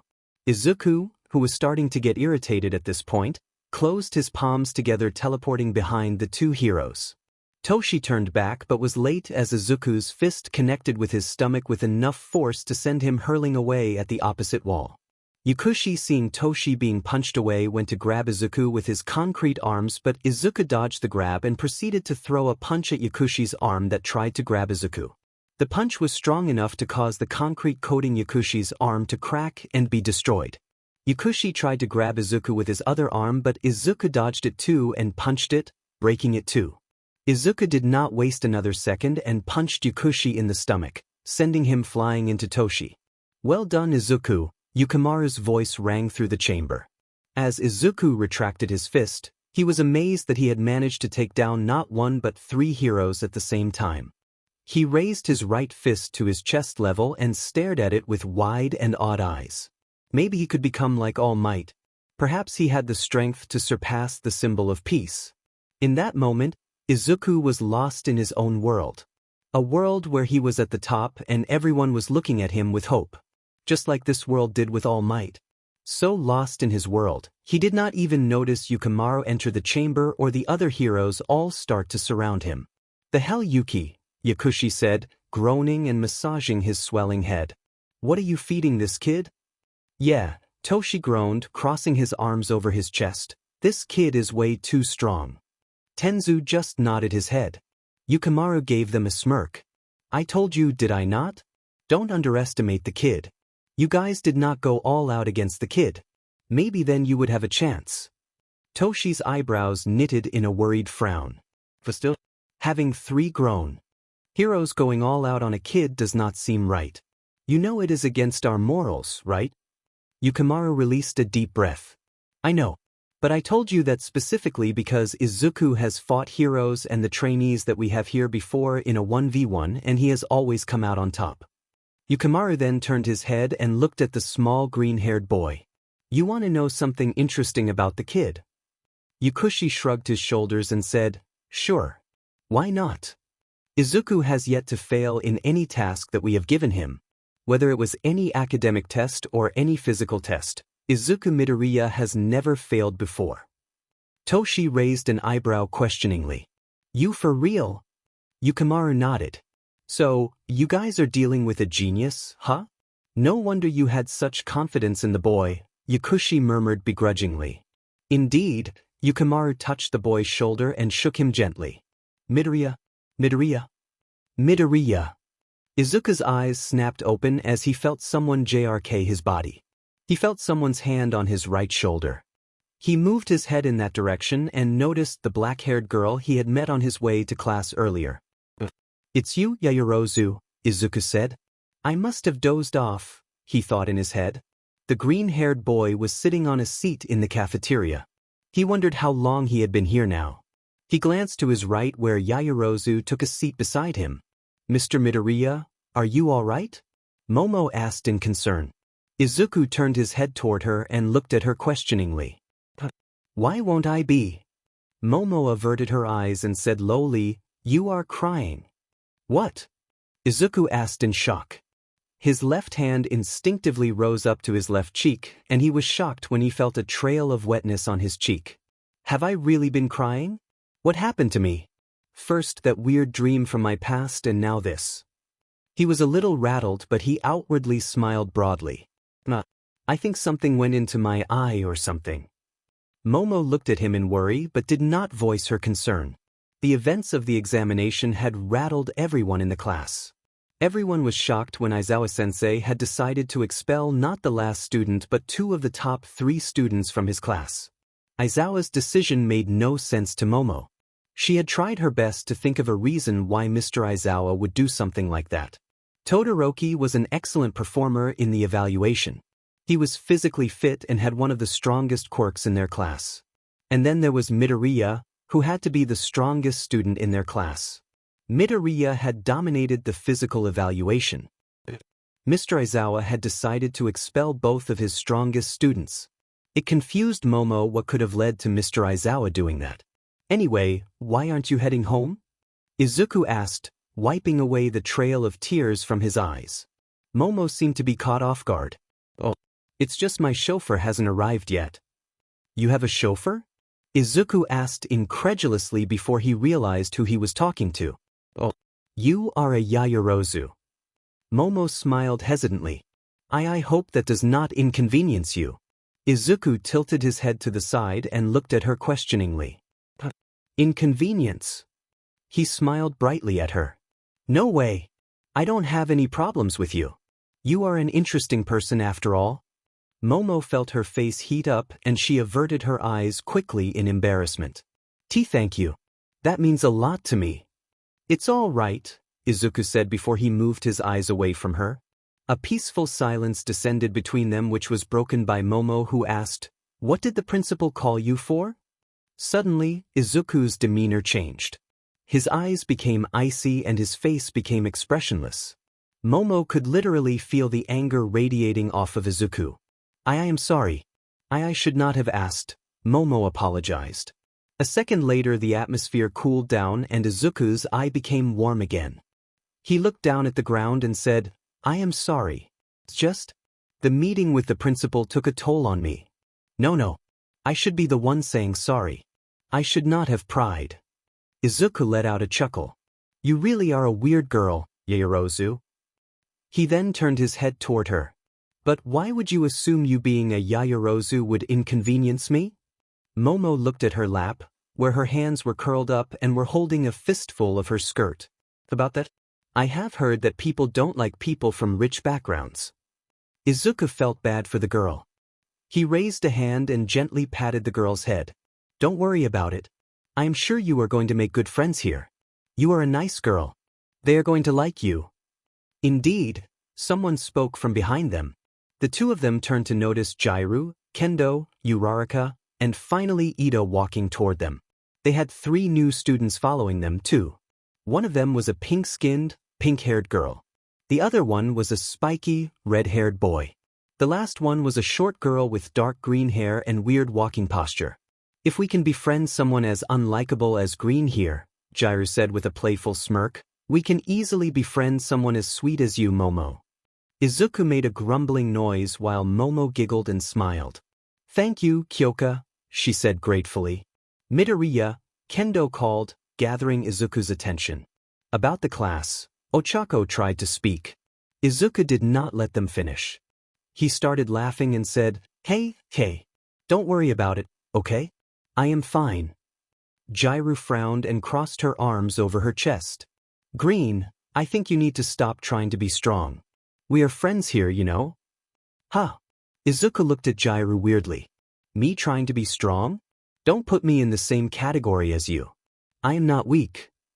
Jairu felt her eyebrow twitch at the taunt. But before she could retaliate, the red-haired newcomer spoke up. Hey, Midoriya. I just wanted to tell you I am sorry about what happened. Yeah. The pink-skinned girl pitched in. You did not deserve that. If anyone deserved to be expelled, it was that little ball-headed perverted BSRD. Indeed, the dark-haired girl said, looking at Izuku. You were 100 times better than all of us. Izuku smiled genuinely at them. You guys don't have to apologize. You did not do any wrong, you know.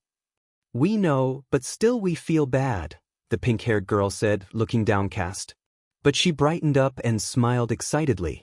By the way, I am Mina Ishido and this here is Dash. She snatched the red-haired boy by his neck and started drilling her fist into his head playfully. This red-haired BSRD is Ejiro Kirishima. And I am Tsu Azui, the dark green-haired girl introduced. Nice to meet you, Ashido, Kirishima, Azui, Izuku said with a smile. You can call me Tsu, Azui pitched in. In that case, call me Mina, or Minnie, or Pinky. Anything you like. Izuku laughed awkwardly. I think I will stick to Azui and Ashido for now. Ida stepped forward and said, we tried to talk to Aizawa-sensei about the expulsion. Well, let's just say, Aizawa-sensei does not take to protests kindly. Izuku frowned, his eyebrows crinkling with disappointment. Why did you go groveling at his feet? Have some respect for yourself. Ochako scratched the back of her head. We just thought, if we raised our voices together, he would listen to us. And let me guess, Izuku said, his glasses sliding down his nose as he stared at her. He threatened to expel all of you, right? Kendo released a sigh and nodded. Yeah, he did. Izuku shook his head. You should have known something like this is going to happen, he said. But still, thanks for caring for me enough. Hey, we are all friends here, right? Momo said excitedly. We should all support each other. Dinan right girl, Jairu exclaimed happily. Suddenly, the sound of a phone beeping reached their ears.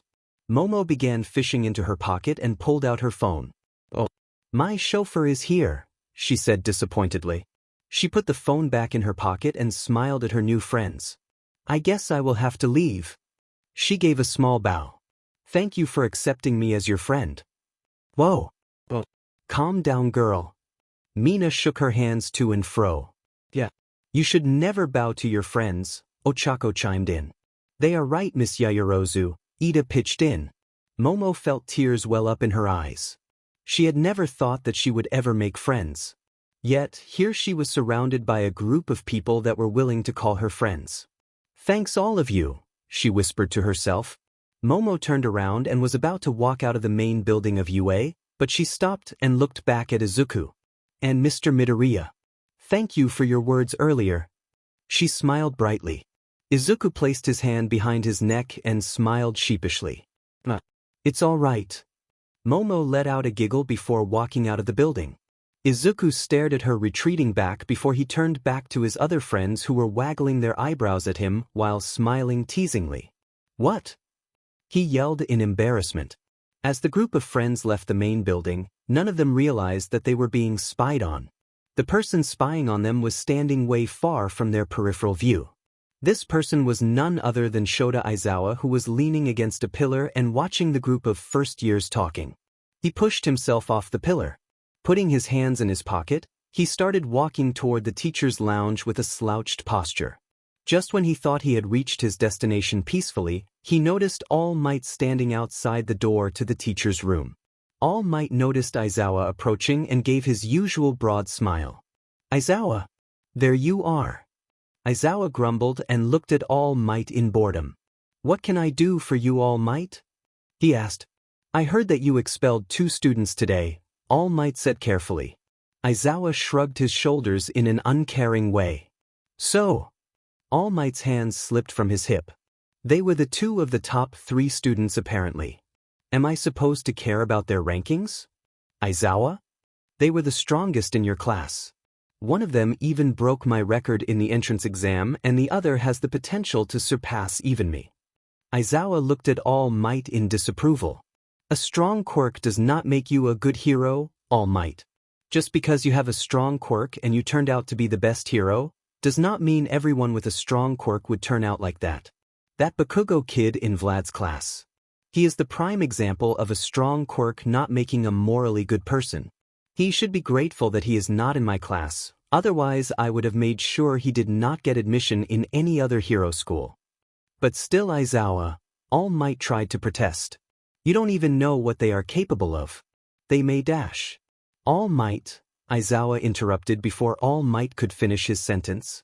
If you see so much potential in them, then why don't you put your bet on them? If you believe in them so much, then wait and see what they do from here. Do they bounce back from this setback?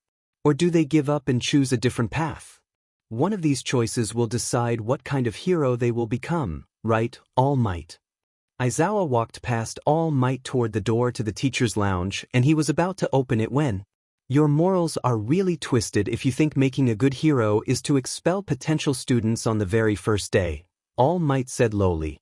The symbol of peace turned around and stared at Aizawa's back heatedly as he said, "They are kids, Aizawa. We need to nurture them into perfect heroes. Not punish them for simple things. Your expulsion does not even make sense." Aizawa's hand was on the slit on the door when All Might had started speaking. His hand dropped. "Kids, huh," he muttered in a low voice. "Quite the privileged kids, won't you say, All Might? But then again, you won't understand anyway." "What do you mean?" All Might asked in shock. Aizawa turned his head upward and stared at the ceiling. "You are super strong, aren't you, All Might?" Aizawa asked, but this time, instead of his stoic voice, there was a hint of melancholy in it. "All that strength must be useful when it comes to saving people. You have already saved countless people. That must be nice." All Might stared at Aizawa's back in confusion. "What are you trying to get at, Aizawa?" Aizawa let out a hollow chuckle. "You are so above in power and stature that you often forget the cruelty that occurs at the roots of the pillar that you have created. You are so high up in the pedestal that what happens in the base is invisible to you." Aizawa turned his head to the side and stared at All Might through the corner of his eyes. "You say that my morals are twisted. You are right. Because the things I have witnessed during my time as a hero, you will never see them in your life." All Might could only watch speechlessly as Aizawa opened the door to the teacher's lounge and entered the room. He knew that Aizawa was a reserved man, and when it came to hero duty, the man took it seriously. But what could Aizawa have seen that had caused such a reaction from the man? Even though Aizawa kept it well hidden, All Might did not miss the guilt that he had seen in those dry eyes.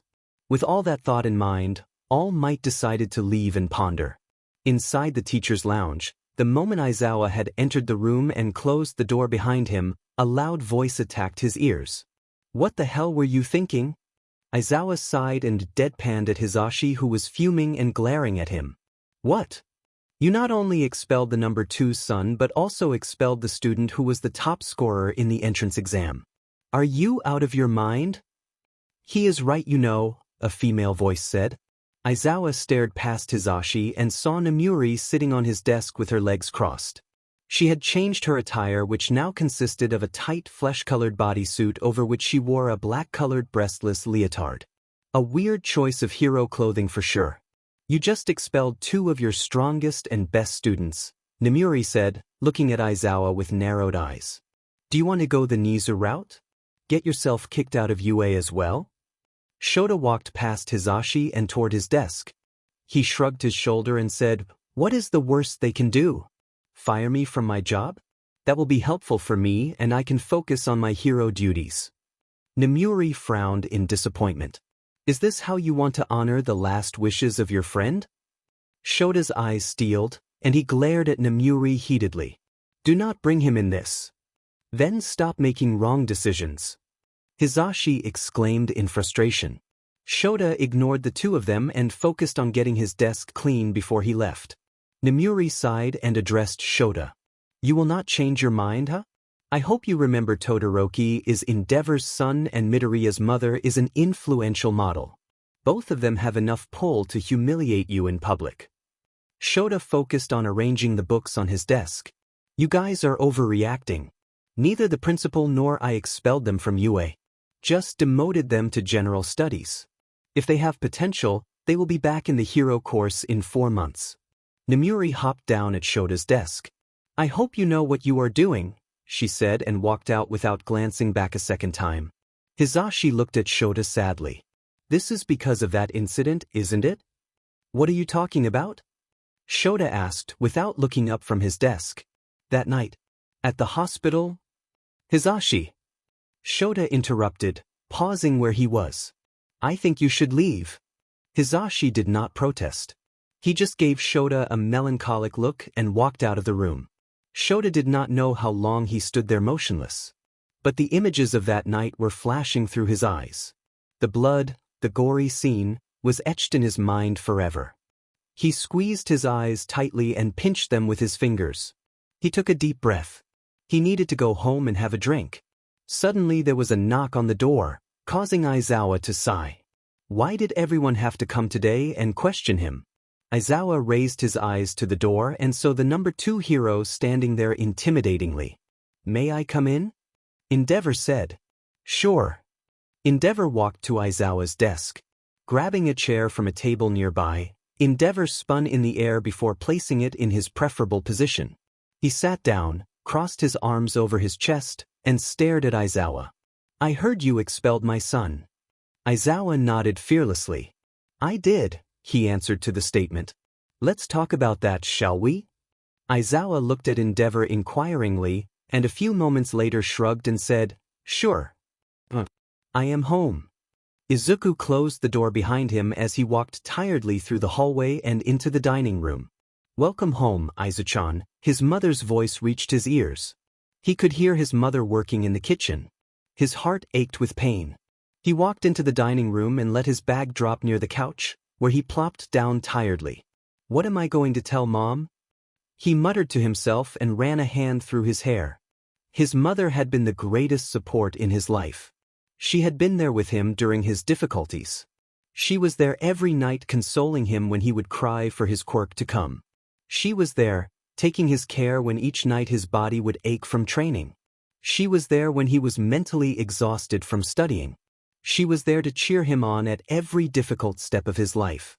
How was he going to tell this person that he had gotten expelled from the hero course on the very first day?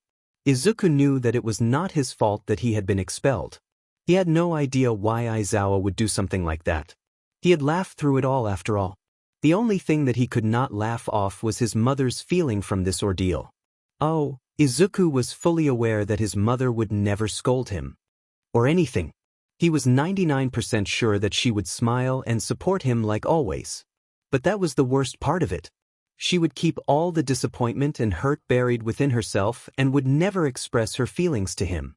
It was this fact that pained Izuku more than anything. Soon his mother entered the room with a smile.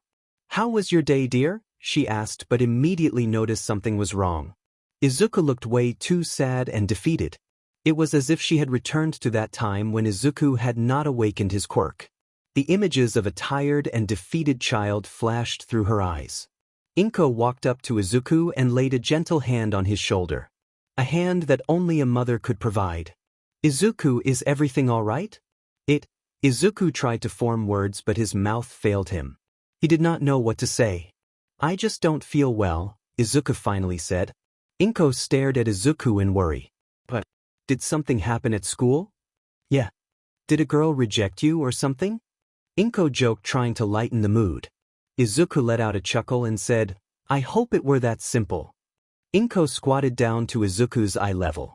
Izuku, you trust me, don't you? Izuku nodded without any hesitation. Then please tell me what's wrong, Aizu-chan.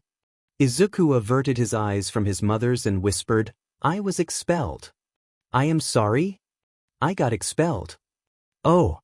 The two of them sat in silence for a few moments before Inko asked, Why?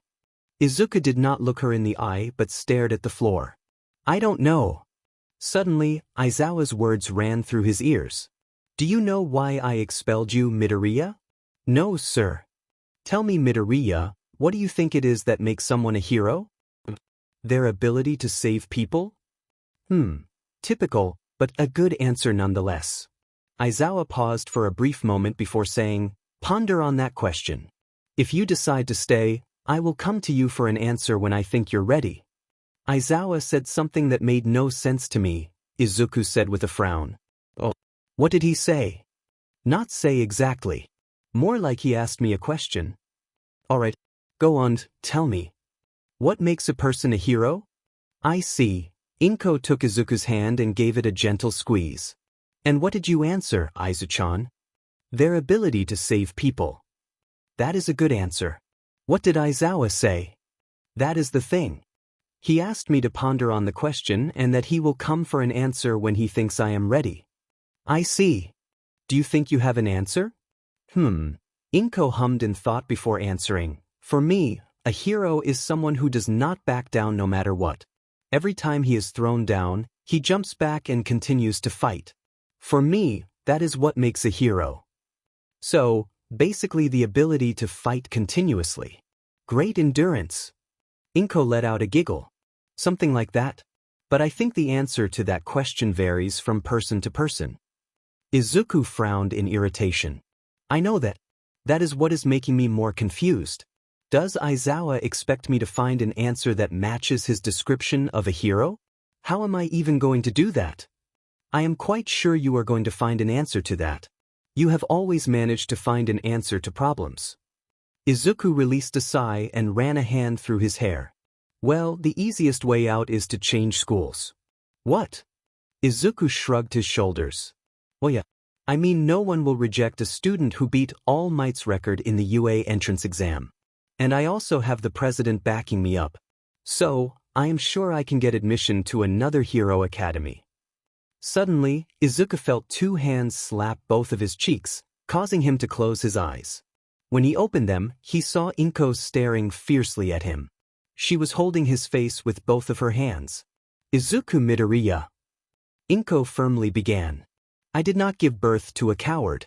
You were never someone who would run away from problems, Izuku. You have always faced problems head-on. So, why are you running now? UA is your dream academy. Why are you running from your dream? Just because you met a hurdle so early? Is that it? Is my son, the next strongest hero, going to run away from his dream because someone thought he did not belong in the hero course? Answer me, Izuku. Izuku's gaze shifted down and he stared at his palms. His mother was right. When had he started questioning himself? Why was he even questioning himself? Perhaps it was because his idol of all people had expelled him. But that was no reason to act like this. He was Izuku Midoriya, not a coward. Izuku, Inko's voice was stern and confident. What are you going to do?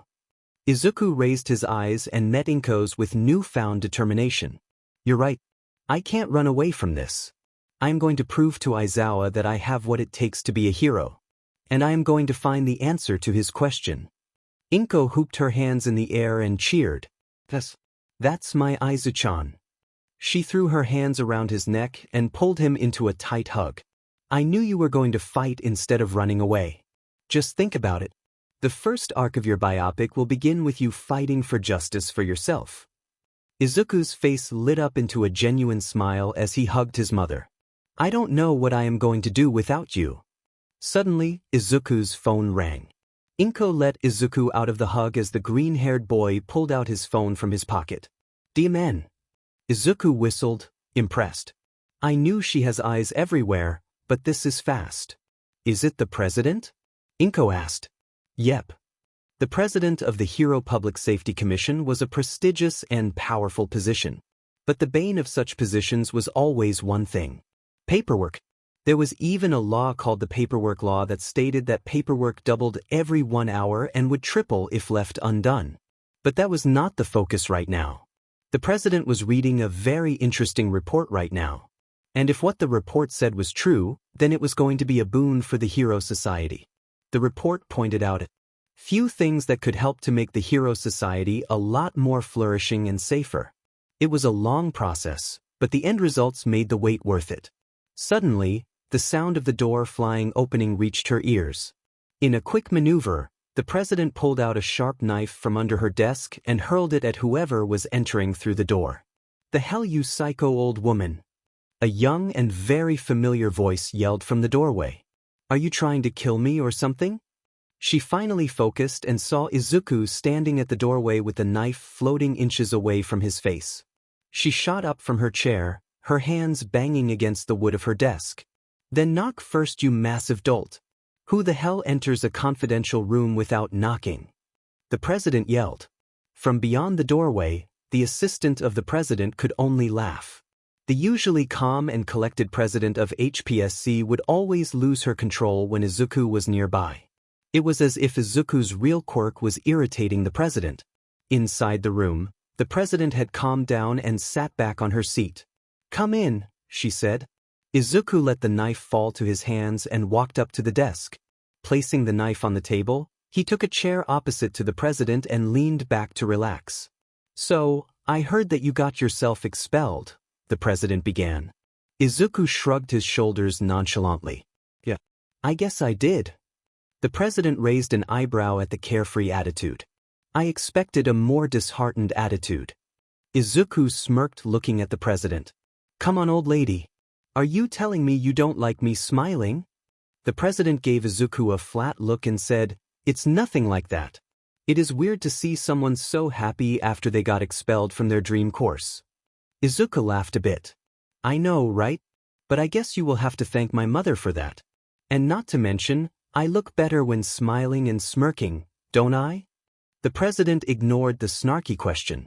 What are you going to do now? If you want, I can arrange for you to get admission in some other. Hey, old lady. Stop right there, Izuku interrupted. The president raised an eyebrow but did not say anything. You really think I, Izuku Midoriya, am going to run away from this war? No way. I am going to stay here and prove my sheet to that BSTRD principal and Aizawa. The president suppressed a smirk from appearing on her face. Oh, is that so? So, you're not going to leave the school? Nah. Where's the fun in that? I am going to do something even better. And that something is? Izuku smirked again. Sports festival. This time, even the president let a smirk appear on her face. Go on. The best way to deal with this is to prove to everyone just how strong I am and reclaim my place in the hero course again. And I won't lie. I am feeling a little vindictive. So, what better way than do it during a public event like the sports festival? Not only will I prove my strength, but I will be able to humiliate Aizawa by defeating his class. Sit. You like it? The president leaned back in her chair and crossed her arms over her chest. She looked at Izuku and smiled proudly. It seems we have trained you well, Izuku. And when were you going to tell me that he was the principal? Someday, I guess. Hugh Prez. Get out already. Next day, Izuku and Ida were on a train to Mizudafu. Izuku was sitting pretty much motionlessly throughout the train journey and Ida was starting to get worried. Izuku had a tendency to talk continuously, especially when bored. But for Izuku to stay quiet throughout the journey was shocking. Izuku, are you alright? Izuku turned his face toward his friend and looked at him questioningly. Why won't I be alright? You are quiet. You are never so silent. Izuku let out a laugh. Oh, come on. I just have a few things going on in my mind. Ida frowned. That just means you are not alright. I guess we have different ideas about not being alright. The speakers announced that they had reached their destination station. They got off the train as soon as it came to a halt. The two of them walked out of the station and into the street. There was a peaceful silence between them until Ida stopped in his tracks. Midoriya. Izuku also stopped in his way and looked back at Ida. What is it? What did the principal say? Izuku sighed and looked at the morning sky. Just something I had never expected to hear. He did say he does not want to expel me from UA and has demoted me to the general course. He says that if I want to prove my worth, I can do that during the sports festival. What are you going to do? Izuku lowered his eyes and saw the worry on Ida's face. Walking close to him, Izuku placed a fist on Ida's heart and smiled. Hey, we promised that we will become the greatest heroes from UA, right? So let's do that, best friend. Ida felt the corners of his lips rise up in a smile as he too placed his fist on Izuku's heart. Yes, let's do that, best friend.